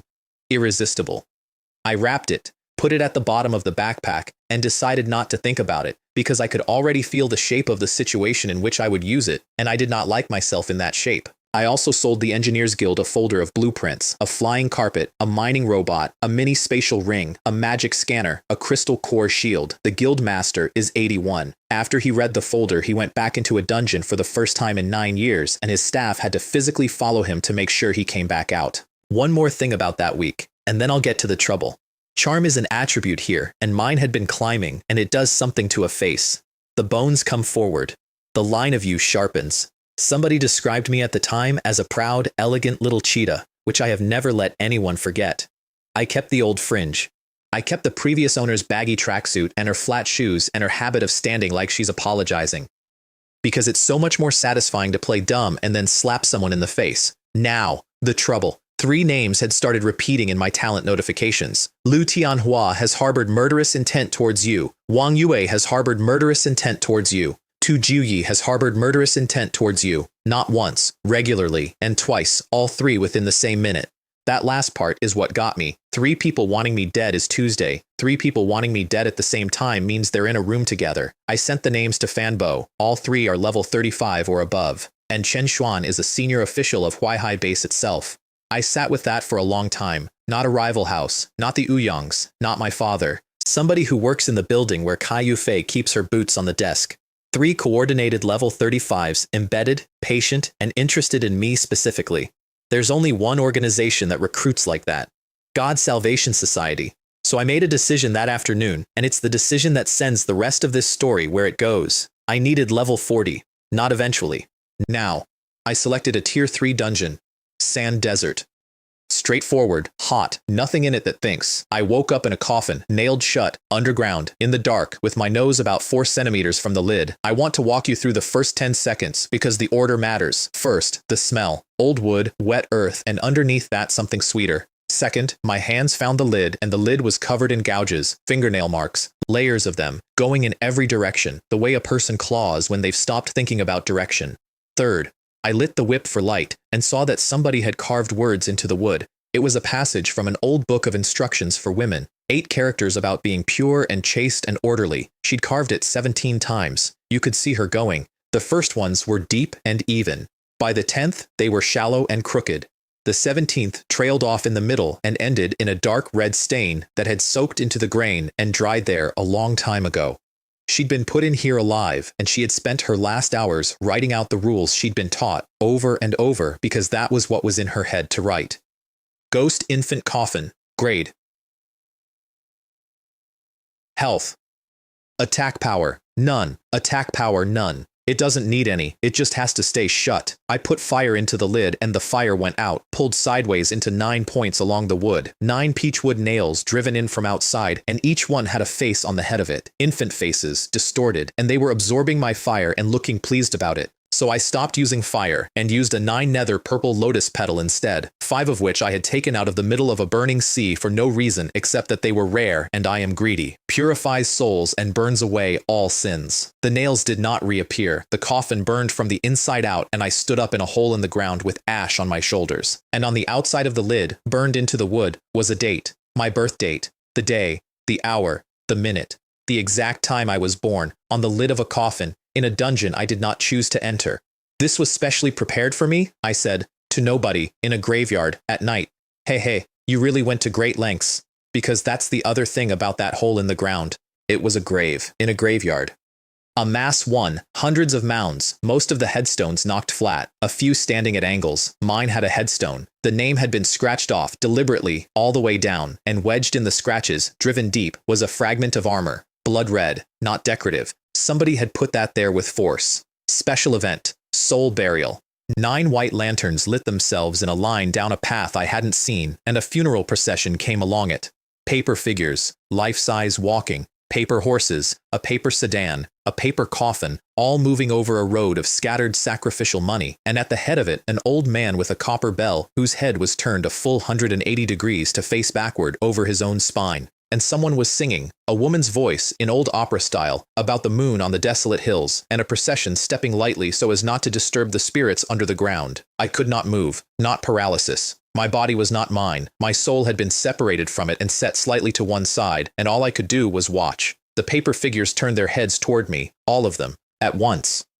And their faces split open from the forehead back over the crown in something that was structurally a smile. Inside the paper coffin, something started knocking, hard, fast, trying to get out, and behind me, very quietly, a small voice said, "Meow." Everything stopped. The lanterns, the procession, the paper faces, the knocking, the singing, all of it, instantly, like a projector switching off. The graveyard was just a graveyard. I got maybe half a second of a silhouette. Black, small, with a long tail held straight up and curled at the tip like a question mark. Then I checked the dungeon name, because something had clearly gone very wrong with my booking. Burial Soul Village, Tier 4, I am level 20. The dungeon does not admit professionals below 30, and the reason it does not suppress the occasional person who falls in by accident is that suppression would be redundant. I had read the guide, skimmed it, honestly, a month ago, out of idle curiosity. What I remembered, the graveyard is a maze with 7 anchor points hidden in graves, guarded by spirits. What I did not read, how to find them, the first spirit found me. Wraith Spirit, Yao Mei, level 30. Health, 30,000. Attack power, 3,000. A little girl, 5, maybe 6. Torn red clothing, feet not touching the ground, and a hemp rope wound 3 times around her neck with dark stains on the knots. She was holding a rice cake with mold on it, and she was very happy to see me. "Sister, you smell so good. Heh, it looks delicious. 3,000 attack, 30,000 health. At level 20, in a tier 4 dungeon, with no idea where I was, so I reached into my backpack and took out the cake. Holy Light Charm Cake, irresistible to any species below rank. I did not give it to her. I want to be extremely clear about that because it would have burned her to nothing. It's sanctified, and she is what she is. I just let her see it. "Take me away from here," I said, crouching down, "and I'll treat you to cake, okay?" She looked at it. She looked at me, and she put out her little finger. We hooked fingers on it. Then she took me out of the maze. It cost her. I could see it costing her, the outline of her going thin, the rope going slack, and she spent a huge portion of whatever she had left dragging a stranger through a labyrinth that had been built to keep people in it. She set me down in an alley at the edge of a village and turned around expectantly. I gave her a cream fruit tart. Tier 2, 90 points, with a candied cherry on top, made that morning. She held it in both hands. Thank you, sister. And she dissolved into the dark. I'm going to move on now, because there's a lot of story left. The village is blue brick and gray tile, and the moment I stepped into the street, I realized it was stopped. Not quiet. Stopped. Water on the eaves hanging in beads that weren't falling. A leaf in the air at head height. Dust suspended in a shaft of moonlight. Motionless. Somebody had pressed pause on a village, and I had walked in during the pause. Ding. Rare cooking material detected nearby. Phosphorus ghost flame. I turned around slowly. The will-o'-the-wisp drifting over the ditch, the classic one, the pale green graveyard light that every horror story on Earth features, was, according to my system, a C-rank starred cooking material with a low burn temperature and excellent stability, suitable for dishes that carry mental effects. And that's when the largest realization of my career landed on me in an empty street. Chefs have never been in a Tier 4 dungeon. Not one. Not ever. Life skill classes cap out around Tier 2 because life skill classes die, and a chef who wandered into Burial Soul Village would last 4 minutes. Which means nobody has ever pointed a resource detection skill at any of this. Every high-tier dungeon in the world is a warehouse, full, untouched. 60 years of professionals walking past the ingredients to get to the boss. What's the point of following the plot then? I spent the next 2 hours robbing that village from one end to the other while it stood there frozen. Bloody glutinous rice, grown in fields that were watered with something other than water. Dishes made from it are pleasing to unclean things. Centennial corpse oil. 100 years of lamp oil out of the ancestral hall. Dishes cooked with it inflict burning and fear on the undead. Ghost lost willow branch. B rank. 3 stars. Underground cinnabar. Soul flowers. Demon stones. An entire cabinet of them in the apothecary, which was closed, which did not stop me. In the paper goods shop, I found the frames for paper effigies, and better, the patterns to make them, and the stat block on a finished effigy has almost no physical attack and mental attack numbers that go off the end of the scale. Then I went into the village chief's house. The ancestral hall at the back is the oldest structure in the village, and my magic scanner, which I built last week and which nobody in this world owns, said the energy in that room was not in the altar or the tablets or the floor, it was in a beam. Along that beam ran a rebirth mantra, carved end to end, and in the middle of the mantra was a section where the carving had been worn smooth, not decayed. Handled. I sent 12 mini spider robots up the wall to cut it open, quietly, in sequence. Inside the beam were 3 finger bones, blackened, closed around a jade box. They did not want to let go. I touched a purple lotus petal to the joint, and they released it with a sound I will not be reproducing. Millennial Blood Jade Ginseng. A rank. 5 stars. A ginseng root the length of my forearm, shaped uncomfortably like a swaddled infant, carved out of red jade, except it wasn't carved, and the scarlet threads inside the veins were moving. The root hairs were almost entirely gone, eaten away. Somebody had been using it, for a long time, in small doses. Beside it, 4 recipes: longevity pill, body tempering pill, spirit opening pill, barrier breaking pill. I took all of it. Then I had the robots seal the beam back up, sanded, matched, dust replaced, so that when the village chief next came to check on his 1,000-year secret, he would find an intact beam. No wonder they're called life skill professionals. Technology really does change lives. The instant the last item went into my backpack, the wind came back. Candles lit. Water fell off the eaves. The leaf hit the ground. The village woke up, and the story started. The monsters on the road outside were worth 10,000 experience each, doubled by the badge, because I was more than 10 levels under the content, and the system pays a jump bonus for that. I went from 20 to 22 walking to the front gate. The gate is a 4-pillar arch. The plaque on it says, "Heaven Praises Chastity," painted in red, and the paint was still running down in wet beads. And in front of the village, in a row along the road, stand 7 stone chastity arches. 7. The last one bears a family name. Gao. My family name, on the 7th arch, with a fresh couplet pasted on either side of it. Auspicious day and time. Avoid weddings. Burial Soul Village runs on rolls. At the gate, every entrant draws one: an identity, a set of personality traits, a main quest, and a hidden quest. Deviating from your assigned traits is punished by the dungeon, and you cannot leave at all until the main storyline concludes. Mine, Lin Jiao Jiao, a maidservant, sold into a wealthy household to cover her family's debts. Traits: frail, timid, afraid of ghosts, cannot remain standing for more than 30 minutes, upon seeing a monster, must scream and flee.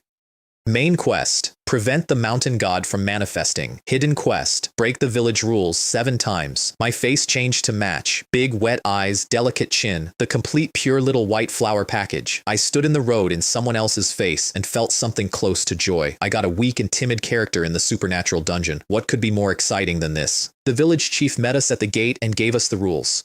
1. A man ranks above a woman. A woman may not contradict a man. 2. Outsiders must offer their own flesh at the ancestral hall daily. Nails, hair, or blood. 3. There are no black cats in this village. If you see one, you were mistaken. Pay it no attention. There were 9 of us. Zhang Xiaohe, a scholar. Sun Ergo, a tavern waiter. Li Dazhuang, a butcher. Shen Wanyi, an embroiderer. Wu Zhaodi, a peasant woman, whose role includes being mute. Qiu Gu, a shamaness. Hu Sanyang, a wealthy mistress. Liu Ruyan, a courtesan with a pipa, and me, all of them level 30 or above. The butcher looked at me limping along at the back in my maidservant's frailty and said loudly, "Too slow. If you're not strong enough, don't come to a high-level dungeon." Then the chief spread his arms in welcome. "The arrival of the 8 of you is just in time." 8. There were 9 of us standing in front of him. Nobody moved. To their credit, not one of those professionals so much as turned their head. Peng Mei solved it in about 4 seconds, and I admired the reasoning enormously. She tore an area damage scroll and dropped it on the group, because in this dungeon spirits take half physical damage, so all she had to do was read the numbers over everyone's heads and find the one that was wrong. The scroll went off, the alley filled with smoke and dust. Nobody could see a single number, so I took my turn. Evil flame glass lamp.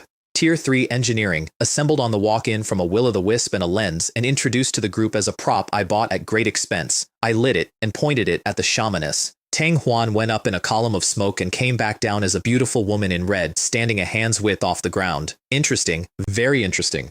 She looked at me, at the trembling maidservant hiding behind the butcher, with unmistakable attention. "You little girl, you have such abilities. I'm becoming more and more interested in you." And she was gone. Level 40. Elite. That was the 9th member of our party, and she had walked in the gate with us. Then Gao Lei, who had drawn the tavern waiter, and therefore the exposition role, took us on the orientation tour of the village. It did not go well for him. "And here at night, you'll see the ghost flames drifting over the water. They're a sign of the restless dead, and you must never." There were no ghost flames. I had harvested every one of them 2 hours earlier. "And this," he said, rallying, at the bend in the road, "is the evil willow. It lashes anyone who passes after dark, and there is nothing you can do but—" The willow stood there, bald, completely bald, every branch cropped off level with the trunk, because Ghost Lost Willow Branch is a B-rank 3-star material, and I had needed about 40 of them. Gao Lei stared at it for a long moment. "Why is this willow tree bald?" 8 professionals turned to look at a tree. I looked at it too, with big, wet, frightened eyes, from behind the butcher. The chief's first task came at noon.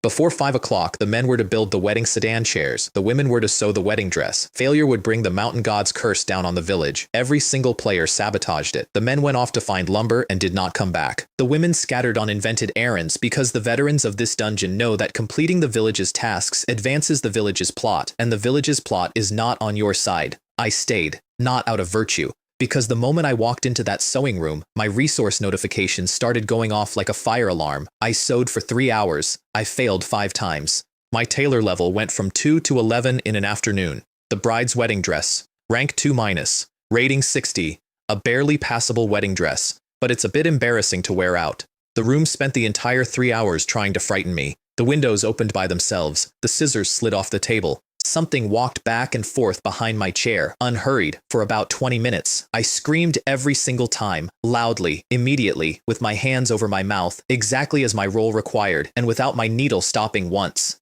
If it weren't for the fact that her hands never stopped moving, she would have been a perfect actress. By the 3rd hour, the room gave up. The haunting simply stopped, in the manner of a performer walking off in front of an unresponsive audience. The storeroom unlocked when the dress was finished. Ice silkworm silk, wind and cloud brocade, dream fragrance silk. And at the back, in a lacquered case, yin-yang embroidery needles, a rank, plus a book, 18 stitches, hand-copied, titled, "What is Love in This World?" They are not sewing stitches. Forget love. Sharply increases the embroiderer's skill. Afterward, the embroiderer has no luck in love for a long time. Worldly dust. Causes the target to fall hopelessly in love. 3 lives. Allows you to see everything the target has done for the past 3 days. Threads on the fingers. Lets you feel the target's emotions at any distance. Deep longing. Forces the target to fall in love. An embroidery manual that is, on inspection, an espionage and mind control toolkit sitting in the back of a village storeroom. I read all 18 twice, and then the candles started going out. One at a time from the far end of the room, in order. And the shadow of the wedding dress on the wall, which should have been hanging straight down, was pointing. One sleeve extended at the statue in the alcove. A fertility goddess, wooden, painted, 3 times life-size, with her eyes lowered. Her eyes came up. I could not move, and my health started dropping, in chunks, fast enough that I could watch the number go. Meow! A black cat came off the windowsill. Genuinely beautiful, sleek, long, with gold vertical pupils and 3 white hairs on its forehead, arranged in the shape of a small flower.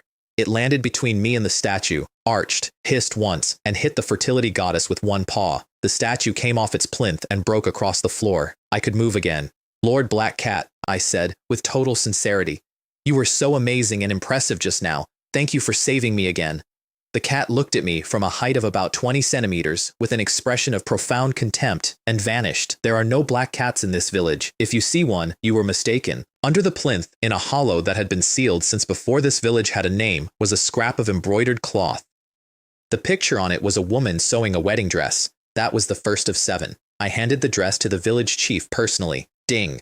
The village chief's favorability towards you has increased. Then I asked in my smallest voice whether I might be allowed to help prepare the sacrificial food. He tested me first, obviously, handed me a bowl and a knife, and told me to make something for him. 3 fresh vegetarian noodles. Rank 2+, rating 90. Secondary effect. A dish that tastes like home, leaving the eater with a sense of peace and goodwill.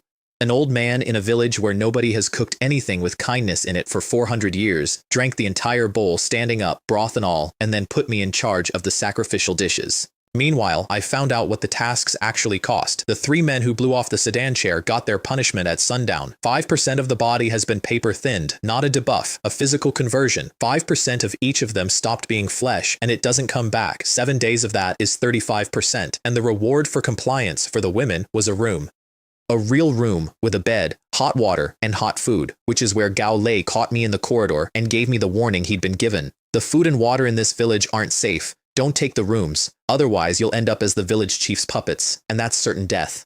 And there it is. The trap this whole dungeon is built around. Refuse the tasks, and you turn to paper.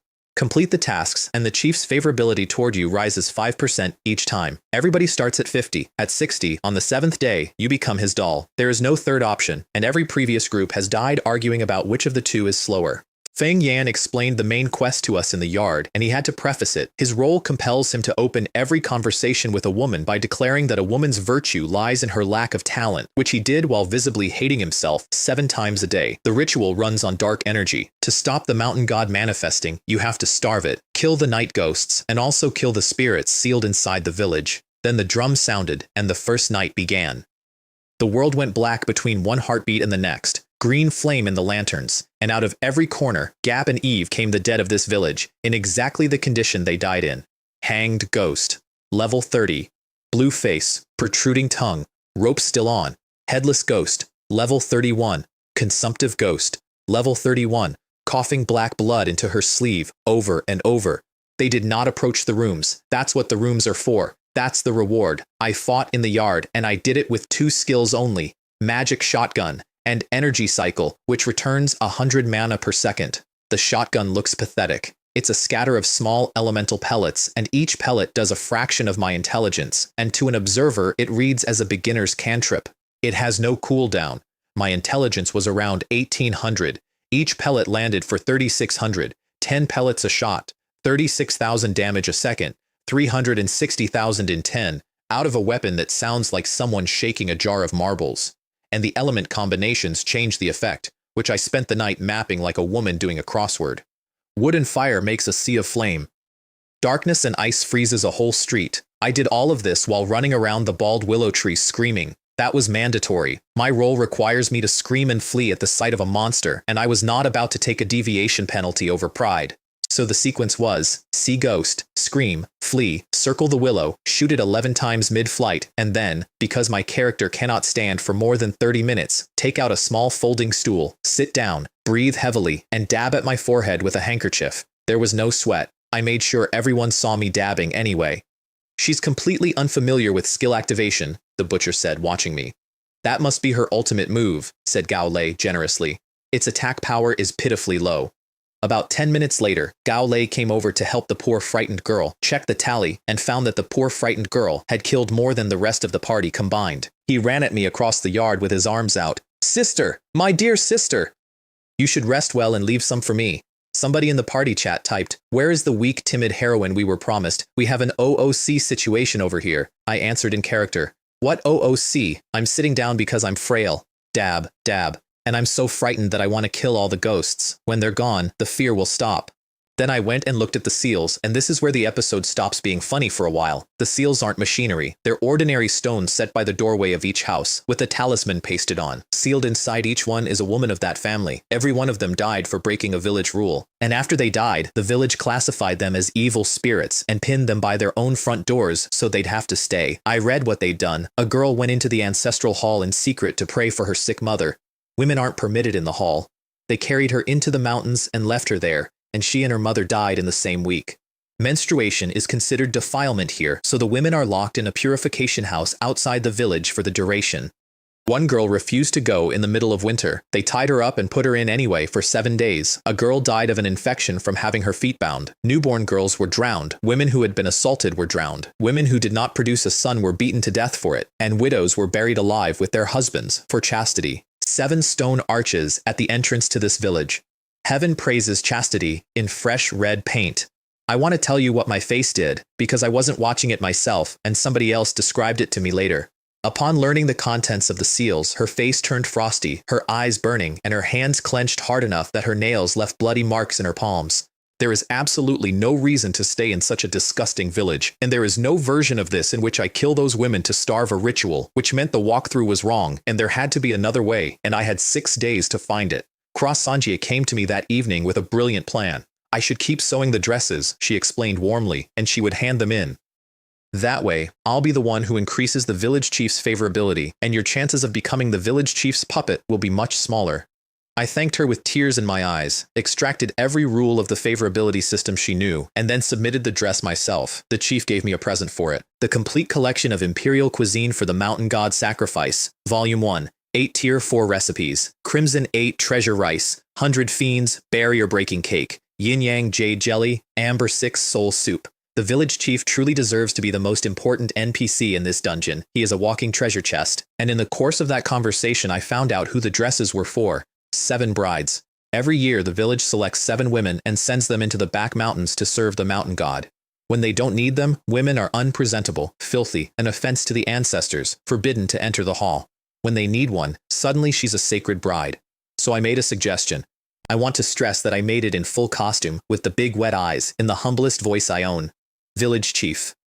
You often say that men are the heavens and that men are superior to women in every way. I looked up at him. In that case, why not offer men to the mountain god? Perhaps the mountain god would prefer them.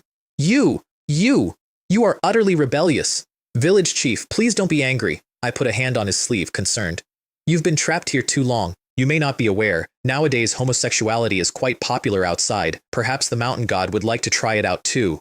Shut up. 1 man is a heaven, so 7 men are 7 heavens, I said, brightening. Such masculine energy will surely suppress those evil spirits. He went purple and grabbed his own chest. Ding! The village chief's favorability towards you has decreased, and there it was. The number goes down. Nobody had ever tried. In every run of this dungeon, every player has been so focused on not raising the favorability that not one of them ever discovered you can lower it on purpose. So for the rest of that week, I ran him like a thermostat. Complete a task, take the room, take the food, gain 5%, then go and offer the mountain god a husband and give it back. I held him at about 70, which sounds high, and is exactly where I wanted him. High enough to keep the gifts coming, and adjustable in both directions, attack and defense, simultaneously. On the 7th day, at a very specific hour, my talent pinged. Qin Lang has harbored murderous intent towards you. You have drawn. The timing was too precise. Same hour, day after day, like an appointment. Either he has a ritual, or he has a schedule. Or, and this is the possibility I enjoyed most, sitting in a haunted village in a dead girl's face. He has already worked out that he loses something every single time he thinks about killing me, and he still can't stop. The party split into 2 camps over the course of the week, and the split was visible from across the yard. The ones who took the rooms, me, Chen Huan, He Liling, Peng Aimei, stayed whole and rested. The ones who refused on principle went thin. You could see through Croissantji's hands by day 5. She was at 40% paper, and she wouldn't take a room because taking a room was giving in. Chen Huan, who is mute by role and communicates in written notes, finished her hidden quest on the 6th day. She passed me a slip of paper on her way past. You should be here soon too. I really look forward to meeting the real you. I've thought about that note a lot. The 6th night was the escalation. 20 elite ghosts, level 38 minimum, and 8 mini-bosses at level 40. Gao Lei got caught between 3 of them in the lane behind the tavern. He had no burst damage, nothing that could clear a wall of enemies fast enough to open an exit, and he went down in the middle of them at level 31. I killed my own mini-boss and then his. He was the tavern waiter. He gave the orientation tour. He told me not to eat the food. Day 7, Feng Yan lost his composure in the middle of the square, shouting that nobody had killed the sealed spirits, that the ritual was fully fueled, that all of us were going to die tonight. Everyone had a reason. Peng Aimei. Those female ghosts are all so disgusting. I'll have nightmares. He Liling quietly. Those female ghosts were clearly victims of the feudal system. They were not the ones who truly deserved to die. Chen Qiang, the butcher who'd called me too slow at the gate, folded his enormous arms. What kind of hero am I, a grown man, for hitting a woman? The monsters inside are all fake, Feng Yan screamed at them. They're just data. Nobody moved. I have never been prouder of a group of strangers in my life. That evening, I came out into the square wearing the wedding dress I had sewn myself. Rank 2-. Rating 60. A barely passable wedding dress, but it's a bit embarrassing to wear out.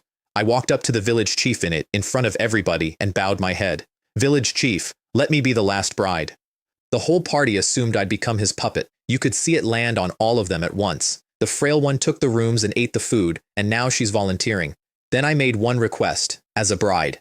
This sacrificial ceremony is so important. What if something happens on the way up the mountain? How can we, these frail brides, cope? I looked at the men. I'd like 2 of you to carry the sedan chair. And when they hesitated, I turned the knife. What's wrong? You can't even make a bridal sedan chair. Are you not even good at carrying one now? What can you possibly do? Feng Yan's role compels him to answer a woman's challenge to a man's competence. Chen Qiang's compels him to prove his strength.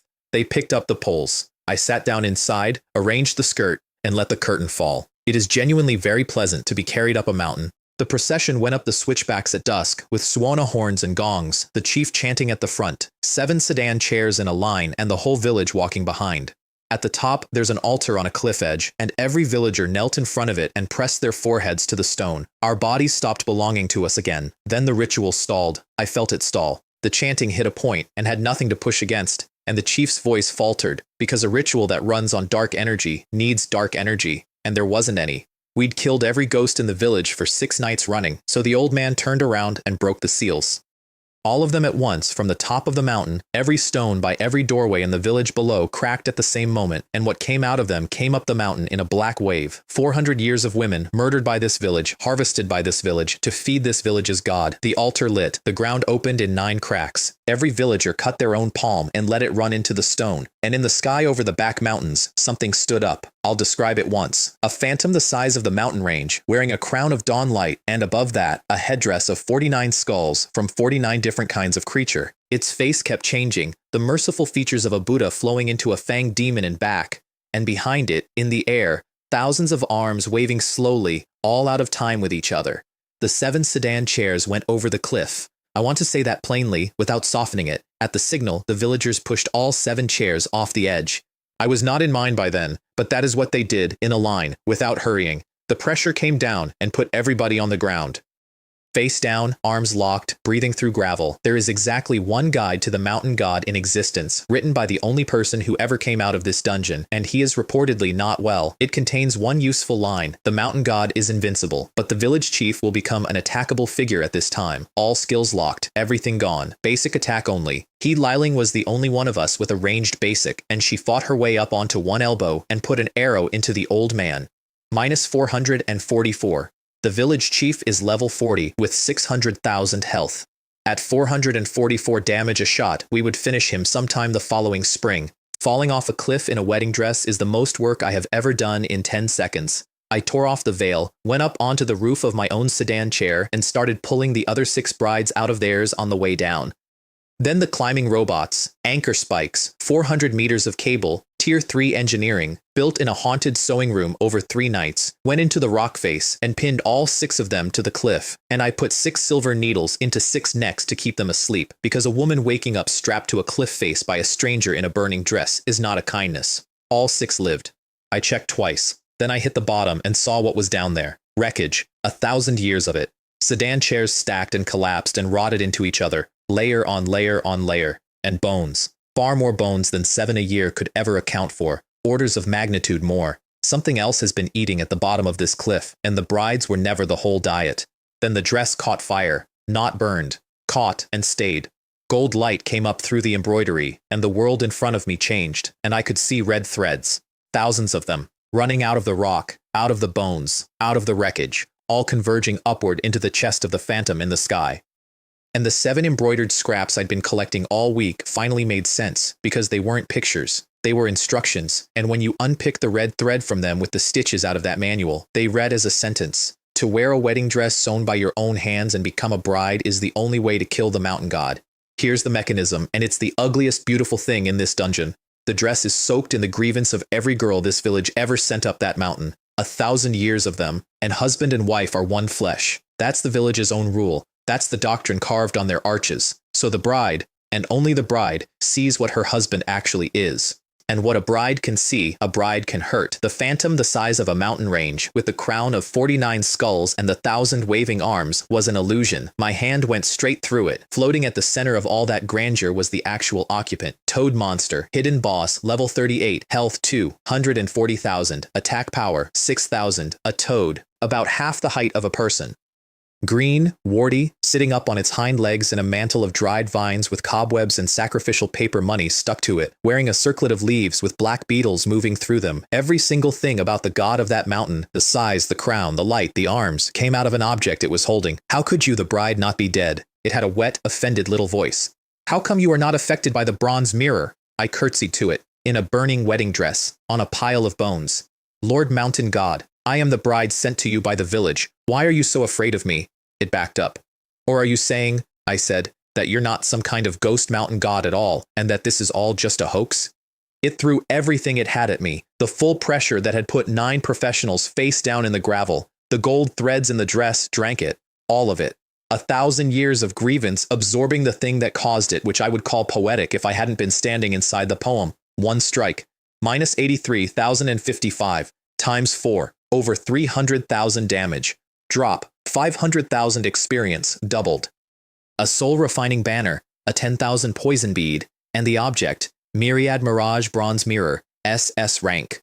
The final artifact crafted by the Taoist Ziwei before his ascension, currently cracked, repairable. Mimicry, transform into any creature you have seen. Bluff, project an aura of pressure up to 10 times your own level. Mirage, grayed out. Mirror, image, grayed out. 2 functions locked behind a crack on an SS rank artifact, dropped by a toad who had been running a religion with it for a millennium.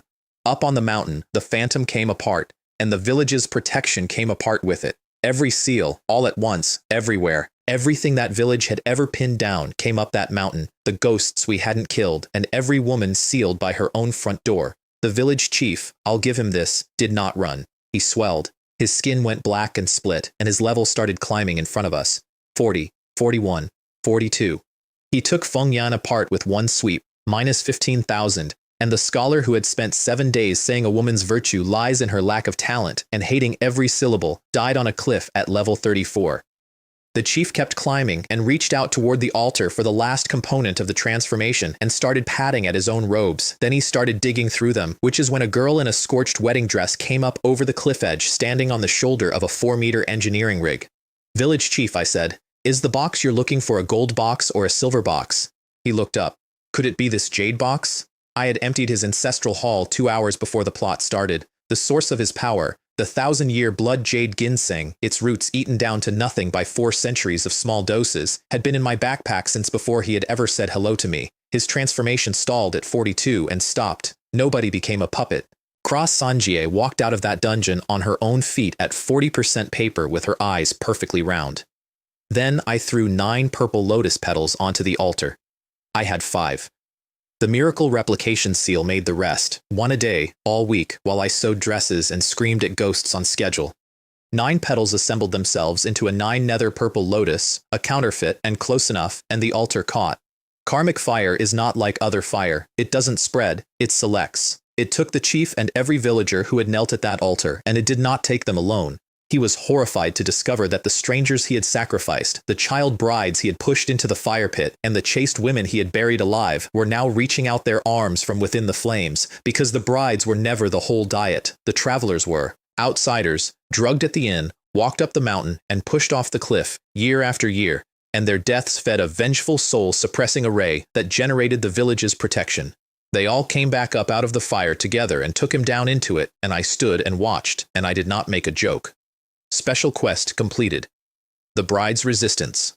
For releasing 444 bridal souls from the soul refining banner, favorability with female enemies plus 100%, damage against male enemies plus 100%, duration, this entire dungeon. Special quest completed. The Revenge of a Wronged Soul. Grievance is converted into energy. Mana is unlimited within this dungeon. Unlimited mana in a dungeon. For a woman whose primary weapon has no cooldown and costs mana per shot, then the sky over Burial Soul Village turned gray and then pink. For the first time in 1,000 years, the sun came up over that valley, and in the daylight, the mist at the base of the cliff pulled back, and we saw what the bones had been piling up in front of. Bronze gates, 30 meters high. The relief on them shows 100 ghosts bowing, and each ghost has rubies the size of a palm set into its eye sockets. 12 statues flank the approach, with human faces and serpent bodies. Hidden level triggered. Ancient tomb. Peng Aimei asked me, on the walk down, how I'd known to do any of it, given that the official guide says to kill the sealed spirits. The strategy guide has its purpose, I said. But the most important thing is that everyone should have their own thoughts after entering. Every dungeon world is full of countless possibilities. There's a stele at the gates, and it tells the story the village was built on top of. 1,000 years ago, a disaster star appeared. They killed it. It came back as the Ghost King, and it led tens of thousands of spirits, and the heavens sent a master who sealed it inside its own tomb. Burial Soul Village exists to maintain that seal. 7 women a year, on that altar, forever. Peng Aimei read it twice, and then said the thing that everybody should have said 1,000 years ago. 7 ordinary girls with no strength to even kill a chicken. How could they possibly suppress a Ghost King with overwhelming power? It's utter nonsense. He Liling did the arithmetic in her head. 1,000 years, 7 a year, nearly 10,000 girls. Around the altar, there were 7 recesses, each holding blackened bone. 7 stars, endeavoring array. It requires replenishment monthly, with what the inscription calls the most yin blood available. Chen Qiang backed away from the altar and put his shovel into the soft ground behind it and brought up a glass jar. I'm not going to describe what was in it. It was very small, and it had been a girl, and she was younger than a day, the most yin blood available. That's what the array was drinking every month for 1,000 years, and it was never for the Ghost King, because nothing in that array was ever big enough to hold a Ghost King, and everybody on that hillside knew it at the same moment. The gates were opened by the cat. He came out of nowhere, sat down in front of 30 meters of bronze, and looked at the hem of my dress until I understood. I pulled 1 gold thread out of the burnt embroidery and gave it to him. He took it in his teeth and drew in the air with it, quick, precise, unmistakably practiced, and the runes he left hanging there matched the characters carved along the top of the relief. The 12 statues exploded. Bronze Guardian Golem, Elite, Level 40, Health 100,000, Attack Power 8,000, Quantity 12. And the air that came out from behind the gates did not smell of rot, it smelled of rouge. Something came through the opening, long, pale, segmented, 10 meters of corpse silkworm, and the cat lifted his head and pinned it to the ground with a bar of gold light from the mark on his forehead. Then he yawned. Outside, 3.5 days had gone by without me, because time inside runs about twice as fast as time outside, which nobody tells you until you've lost a week of your own life to it. The forums had gone through the full cycle: alarm, mourning, gloating, and then a small stubborn faction holding the line with the only fact anyone had. Gao Xiaoyan's ID is still online, which means she's still alive. And in a basement in Huaihai, Lingzong was planning to break his son out of the base prison, and when his wife tried to talk him out of it, he shoved her into a wall and called her an ignorant woman. She picked herself up and she didn't argue, and she started quietly making arrangements to leave and take care of herself. I liked her enormously when I heard about it. Behind us, a stone slab came down across the entrance hard enough to shake the walls, and there was no longer an exit. Then the stairs, down and down, in the dark, with nothing on either side, and when Chen Qiang threw a stone off the edge to gauge the drop, it made no sound at all, not a distant sound, none. At the bottom was a hall the size of a stadium. The ceiling was fluorite, the floor was blue crystal. Standing in it was like standing inside the sky at night, and the walls were ink-profound rock veined with a meteoric iron the scanner couldn't classify, harder than the hull of an A-rank mech. Nobody moved for a while, which was correct. Then He Liling shifted her weight, and a constellation lit up under her foot, and something pulled her through the floor. Greedy Wolf. Chen Huan went next. Giant Gate. Then Chen Qiang. Then Peng Ai Mei. Each into a different pattern, none of them screaming, all of them simply gone. I looked at the star map spread out across the floor of the hall. Then I walked over to the constellation Lian Zhen and stepped on it on purpose. The chamber I landed in was hexagonal, and a candle in a niche lit itself as I arrived, which is never a good sign. Then the ceiling started to weep acid. Dark green, A+ rank, coming down in sheets, and the stone floor beneath it was dissolving and steaming and had clearly been dissolving for centuries, because under the floor was a packed layer of white bone. I got the cauldron out. Not the god of cooking's pot, the other one. The failure. I'd tried to make a budget copy of the sacred cauldron out of mystic star iron and produced a vessel you could braise a truck in, and I'd been carrying it around for weeks out of spite. I caught the acid in it. All of it I could reach. A+ rank corrosive reagent, several hundred liters, free. The walls started closing in, which is where I used the mirror for the first time. Mimicry. You can become any creature you've seen. So I became the creature I have looked at most closely in this life. A spider, because I built 40 robot ones and studied the joint articulation for a week. Timer. 13 seconds. I went up the wall and into the drainage opening in the corner, and the opening was not made of stone. It was made of infants, tens of thousands of them, compacted, going back into the dark in every direction as far as the shaft went, and they were not entirely finished. Small blue hands closed around my back legs and held. At 3 seconds on the timer I cut them off, my own legs, not the hands, and dropped out the other side as a woman again, with a spider's blood on me and something clenched in my fist. A jade longevity lock. The kind grandparents put around a baby's neck for luck. I still have it. Tomb Guardian Terracotta Soldier, Elite, level 41, health 300,000, attack power 10,000. In any other dungeon on water, blue star, those are bosses. In this tomb, they stand in rows, and I had 100% bonus damage against male enemies and infinite mana and a weapon with no cooldown. Magic. Shotgun, 120,000 per shot, but that's not the important part. The important part is what they drop.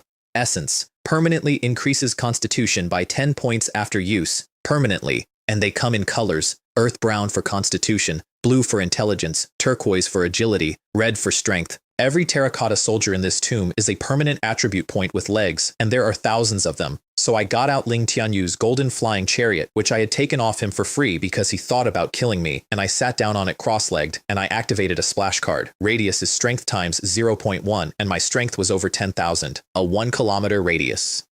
I flew slowly across 3 entire star maps at rooftop height, firing a shotgun with no cooldown into a chain reaction that covered a square kilometer, and I did not stand up for 2 hours. Somewhere in there, I ran into the deputy. Deputy General, level 43, health 500,000, attack power 20,000. He wanted to talk first. They always want to talk. What, he said, from inside a helmet that had been fused shut for 1,000 years, is most important to a woman? Self-reliance, self-love, and freedom. Outrageous! Women should value chastity above all else. Minus 300,000. Times 2. Millennial Chastity Temple Essence. Constitution plus 100. The Qing dynasty perished long ago, I told the pieces. As expected of an old thing that has been buried for thousands of years, it had better hurry up and reincarnate. The female ghosts in that tomb never attacked me once because of the bride's resistance buff. They stood aside in the corridors as I went past. Several of them nodded to me. Final count. 3,989 essences, roughly 1,000 per attribute. 40,000 attribute points.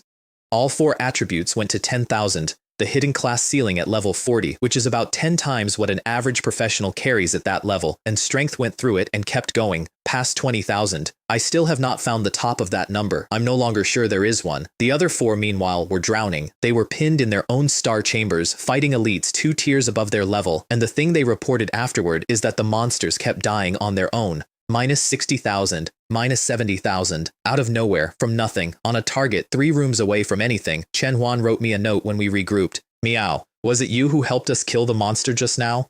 It was just a small favor, I said. No need to thank me. The floor of the central hall broke when the general came up through it.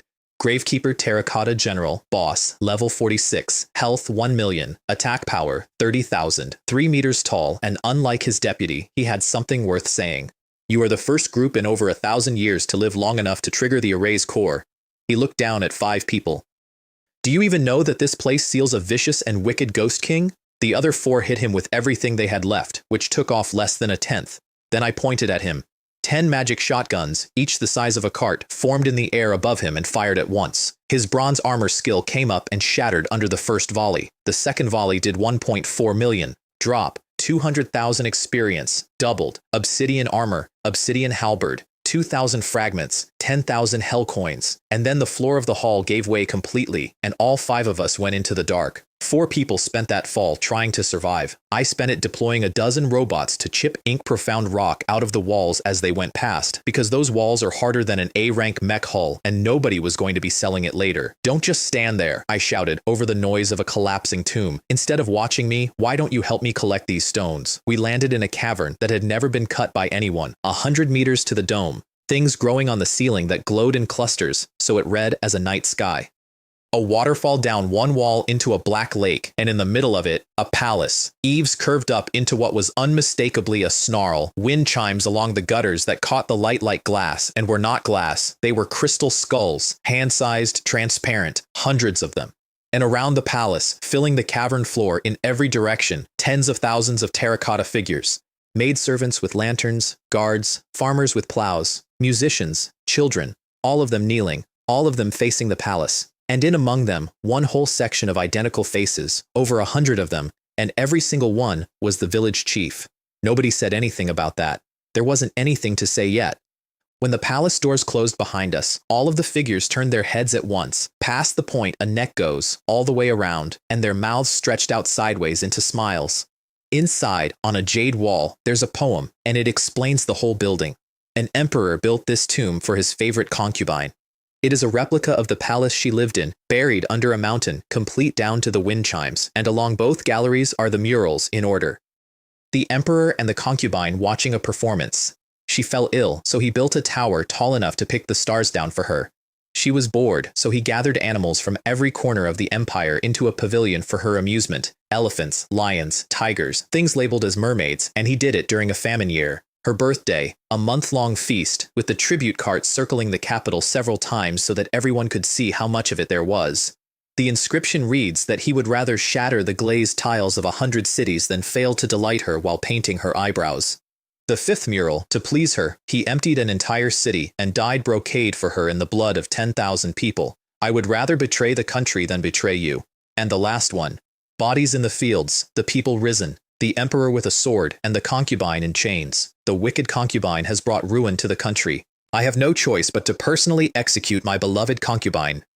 And then, on the wall after that, the same man again, described now as the true dragon acting on behalf of heaven, who together with his imperial advisor sealed away the woman who destroyed the nation. Peng Aimei stood in front of that last panel for a long time. If you were truly devoted, she said, why would you let your beloved bear such infamy for 1,000 years? He Liling was still looking at the 5th mural.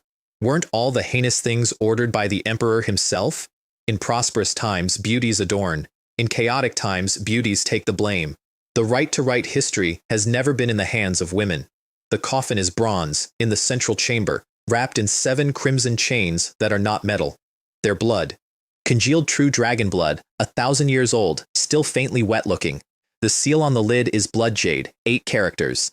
And from inside the coffin, continuously, you can hear fingernails dragging on metal. Taking it apart was a group effort, and I want to give everyone their credit. My scanner found 7 dragon-suppressing nails driven through the chamber floor at the points of a formation. Chen Huan opened the floor. We broke one nail, and the dragon phantom that was supposed to rise from the chains failed to assemble. 7 bronze statues of kneeling mages came to life at that, as mini-bosses, and we took them apart between us. The chains were mine, and I solved them with garbage. Terracotta fragments. The most worthless drop in the tomb. Every soldier leaves a pile of them, and nobody bothers to pick them up. Except that on the murals, in the crowd scenes, every commoner is holding a small terracotta figure, a toy, a charm. Ordinary people's ordinary things. The fragments aren't debris. They're the cut-off lives of ordinary people, and that palace is built out of them. So I ground several thousand fragments into powder, mixed it into the A+ acid I'd collected off a ceiling, and poured the result over the blood jade seal. Dragon blood, is it? Huh, perfect for hot pot. 1,000-year-old true dragon blood met a slurry of murdered commoners and boiled off screaming. The lid came up. Ghost King. Boss. Mutated. Cursed. Weakened. Level 50. Health 2 million. Attack power 100,000. A woman stood up out of that coffin, and she was the most beautiful thing I have ever seen, and there was not one intact piece of skin on her. 12 bronze chains through her arms, her legs, her collarbones, eyes solid black, no whites at all. A robe of black mist in the shape of a phoenix, and a gold phoenix hairpin still in her hair after 1,000 years. 1,000 years, she said. And today has finally come. And then 2 children ran at her. Su-min, the little girl with the rope around her neck, who dragged me out of a maze for a cake, went straight into her skirts. And the cat jumped up onto her shoulder. The fairy sister is a good person, Su-min was shouting at us, at all of us, defending her.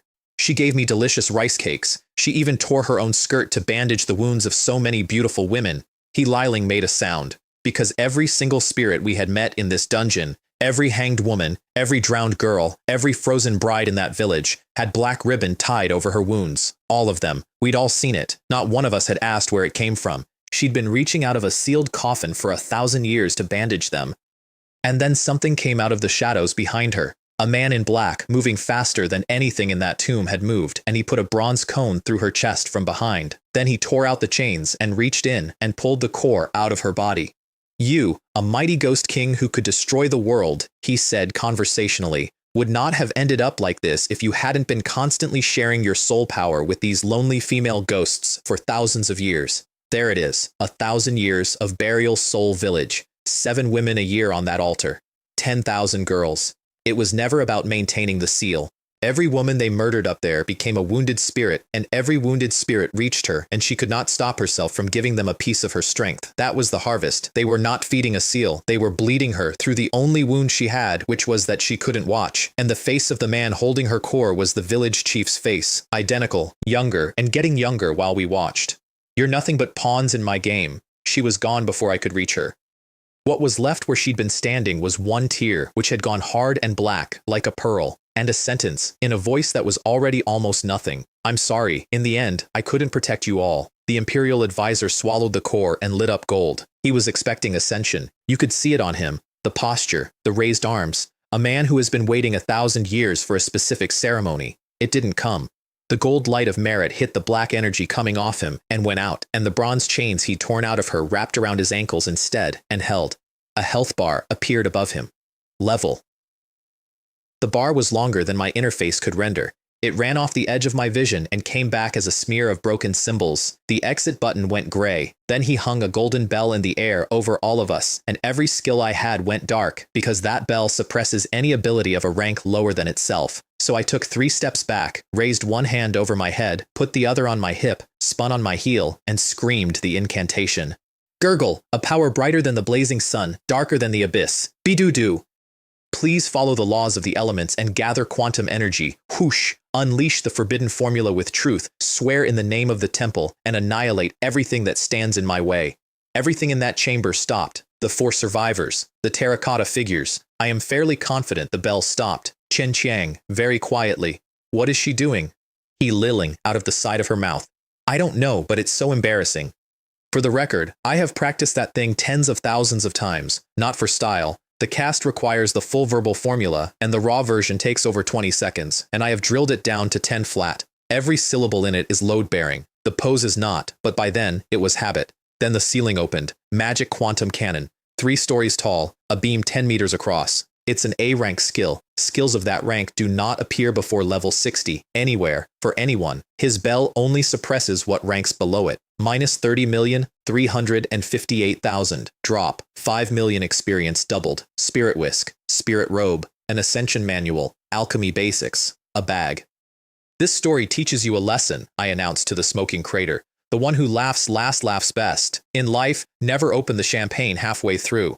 But he wasn't finished quite. As he came apart, a ball of light came off him and went looking for something. I heard it faintly, in the way you hear a system prompt through a wall, seeking the most devoted. It went into Chen Chang, and the butcher's skin came off. Underneath it was Feng Yan, the scholar, who had died on the cliff 4 days ago, in front of all of us, at level 34. He backed away from 5 people with nowhere to go, and then he played the only card he had left.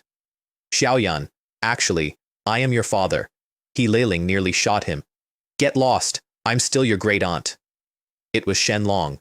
And once he started talking, he couldn't stop, which is the thing about men who have been alone with a plan for a long time. He'd used a high-tier item called a Dungeon Companion, plus spies at the entrance to the Tier 3 dungeon I'd registered for. The instant my entry began, he yanked me sideways into his A Tier 4, where a level 20 life class would last about 4 minutes.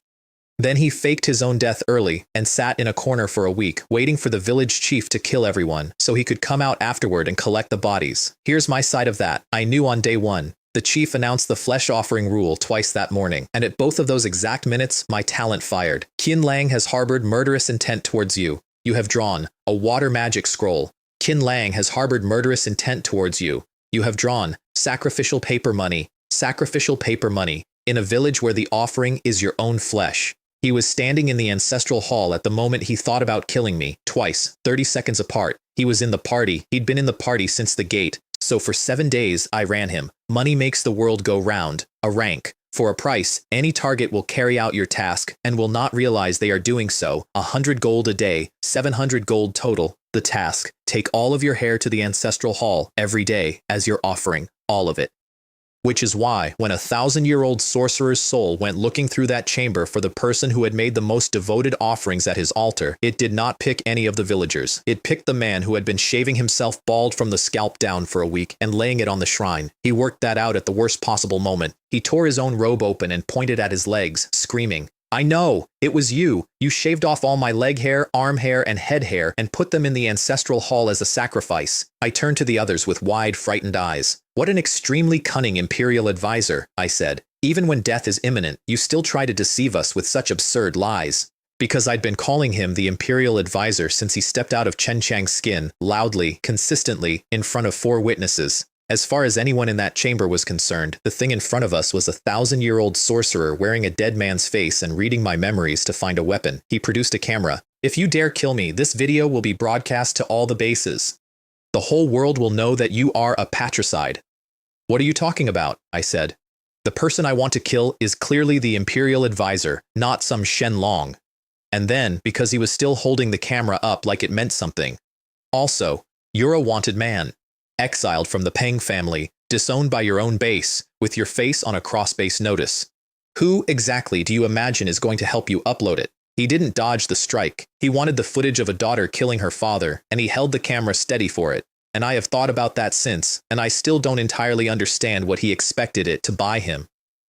Minus 95,000 times 4. Nearly 400,000 points of true damage. My mother, my grandmother, the girl whose body I woke up in, dozens of subordinates in a guard team with a casualty rate 10 times the base average. He came apart, and I put my heel through the camera. A scumbag like you deserves to be buried underground for eternity, never to be reincarnated. There was a silence of the specific length that follows a family reveal in a tomb. He Liling broke it. So I really just looked at an old man's legs? Mom, I'm not clean anymore. Chen Huan passed me a note. Next time you scheme against someone, can you use a less disgusting method? And Peng Ai Mei held out her dagger, handle first. If you don't have a weapon, ask me to borrow one. Next time, just stab him to death. Don't give him a chance to take his pants off. There is a tale to that scene that none of them saw. The last scrap of the Imperial Advisor's soul got past me and went into my forehead. I felt it arrive. I braced for a fight over my own head, which I have had before and did not want again. It never happened. Inside my spiritual space, something opened its eyes. Red, enormous, not human, not remotely. The eyes of an animal, and an old one. The point of light that had jumped onto me in a collapsing valley in crimson forest 6 weeks ago, which I never noticed. The remnant soul of a ninth-tier beast. It ate him. There is no more graceful way to describe it. A 1,000-year-old sorcerer's soul went into my head, and something already living in there consumed it in about 2 seconds, without waking me up, without asking. And then it curled up and became a black egg, sitting in the middle of my consciousness, doing nothing at all. It's still there. I have asked the system about it 11 times. The system has no comment. Outside, in the world where the sun works normally and where I was not present for 1 second of this, Ling Zong made his move on the base prison. He got in. He got his son out, beaten, filthy, and screaming. He walked out through the front doors with him, and Kai Yufei was standing in the courtyard with 3 ranks of guards. The intelligence he'd been fed, that she'd entered a dungeon that morning, had been planted specifically for him, and he had built his entire operation on it. They brought out a prisoner in restraints so he could see him. Lu Tianhua, the senior official, the mole. They found him because I sent Fan Bo 3 names off my talent notifications, and Chen Xuan's was one of them, and the base spent a week quietly following a man they would never have suspected, and standing behind Kai Yufei in a plain coat was Ling Zong's own wife. I came to you because I wanted a peaceful life, she said when he saw her. But you keep trying to get yourself killed. I have to think about my future too. He took the clerks in the doorway hostage. Of course he did. Kai Yufei, are you really going to make an enemy of the Ling family for that life skill class trash? Gao Xiaoyan is not useless. Kai Yufei did not raise her voice. She has achieved perfect clears so many times. Are you blind or really stupid? Hey, said Ling Zong with a clerk's collar in his fist. I do know she's definitely going to die this time. World announcement. Professional Zhang Xiwan of Huaihai Base has achieved a perfect SSS rank clear of Burial Soul Village Dungeon for the world's first perfect clear of a Tier 4 dungeon. Huaihai Base exclusive buff, Revenge of the Vengeful Spirit. Every professional of Huaihai Base may summon a vengeful spirit with 50% of their own strength, immune to physical damage for 24 hours, and for the world's first clear of a dungeon more than 20 levels above the clearer. Global buff, experience boost. Plus 50% experience in all dungeons worldwide, 7 hours. Every professional in that courtyard on both sides could now summon a physical damage immune duplicate of themselves. Ling Zong let go of the clerk, then he tore a teleport scroll and left. He left his bodyguards and he left his son, who was still on his knees on the flagstones, calling after him. Back in the tomb, 3 figures came out of the shadows, Su Min, the cat, and a beautiful woman in red, the shamaness from the first evening, Tang Huan, who had looked at a trembling maidservant and said she was becoming more and more interested. She had a cinnabar mole below her left eye, the same mole as the woman in the mural. From the moment you stepped into Burial Soul Village, she said, I have been observing you in secret, and it turns out that my judgment was correct. 1,000 years of handing pieces of her soul out to whatever wandered close, and some of those pieces had grown into people, not clones, not quite her, real and not real at the same time. A girl with a rope on her neck who liked cake, a cat with a flower on his forehead, a shamaness who liked to watch. She told me her story standing in the ruin of her own palace, orphan, raised on other people's charity, beautiful and aware from a young age that her face was the only thing she had to bet with. Into the palace at 16. I thought I had become a phoenix on a branch, she said. I didn't know that every tile in this golden cage was built with the blood and tears of the people, nor that this beautiful makeup of the world was nothing more than rouge on a pile of bones. And then she did the thing I did not expect, and it's the reason I'll remember her. She didn't defend herself. No, I was wrong too. I knew His Majesty was levying exorbitant taxes, and I took it all as Imperial Majesty. I knew the Imperial Advisor was fanning the flames. I had clearly discovered all the problems long ago, and I indulged in pleasure and deceived myself. I had one more question, and I'd been carrying it since the first 10 seconds of this dungeon. So the Emperor tricked you into faking your death, I said, and then you suffocated in the coffin. She looked up. The scratches. Every coffin in this place has fingernail marks on the inside, and so does the bronze one, and the woman standing in front of me had spent 1,000 years with the marks of her own hands above her head. He promised to save her. He gave her a draft for false death and told her to trust him and be still. She woke up walled in. And then there's the last piece, which came out of the Ascension Manual that dropped off the Imperial Advisor. It's the record of the Taoist Wukong, who ascended 1,000 years before all this, who reached the heavens by sacrificing himself for the world. The advisor read that book and took it literally, and he built the entire thing. He fanned the unrest. He engineered the famine and the taxes and the massacres. He arranged the concubine's execution and made sure she came back as something monstrous. Because you can't slay the great evil of the age unless somebody makes one. He was going to save the world from a disaster he had personally manufactured and ascend on the merit. He couldn't finish it. She was stronger than his arithmetic, and sealing her took everything he had. So he cut off a piece of his own soul, hid it in a terracotta figure, and lived for 1,000 years as a village chief, bleeding her a few women at a time and waiting for the numbers to come right. Before she went, she took the gold hairpin out of her hair and pushed it into mine.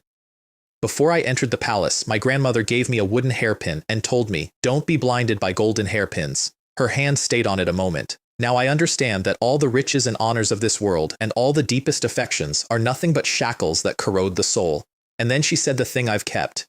May you, young lady, be like a wildfire, illuminating the way for those who have lost their way in this world. All the souls in that tomb went to rebirth together. On the murals, as the paint faded, other writing came through underneath. A palace maid's diary, hidden in the plaster for 1,000 years, mostly small things, weather, chores, gossip. And one line about her mistress, who used to say that if there were an afterlife, she'd want to come back as a gentle breeze, free, unhurried, to see how big the world actually was. Peng Ame read it twice. The real jinx, she said, is never a woman. Hidden story triggered. Dawn's rebirth. Our souls came up out of that mountain and over the clouds, and the dungeon showed us an epilogue. Not what happened. What should have. Sumin in a yellow dress with a rose in her hair, running across blue flagstones and singing something tuneless. No mass grave, headstones in rows, blue, with names on them, the back mountains under white roses, deer drinking from a stream you could see the bottom of.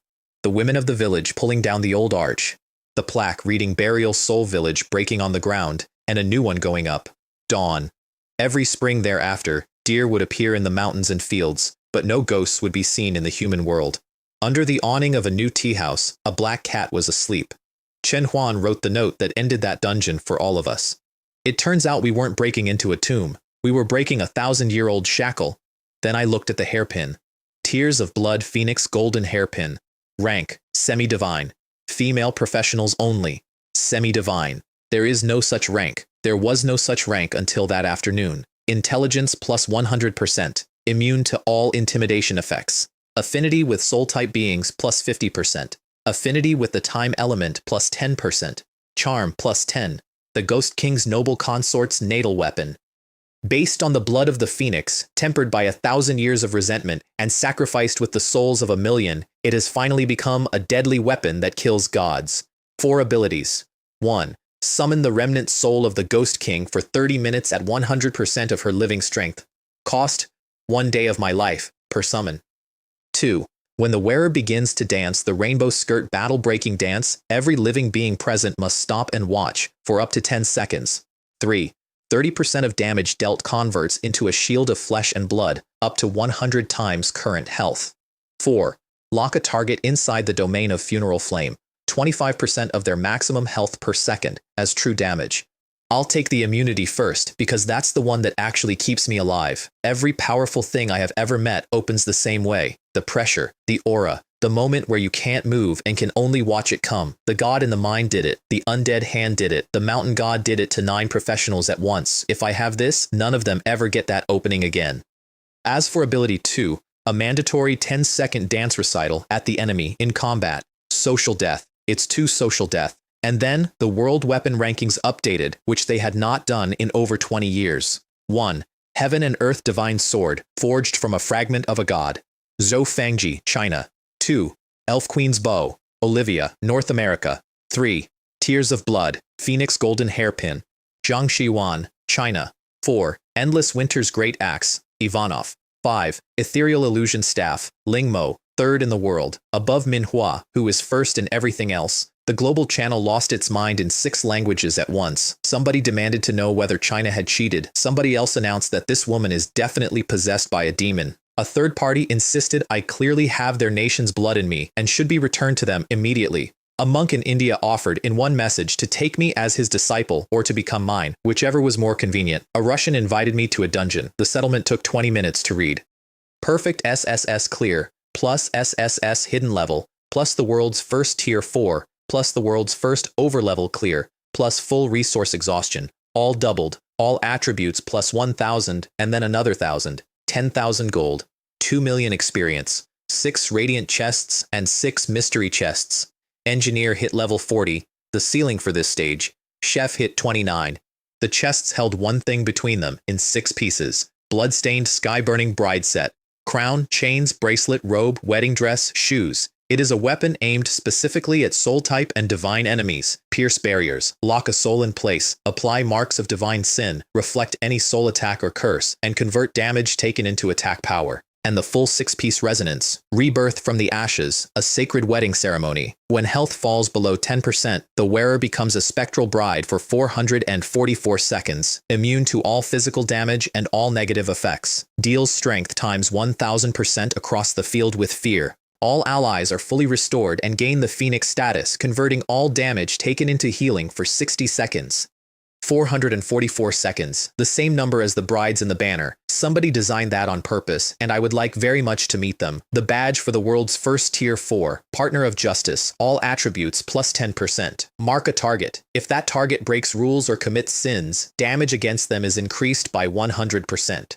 Special effect, Light of the Righteous Path, which turns out to mean golden characters floating over my head and a full body glow at all times, like a walking LED fixture. Are these special effects designed so the enemy can't find me? It can be switched off. I checked immediately, and for the overlevel clear, Brave Game, 0 of 100. For each target defeated that is 10 or more levels above you, receive a level suppression chest and a 1% chance to take that target's talent. The greater the level gap, the higher the chance. Take their talent. So that's how talents get stolen in this world. The system will hand you the mechanism as an achievement if you're insane enough to farm it. Instead of calling it Brave Game, it would be more accurate to call it Death Game. Dungeon specialty, a seed. A 9 nether purple lotus seed. It only germinates in hellish karmic fire, and I have no idea where a person acquires that, and I put it somewhere safe and did not tell anyone I had it. One more line on the panel gave me pause. Luck, 11. The accepted ceiling for luck is 9. Everybody knows it's 9. It's in the textbooks. If there's no upper limit on luck either, and imagine that the average person's luck is 5, then I've been misunderstanding the shape of this world for weeks. Final panel at level 40, health 155,600, mana 175,600, strength 20,000 at cap, everything else around 15,000, 18,390 gold, luck 11, star-shattering power 12. With the set and the hairpin, my intelligence runs close to 40,000 at level 40. And here is the sentence I made myself write down that night because I could feel what all of that was doing to my head. The people at the top of this world are level 60 and 70. They run tier 7 and tier 8 dungeons. Ling Tianyu's grandfather is above 60, and if he decides to kill me, I die, and none of this matters. Therefore, Gao Xiaoyan did not dare get carried away at all. I went home and started blowing up my house. By 10 that night, I had reached explosion number 108. The neighbors did not complain. According to a forum post I found later, the prevailing view on my street was, why doesn't the pro player bomb other bases? It must be because the pro player likes us. At 3 in the morning, I hit 244. Here's why. In this world, everything is made from blueprints. You acquire a diagram, you load the required resources, you press synthesize, and 1 minute later, the item exists. That is manufacturing on Water Blue Star, top to bottom, from a wooden spoon to an A-rank mech. Nobody invents anything. There's a reason, and it isn't stupidity. Life skill classes stay low level, and 10 years of original handcraft produces less value than 1 afternoon in a high-tier dungeon. So the entire species stopped creating and started assembling, and did it for 60 years, and forgot there was a difference. There is a difference. The difference between creation and synthesis is the difference between mechanical repetition and burning your own soul. Perhaps when everyone is following the established path, that's exactly when true value shows up. So I was crossing things that don't cross. The zombie virus from a laboratory under a shelter. The 1,000-year blood jade ginseng out of a beam in a haunted village. Phosphorus ghost flame off a ditch. And when the alchemy failed, repeatedly, loudly, I stopped and asked the obvious question. My chef level is higher than my alchemist level. Alchemy is heat, time, and sequence. Can I use cooking heat control instead? By dawn, there was liquid in the god of cooking's cauldron that moved when nothing was moving it, and threw light on the ceiling in slow bands, as though somebody had put the Milky Way in a pot. Kai Fei arrived at 7 with steamed buns and no eyebrows visible over her sunglasses. "What time?" she asked, stepping over a crater in my floor. "Do you plan to officially bomb the base?" Then she gave me the week's numbers, because she'd brought them in her pocket to give me, and she read them out with her mouth full. 9,800 life skill professionals at Huaihai had completed their second advancement. Tier 1 clear rates were up 72%. Hidden quest triggers across the base had gone up fourfold. The blacksmiths had produced self-repairing armor. The gardeners had grown a strawberry with a healing effect. The tailors were selling suits that absorbed 10% of incoming damage, and combat professionals were queuing outside the Tailors Guild, her phrase, like granddaughters. And the day before, a chef had uncovered a hidden boss in a Tier 2 dungeon that nobody knew existed, and his team had driven the thing off with methane and pepper bombs. Then she put something on my table. It was her badge, the one that says Head of Huaihai Base. This base needs a true rule breaker as its leader. So, Gao Xiaoyan, are you willing to become the new owner of Huaihai Base? I looked at the badge on my table. Approving daily supply lists, I said. Dealing with infighting among the base's families. Engaging in open and covert power struggles with the other 4 bases. I pushed it back. I don't want to be trapped by these things every day.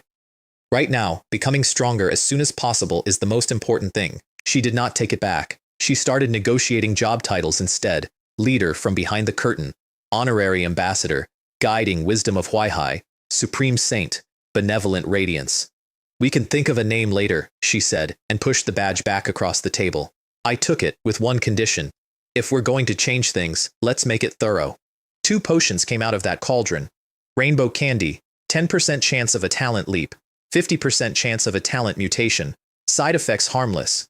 The listed examples included growing scales for a couple of days, spontaneously speaking an ancient language, and developing a temporary allergy to money. Soul tempering soup. 30% chance of a talent leap of unpredictable magnitude, 99% chance of side effects. In severe cases, death. Kai Fei had her hand out before I'd finished reading the second one. "Give it to me. I want to be the first to try." I did not give it to her. We posted the notice instead. Recruiting 1,000 volunteers for drug trials may result in baldness, mutation, or social death. You'll either become a god or a lunatic. The forum reaction was immediate and unanimous. Is the base trying to use us as guinea pigs? This kind of potion should be destroyed. Whoever signs up for this is a dog. Registration opened at noon. All 1,000 places were gone in under 10 seconds. There is a screenshot going around of a tailor who was still typing the words, "Whoever grabs a spot is a dog," when a green registration successful notification appeared over his own half-finished comment. A blacksmith who missed out went to complain on the thread of the man who had led the outrage the day before and found a new post at the top of it. I was incredibly lucky to snag a precious spot. It's my duty to dedicate myself to science. There is also a persistent rumor that the head of Huaihai Base attempted to secure a place from an anonymous account and was too slow. I have neither confirmed nor denied it. She knows what she did. Not one volunteer had a talent above C rank. Then I read down the list and stopped. Lin Wenxi. Talent rank. B. I found her in my kitchen an hour later. "It will hurt a lot," I said. "You're the one who's most afraid of pain." "I'm not afraid. If they don't make it through, they might die." "I know." And then she put something on the table between us. A crystal core. Small, cracked, and completely worthless. Off a basic zombie, level 1, from a street outside happiness community, the first thing she ever killed. She'd kept it. "I'll never forget the way you stood in front of us," she said. "Single-handedly slaying every monster in that dungeon." Her chin went up, and it was shaking. "I don't want to always stand behind, only able to watch your back, only able to receive protection from others. Mingzhu, I also want to become someone as amazing as you, and then stand by your side and fight alongside you." So I gave her a sweet. An actual sweet, in a twist of paper. "If it hurts too much, eat this. It can temporarily numb the pain." She closed her hand around it. "I believe you," she said. "So please believe me too." The standard potion trials were the funniest 3 days of my life. A monk hit a training dummy and embroidered peonies bloomed across it. An archer discovered that her shots got stronger the filthier her language got, and the range officers had to clear the civilians. A tailor in her 50s chased a soldier across the yard, trying to get him into a shapeless knitted cardigan that grants 50% defense and forces everyone who walks past the wearer to laugh uncontrollably for 10 seconds. Talent, excellent aesthetic sense, has mutated into distorted aesthetic sense. Somebody's mother took the candy and her cooking started singing. The food, it sings, and one dish tap dances, and the base treasurer developed an allergy to money and had to be paid in meat for 2 weeks. The enhanced potion was not funny. 3 organ failures, 12 severe convulsions, 7 personality changes. Kai Yufei opened the safe where she keeps her own funeral savings and emptied it onto the medical desk. Don't worry about whether there are enough supplies. You must save the lives of the test subjects. Everyone lived, all 1,000 except 1D, and I'll get to that number. There was a man built like a door who went down with a reaction the medics described as heart-tearing and who was sedated and who then grew a coat of pink fluff over his entire body. Base-wide announcement that afternoon, personnel are prohibited from loitering in the West Corridor or photographing the pink glowing plush object. The forum thread was titled Rational Discussion, which is more terrifying, turning into a pink-haired person or dying. I took a holiday while the results settled. By holiday, I mean I entered a Tier 3 dungeon. Sand Sea Disaster is what people here call a dumpling dungeon. Nothing but desert and worms. No resources at all. 20 waves. 1 free attribute point for every 10 kills. It exists to be farmed, and it is deeply boring. It has one interesting mechanic, the Zerg share memory. When one dies, it transmits the killer's identity to every other Zerg on the map, and their hatred for that individual grows, and their damage against them scales with it. So the standard experience is that the 20th wave is trying to kill one specific person very hard. I solved that by never killing anything. I set up a beach chair, a large white tent, a cooling fan running on an ice element core, a fruit platter, a bucket of iced soda, sunglasses, and a cushion embroidered with the words, reasonable slacking off. 30 mini robots dug pits. A dozen more carried out sacks of what I had labeled Zerg Special Catering and planted little flags in the sand beside them reading Free Buffet, Zerg Exclusive, Sandy Sea Mudworms, Level 20, Health, 10,000, Attack Power, 1,000. The first 5 waves died without ever seeing a human being. Some fell in pits, some ate the buffet and came apart from the inside. The hatred system broke in front of me. I have the log. Warning, high-risk targets detected. Beach chairs, white tents, cooling fans, aggro lock failed. Target has no attack history. Threat source, Buffet flags. The ones killing the insects are robots in themselves, I said into a fruit platter. What does that have to do with me, a human? When the robots started running out, I tore an Undead Legion summoning scroll. Thousands of skeletons came up out of the sand and formed ranks at my level, which was 29. Kill to your heart's content. This is a battle between the Zerg and the undead race, and I am just a bystander who happens to be here on vacation. Then I lay down and put a cucumber mask on my face. The skeletons held 15 waves and crumbled at exactly 1 hour, and then a goblin merchant stepped out of the air. They appear at random, at most once in a professional's lifetime, and they carry things that are not sold anywhere else at prices nobody can pay. He opened my panel to check my rank, and his face did something complicated. Oh my god, so you are the great benefactor of the goblin race? Yes. In that case, you are a good friend to all of us goblins. The standard allowance for a first-time customer is 1 purchase. He gave me 3. I gave him a 90-point juice, and he sat down in my tent and drank it with his feet up, and I spent 10,008 gold of my 18,000. Klane's masterpiece, From Apprentice to Engineering Master, 3,888 gold. The sequel to the first textbook I ever read by the same author, and nobody on this planet knew it existed, Where the Wind Leads, a crystal. 30% wind affinity and directional control of wind, and Lucky Scale, which is a rusted pocket watch whose entire description is 9 words. Things will turn into their opposites when they reach their extremes. I bought it because of the description. I want that on the record, for later. Remember to bring some human coffee beans next time, he said at the edge of the tent. Our chieftain has recently become obsessed with that stuff. Then I ate 24 strawberry longevity candies. That's my own invention. Each one adds an hour of life. They're completely harmless, and they produce a feeling of fullness so monstrous that eating 24 in a row is a form of self-harm. I needed a day in hand because summoning the Ghost King costs 1 day of my life. And I don't want to see any food for the next 3 days. Then I stood up and said the words, "All irrelevant people, get out of the way. The Demon King has arrived." A staircase of bone came down out of the sky, and she walked down it in a phoenix crown, and she cleared the rest of the desert in about half an hour. What do the grudges and feuds between ghosts and insects have to do with me? Sand Dune Queen. Boss. Level 35. Health 350,000. Attack power 15,000. She came up out of the deep sand to avenge her entire species and then could not find anybody to be angry at. No active attack records detected. Unable to lock aggro. So she tried to negotiate and pointed with one limb at a shape half buried a kilometer off and offered me something called a dune key. Side quest triggered, lost civilization. I thanked her sincerely. Then I killed her with a dinner knife because a queen at level 35 is 100% bonus damage and 800 essences of nothing, and the blade of that dinner knife is engraved by its manufacturer with the words, "Gift from the Goblin Clan, you're welcome." And I noticed she hadn't moved. The entire fight. That thing did not advance 1 meter from where it surfaced. It defended a patch of empty sand. 15 heavy robots opened the ground under it. Beneath was a nest the size of a football field, tens of thousands of eggs, and at the center of it, a pool, earth milk, a rank, 6 stars. The milk of the earth, nurtured for millennia, accelerates the growth of all living things. I took the pool, all of it. Then I destroyed the clutch and burned the nest, which triggered a special quest for pest eradication, and which I would do again. And on the wreck, in a sealed compartment that had held for a very long time, there was a document. Planet Terraforming Experiment Report Number 447. An interstellar civilization selected this planet for an ecological experiment. Step 1 was the eradication of all existing native life. Step 2 was seeding the Zerg. Step 3, according to the report, was a failure. The Zerg located the Earth milk, mutated beyond the parameters, and went out of control. Experiment abandoned, site quarantined. The Dune Zerg is not a natural disaster, it's a man-made one. I sat in the sand and read that twice. What kind of advanced civilization is this? How can they be considered advanced, arbitrarily wiping out the life on an entire planet? It's disgusting. Report number 447. 446 other planets.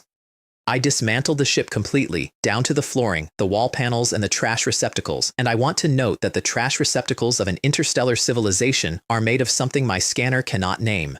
Miracle Crystal Ball, S rank, upgradable. Once per day displays 1 random minute of tomorrow. I used it that night. It showed me sleeping, 1 minute of sleeping. There was absolutely no useful information. The world announcement for Sand Sea Disaster came through the next morning. SSS Perfect Base Buff, 50% agility for 24 hours. That afternoon, I walked into Mysterious Plant City, Tier 4, and cleared it perfectly as well. Holy crap, she was grinding Tier 3 in the morning and Tier 4 in the afternoon? Today it's Tier 3 and Tier 4. Tomorrow, will we be farming Tier 5 dungeons? I'm told Kai Yufei crushed a coffee cup in her hand and said, to nobody in particular, "Does this mean I'll really be playing dungeons with this little girl in a few days?"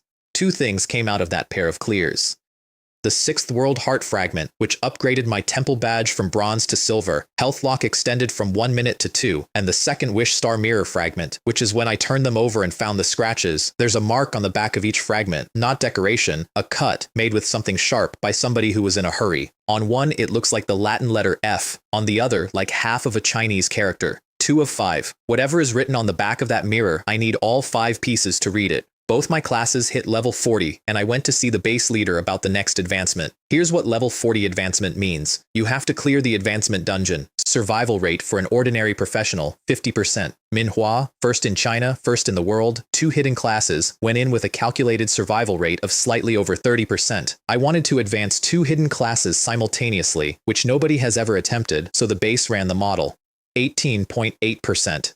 It's all right, I said, taller than I expected. Kai Yufei's pen broke in her hand.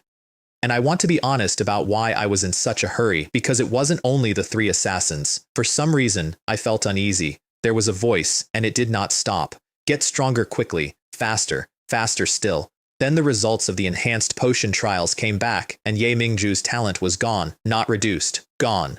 B ranked to nothing with the notation side effect. She took it standing up. "It's fine if you don't have talent," she said, waving both hands at me. "Anyway, I never liked fighting, so now I can slack off openly. My parents will support me, and you'll protect me. What's there to be afraid of?" Her eyes were furious, and on the inside of both wrists there were needle marks, and under the skin, moving when she moved, faint silver threads. I noticed them. I want to say that clearly. I noticed them, and I did not know what they were, and I let her talk me out of asking. We went out to walk it off. She wanted buns from the new place on the corner. The woman who runs it used to be married to Ling Zong. She got the shop as a reward for the testimony that put his son away. She handed me a paper bag, and I looked at her face, and I stopped breathing for a second.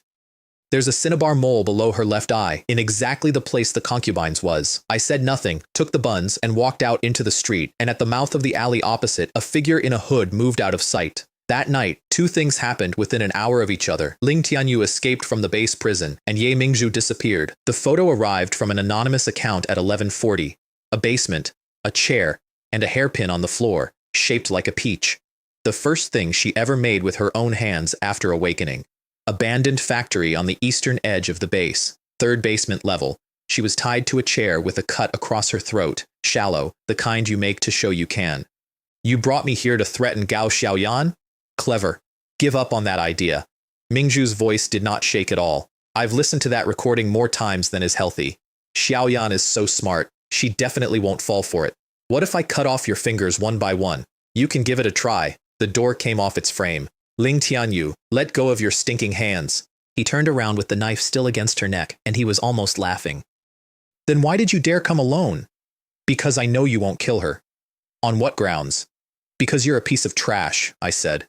A piece of trash who doesn't even dare to take revenge in a direct manner. He threw something at my feet. Soul shackles. S rank. The wearer cannot attack the owner of the shackles. Any attempt results in immediate death. Must be put on voluntarily. Duration, 24 hours. Voluntarily. That's the price of the item. It only works if you agree. I put them on. He was in the middle of enjoying that when the thing nobody in that room expected happened. The silver threads under Ye Mingzhu's skin came out through her veins. Not blood. Light. They came out of her wrists and her shoulders and unfolded behind her into wings, and her pupils went pure silver from edge to edge. SS rank talent. Dreamweaver angel. Awakening. The trials didn't take her talent. They ate it and built something else out of it, and it needed the exact conditions of a basement with a knife at her throat to finish. She spoke to Ling Tianyu, and he obeyed her. Remove the defensive shield. He removed the defensive shield. Dump all items that could save your life or help you escape. And a boy from one of the 5 great powers of China emptied his pockets onto a concrete floor like a marionette, an A-rank teleport scroll, an S-rank substitute doll, a concealment amulet, all of it. He's a higher level than me, she got out through her teeth. I can't hold on much longer, and she went down. He spun toward the girl in the shackles, and a dagger went into his heart from behind, because the girl in the shackles was a clone. Clone technique, S rank, creates a copy of yourself for 24 hours. I've already told you I'm afraid of dying, I said from the doorway behind him, while the copy of me in the corner shrugged apologetically. How could I not have made thorough preparations beforehand? He looked at the dagger, then at me, then at the other me, then he stopped looking at anything. I caught Mingzhu before she hit the floor. Congratulations, Mingzhu, I said. Your wish came true. B rank to SS, 3 full grades. The only recorded instance in the history of the world. She posted about it herself a week later, and it went further than anything I have ever written. From B level to SS level. A letter to all life-type professionals. Many people ask me if I was scared during those days when I lost my talent. To be honest, I was terrified. But I was even more afraid of living forever under the label that life skill classes are weak. Life-type professionals are not weak. We weave the tapestry of everyday life, and we can also mend the cracks in the world. Final trial numbers. 18% of volunteers gained a talent grade, 1% gained 2, 1 person gained 3. Mortality, 0.1%, 1 death in 1,000. I hated that number for a week, and then Kai Yufei said the thing that let me sleep, and it was not comfort, it was arithmetic. A 1 in 1,000 death rate is already much lower than the death rate when farming dungeons. The paid accounts came out that night, on schedule. Angel or devil, Jiang Shi-Yuan has killed her own father and members of the Ouyang family. Who will be next? It drowned inside 2 hours under one comment repeated in 100 variations. When they were killing people, you said it was the law of the jungle. Now that they've been killed, you're telling us about justice? Then I went to the advancement dungeon with an 18.8% survival estimate. Welcome professionals. Jiang Shi-Yuan enters. Deadly Noob Game livestream room. Please name your room. Let's fleece dungeon today.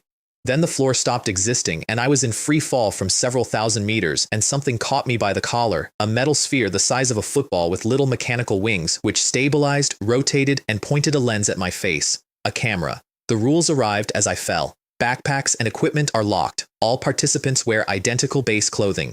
Treasure chests are scattered across the map.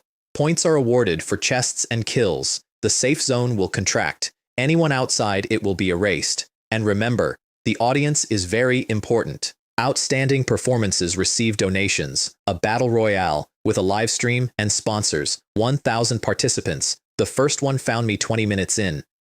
2.5 meters of muscle with skin like sandpaper, carrying a stone club, and when he saw me, a light came on behind his eyes, an actual light, in the pupil, and he relaxed. Sand Star, Tier 1, Tatag. You don't even have star energy, he said pleasantly. So you must be from the savage civilization, right? Minus 85,050 times 4. He fell over, and I stood in the dust holding the entire shape of the world in both hands, all at once, and it did not fit. The other participants are not from Water Blue Star. They are professionals from different stellar civilizations, sorted into tiers, and first, second, third, and my planet appears on their register under a category. Savage civilization. Star energy is the thing I don't have. I want to be clear about my emotional state because it wasn't fear. I've been afraid plenty of times in this story. This was the specific vertigo of finding out that the room you've been fighting to be the strongest person in is one room in a building on a street you have never seen a map of. So I went and found the garbage dump. Every other participant walked around it because it is enormous, and it stinks, and it is full of the wreckage of things that fell out of the sky. My scanner said 233 recyclable materials, meteoric iron, energy cores, the joints of mechanical puppets, fragments of flying stone, and on a curved piece of hull plating, an etched circuit that I recognized because I had been holding an identical one 20 minutes earlier. The points card is an engineering product. That's all it is. A circuit, a housing, a value register. Somebody manufactured them in bulk for this game. It took 5 attempts with no tools, a belt buckle for a cutter, a length of tubing for hydraulics, an energy core out of a dead drone, and then homemade points card, 10 points. And here is the flaw in their system, which I found in the first 5 minutes and sat on for 6 days. A system-issued points card vanishes the instant you touch it and credits immediately. A homemade one sits in your pocket, inert, and only registers when you choose to activate it. I also built myself a miniature spatial bag since backpacks were locked and nobody said anything about sewing a new one. And then, because there was a lot of dump left, I built a vehicle. Multifunctional composite simple hover car. 7 body panels, all different colors, none of them mine originally. Neon lettering across the back reading Lucky 7. Navigation provided by a salvaged medical heart monitor, which beeped at every turn. The audience hated me. I could see them, sort of. They render as faceless little clouds of fog along the top of the display, and they type. She's scavenging like a space hyena. And then they started throwing things at me. Virtual garbage, rotten fruit, mud, unidentifiable objects, all of it splattering across my camera view. Audience 72,889 throws a ball of stinky mud at you. Value, 1 point. Value, 1 point. The garbage is worth points. I read that notification, and then I went and deliberately got myself stuck inside a broken medical capsule in view of the camera for 4 minutes while I struggled and whimpered and could not get the lid open. 50 more points. These aliens are actually quite nice. The safe zone here does not contract as a blue wall. The sky peels. Sections of it detach like paint coming off a ceiling in sheets, and behind them there is nothing at all, and the nothing comes down and takes the ground and everything standing on it without a sound. 12 hours to cross. On the way, I pulled a small girl out from under 5 members of a Tier 2 civilization, blue hair and a faint ripple that moved across her skin like water. Ying Haixing Tier 1, Yu Lu. She didn't say thank you, she vanished, and 2 hours later, I found 2 bottles of nutrient solution sitting on my hovercar seat with a note. The flavor was bitter melon. I want that in the record. The safe zone has a shop and a casino. The currency is star coin. 10,000 gold pieces from Water Blue Star converts to 100 star coins, which converts to 1 white coin. My entire fortune, 18,000 gold, the wealth of a woman with a villa and a title, came to 2 white coins. Brilliant grade equipment starts at 100. So poor. Blueprints and raw materials, though, were freely available, and cheap, and nobody else was buying them. The leaderboard at the first checkpoint, 1. Lyra, Tier 3, Olheus, 28,700. 2. Luo Jiaxing, Tier 3, Guyue, 16,500. 3. Lyra, Kapuka, 15,200, 666th. Me, 1,740. I went to the casino and put every point I had on myself surviving to the second circle. The odds against me were 10 to 1. The second map was a radiation wasteland. Ambient radiation 66% against a safe threshold of 30. Health loss starts at 1,000 a minute and accelerates. Anti-radiation potions exist. They're in the chests. First come, first served. I made my own.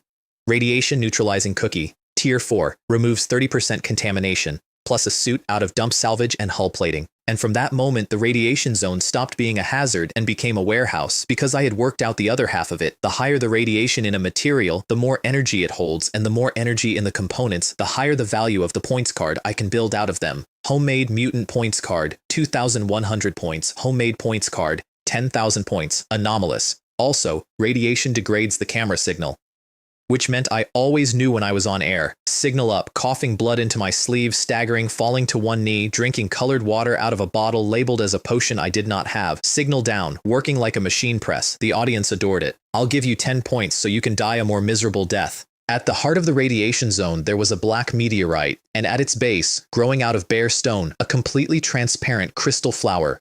I climbed for it. The meteorite reacted. A pulse, a pressure, and the world went sideways, and in my head, something roared. I stayed conscious for about a second and a half longer than I should have, long enough to cut the flower. When I woke up, the meteorite was gone, the flower was gone, and there was a new line in my status. Radiation immunity, lifelong. The egg in my consciousness had gone from 30% incubation to 90%. And on the shell there were now patterns, the same patterns that had been carved into the surface of that meteorite. Is this ferocious beast that hungry? It seems like it will eat anything. I crossed the second circle by surfing a radiation tornado. Specifically, I whipped myself to the deck of a derelict starship, detonated an electromagnetic bomb underneath it, and let the updraft take the whole thing. It cut half the distance off my route and cost me 140,000 health on landing. And 100 meters from the boundary, in full view of the camera, I stopped. Then I collapsed and coughed and produced a very convincing quantity of blood, which was a tomato-based nutrient reduction I had prepared for exactly this purpose. My survival odds went from 10 to 1 to 80 to 1 in 90 seconds. Then a small hand grabbed my collar and dragged me across the line. "Here you go," said Min Ling. She looked at the red at the corner of my mouth for a moment. "Good acting skills." Points banked that round. 139,200. Then the hunt leaderboard opened. Every participant could now see a ranked list of targets, with bounties, and the top entry had a giant red exclamation mark floating over their head at all times. Mine. Bounty. Over 100,000 and rising. Min Ling was third. She came and sat next to me anyway, which I've never forgotten, and over one afternoon she told me 3 things that took my world apart and put it back together in a shape I didn't like. First, the more similar the appearance, the closer the civilizations. She looked at me sideways. Most of the professionals in this dungeon are human, me too. Thousands of human subspecies in her system alone. Yinghai, Shasuo, Kuaqiao, Jikshui, which means Earth, my Earth, the one with the office job and the traffic and the soda cans, is not necessarily far away at all. Second, star energy is a gift from the universe, processed through a temple. It doubles skill effects, and a world receives it only after it passes something she called the heavenly tribulation. I checked my own panel while she was talking and found a button I had never seen. Craft. 3-star shattering power, starlight, triples the effect of any skill below SSS. 5. Star blossom. 10. Star's radiance. 100. Star essence. So star shattering power is not an exotic term nobody has heard of. It's a refined, upgraded version of the thing every other civilization runs on. On a planet that hasn't earned the base version yet, I have 12. Third, she got very quiet and drew in the sand with one finger, a planet, broken, and beside it, a ship, long, angular, and unmistakably military. When the countdown is obscured by dark clouds, she whispered, a terrifying meteor shower will appear in the sky. Warning, a prohibited topic has been detected. First warning. She stopped talking. She didn't need to keep going. Invasion. A higher civilization, arriving in force, stripping the resources, removing the natives. Report number 447. 446 other worlds, and the countdown in the sky over Huaihai Base, visible from every angle, that everyone on Water Blue Star has spent 60 years telling themselves is a deadline for preparation. It's a deadline. It's just not ours. It's theirs. I smiled at her and stretched. The weather at Water Blue Star is pretty good, actually, I said. Shooting stars? That's from fairy tales, isn't it? For kids to make wishes on. Then I went and killed people. The random chests I'd noticed are not random. They land near my enemies, consistently. The production team was directing the show, and the show wanted me hunted, so I used it. Play the wounded animal on camera. Let the chest drop for them. Let them come. Jam the area with a radiation signal jammer built from wasteland scrap so their cameras lose me, and then come out of stealth into a group that thinks it's watching a straggler die. I pulled 6 teams into the same canyon that way and covered all of them with magic shotguns at once. Gray Star, Tier 2, Fei 2-0, dropped a brilliant gray dagger called Thunder Fang. Lyra, Tier 3, Gulf, 500,000 health, immune to physical damage, absorbs 50% of incoming magic. I put 9 consecutive volleys into him, 500,000 per volley. He got a question out somewhere around the 7th. What is your profession? Me, I said. I'm just an ordinary life-type professional. The audience complained.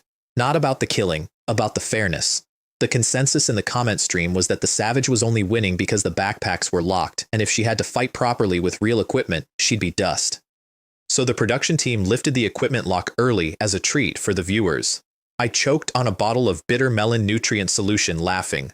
Out of my backpack came the full blood-stained sky-burning bride set, a semi-divine hairpin, and about 40 S-rank items, intelligence over 40,000, each shotgun pellet close to 300,000, a full volley, 3 million. Somewhere in a control room somebody said, "Is this person really from the Savage civilization?"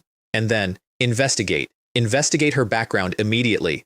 Now let me tell you about the casino rule, because this is the part I'm proudest of. I had read the terms on day 1, buried in the fine print. Once the final circle's countdown ends, all odds are frozen, which means the payout is locked by what everyone believes about you at that exact moment, not by what's true. So I spent 6 days being a disaster on camera, coughing, limping, losing, scavenging garbage like a space hyena, and getting stuck in a medical capsule. Then, with 10 minutes left, the production team introduced a new rule. Any participant with fewer than 1 million points will be erased.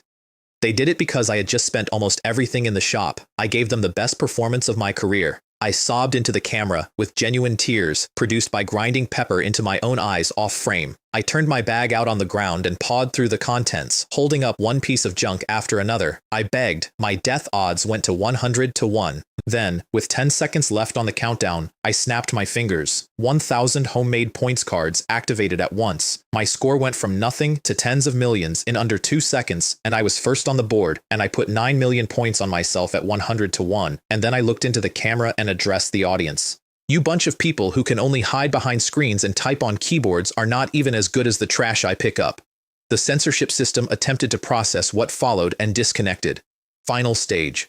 244 survivors in an ancient city. The rules, a hunt. Targets are selected in order of ranking, starting with first place. The target cannot attack for 30 minutes, then the sides switch. I was in 240th place on purpose, and I was chosen by more than 20 people, including this one. Lyra, Tier 3, Kapuka, 2.5 meters, SS rank talent, Battle Spirit heavy armor. His kinsman was the one I'd shot 9 times, and his domain ability, Battle Spirit Forbidden Domain, prohibits everyone inside it from using items. Anyone, including him. 30 minutes where I cannot attack. So I didn't attack. I went into the city's storm drains and packed them with several hundred kilos of pellets made from radioactive wasteland soil and meteorite fragments, and I raised the ambient radiation across the entire district past the safe threshold. The rules prohibit attacking. I wasn't attacking. I was unpacking my bag. Half the pursuit team caught contamination in the first 10 minutes and scattered. Brog came in anyway, under a dome of holy light, with 4 of his warriors packed inside a 10-meter bubble with him. They demolished a substantial portion of the city while doing it, because 5 armored men in a 10-meter circle cannot move without incident. You stepped on my foot. Who farted? With 30 seconds left on the timer, I used the mirror. Myriad Mirage Bronze Mirror. Mimicry. +1 starlight, tripling the duration. 53 seconds became 159. I became a jumping spider. I had studied jumping spiders specifically after the last time because the mirror only gives you what you've genuinely looked at, and I had learned that lesson in a shaft full of infants. I went up his leg and in under his shoulder plate. I will now describe the interior of a Tier 3 civilization's armor from personal experience. What Lyra Tier 3 civilization? How many days has this smell come from without a shower? I synthesized 3 more starlight in there, out of spite. 30 minutes are up. Offense and defense switch. I came out of the smoke with 10 magic shotguns the size of hot air balloons, and a splash card, activated quietly, 1 minute earlier. Radius is strength times 0.1. My strength is 20,000, 2,000 meters, 5 volleys, 480,000 splash damage to everything inside a 2-kilometer circle. When the dust cleared, that street was as clean as a licked plate. Brog survived because his armor absorbs 90% of magic damage. So I chased him down an avenue with ordinary shotgun blasts while eating sunflower seeds and finished him with his own line. You're absolutely right about one thing. In the face of absolute power, nothing is worth mentioning. Then Min Ling arrived as a 100-meter wall of water, which was extremely impressive, and then sneezed and produced a 10-meter fountain, which was less so. And the production team announced that my kills were invalid. All of them. Unranked. Void. The crowd screamed cheater. Somebody in the chat spoke up for me and got shouted down. Shut up, you Tier 1 scum. I looked directly at the nearest camera sphere. Since the whole process was conducted under your supervision, I said, then release this video for everyone to see. Do you dare? Every camera in the sky stopped moving. Because there was footage. Of course there was footage. Every second of that fight was recorded from 9 angles, including the several seconds in which somebody in a control room manually reinforced Brog's defense. And there were 10 billion people watching. Then my backpack opened by itself and something rose out of it. Temple Honor Badge, Silver, Temple Arbitration, activated.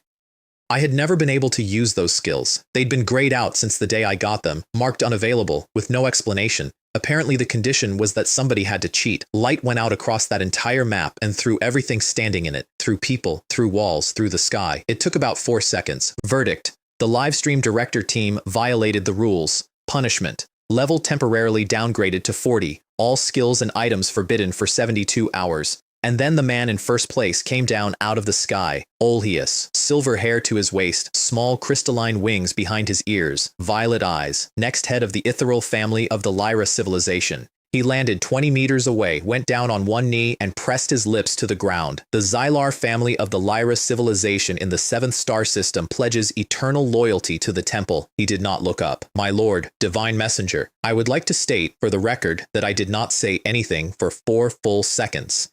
Then second place arrived.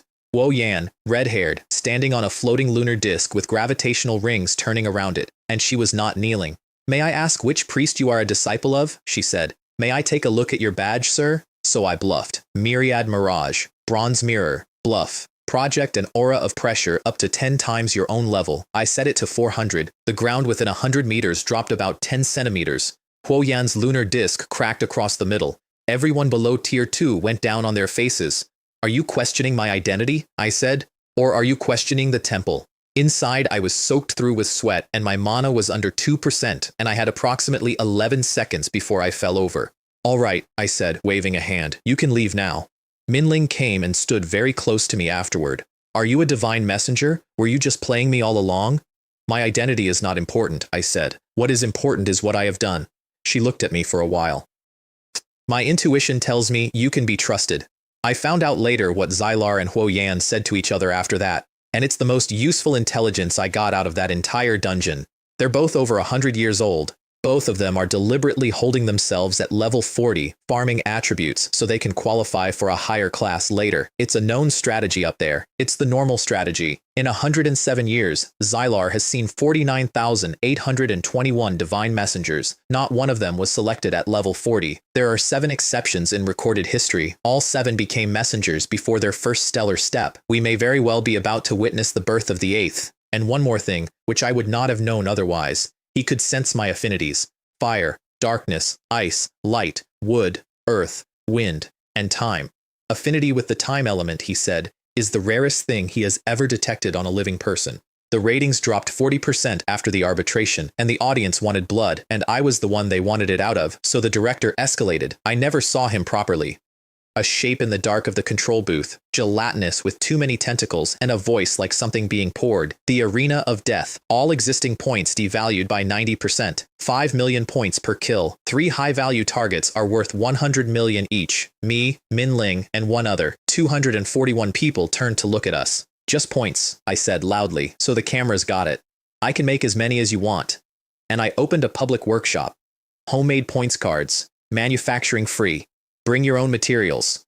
Xylar dropped to one knee again. The messenger's words are divine pronouncements, and then ran off and demolished a building and came back dragging half the wreck of a battleship. The queue went through the city. Min Ling put up a water barrier to manage it, shouting, "Line up, everyone gets a turn." A woman with dreadlocks and a rifle knelt down in front of my workbench and would not get up. If it weren't for you, I definitely wouldn't have survived. My life is yours. 3 hours later, everybody in that dungeon had points, and I turned gratitude into a riot.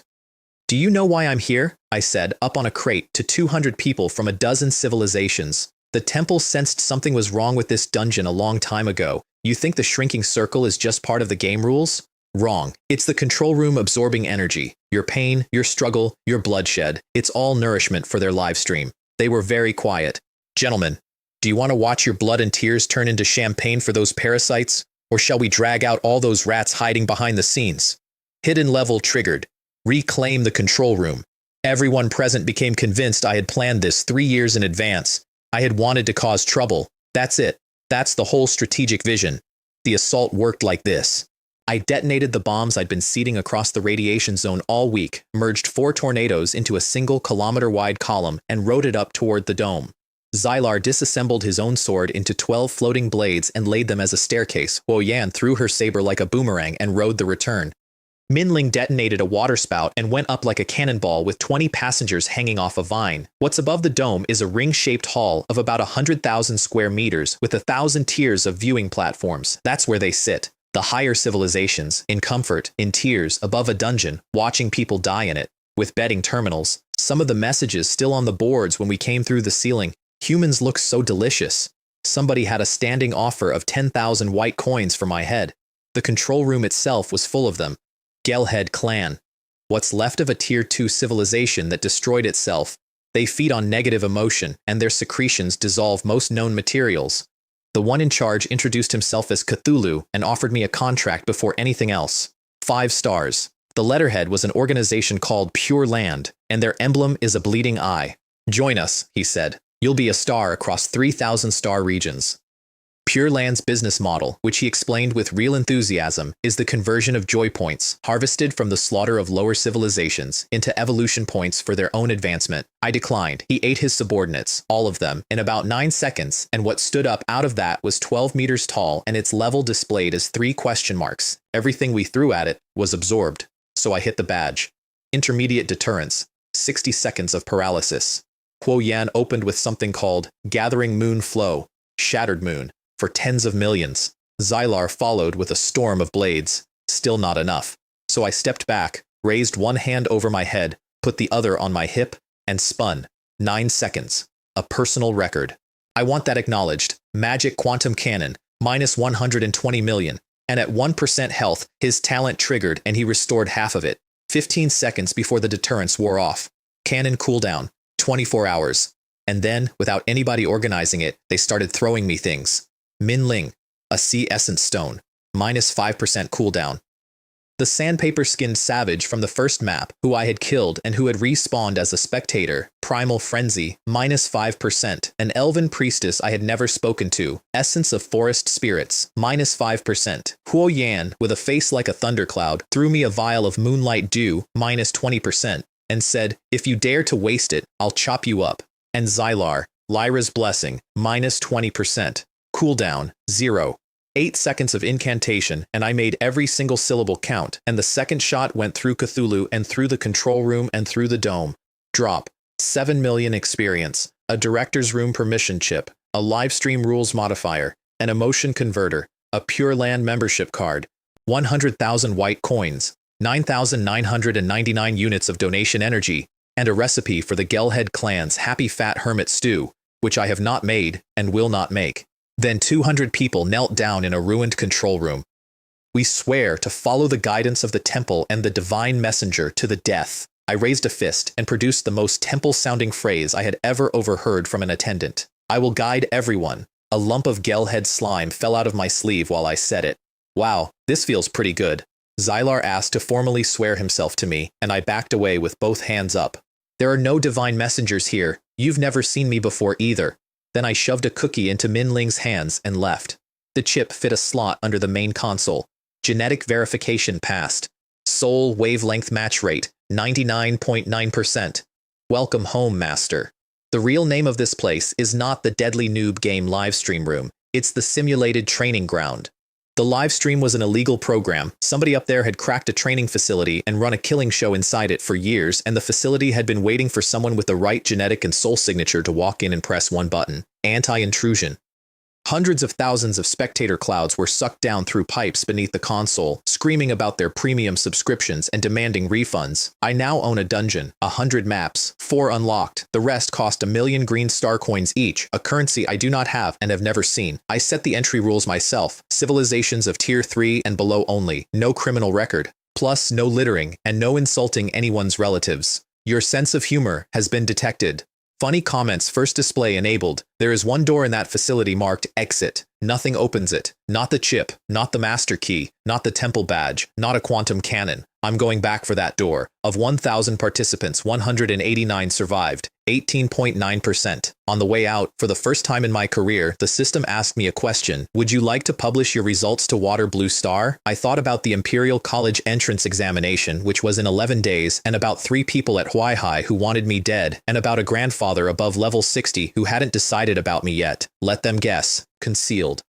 And then, in the pillar of light, the system did something it has never done for anybody. It offered me a choice between a new class and an advanced class. I took the continuation. I've been building this woman for a month and I wasn't starting over. Wealth spirit, dietitian, unique, rank, legendary, 6 skills, abundant harvest. Any dish scoring above 90 yields 5 portions instead of 1, 20% chance of 10. Wealth positioning, a rank, investment expert, 50% chance to double every coin spent. 1,000 gold wrath, S rank.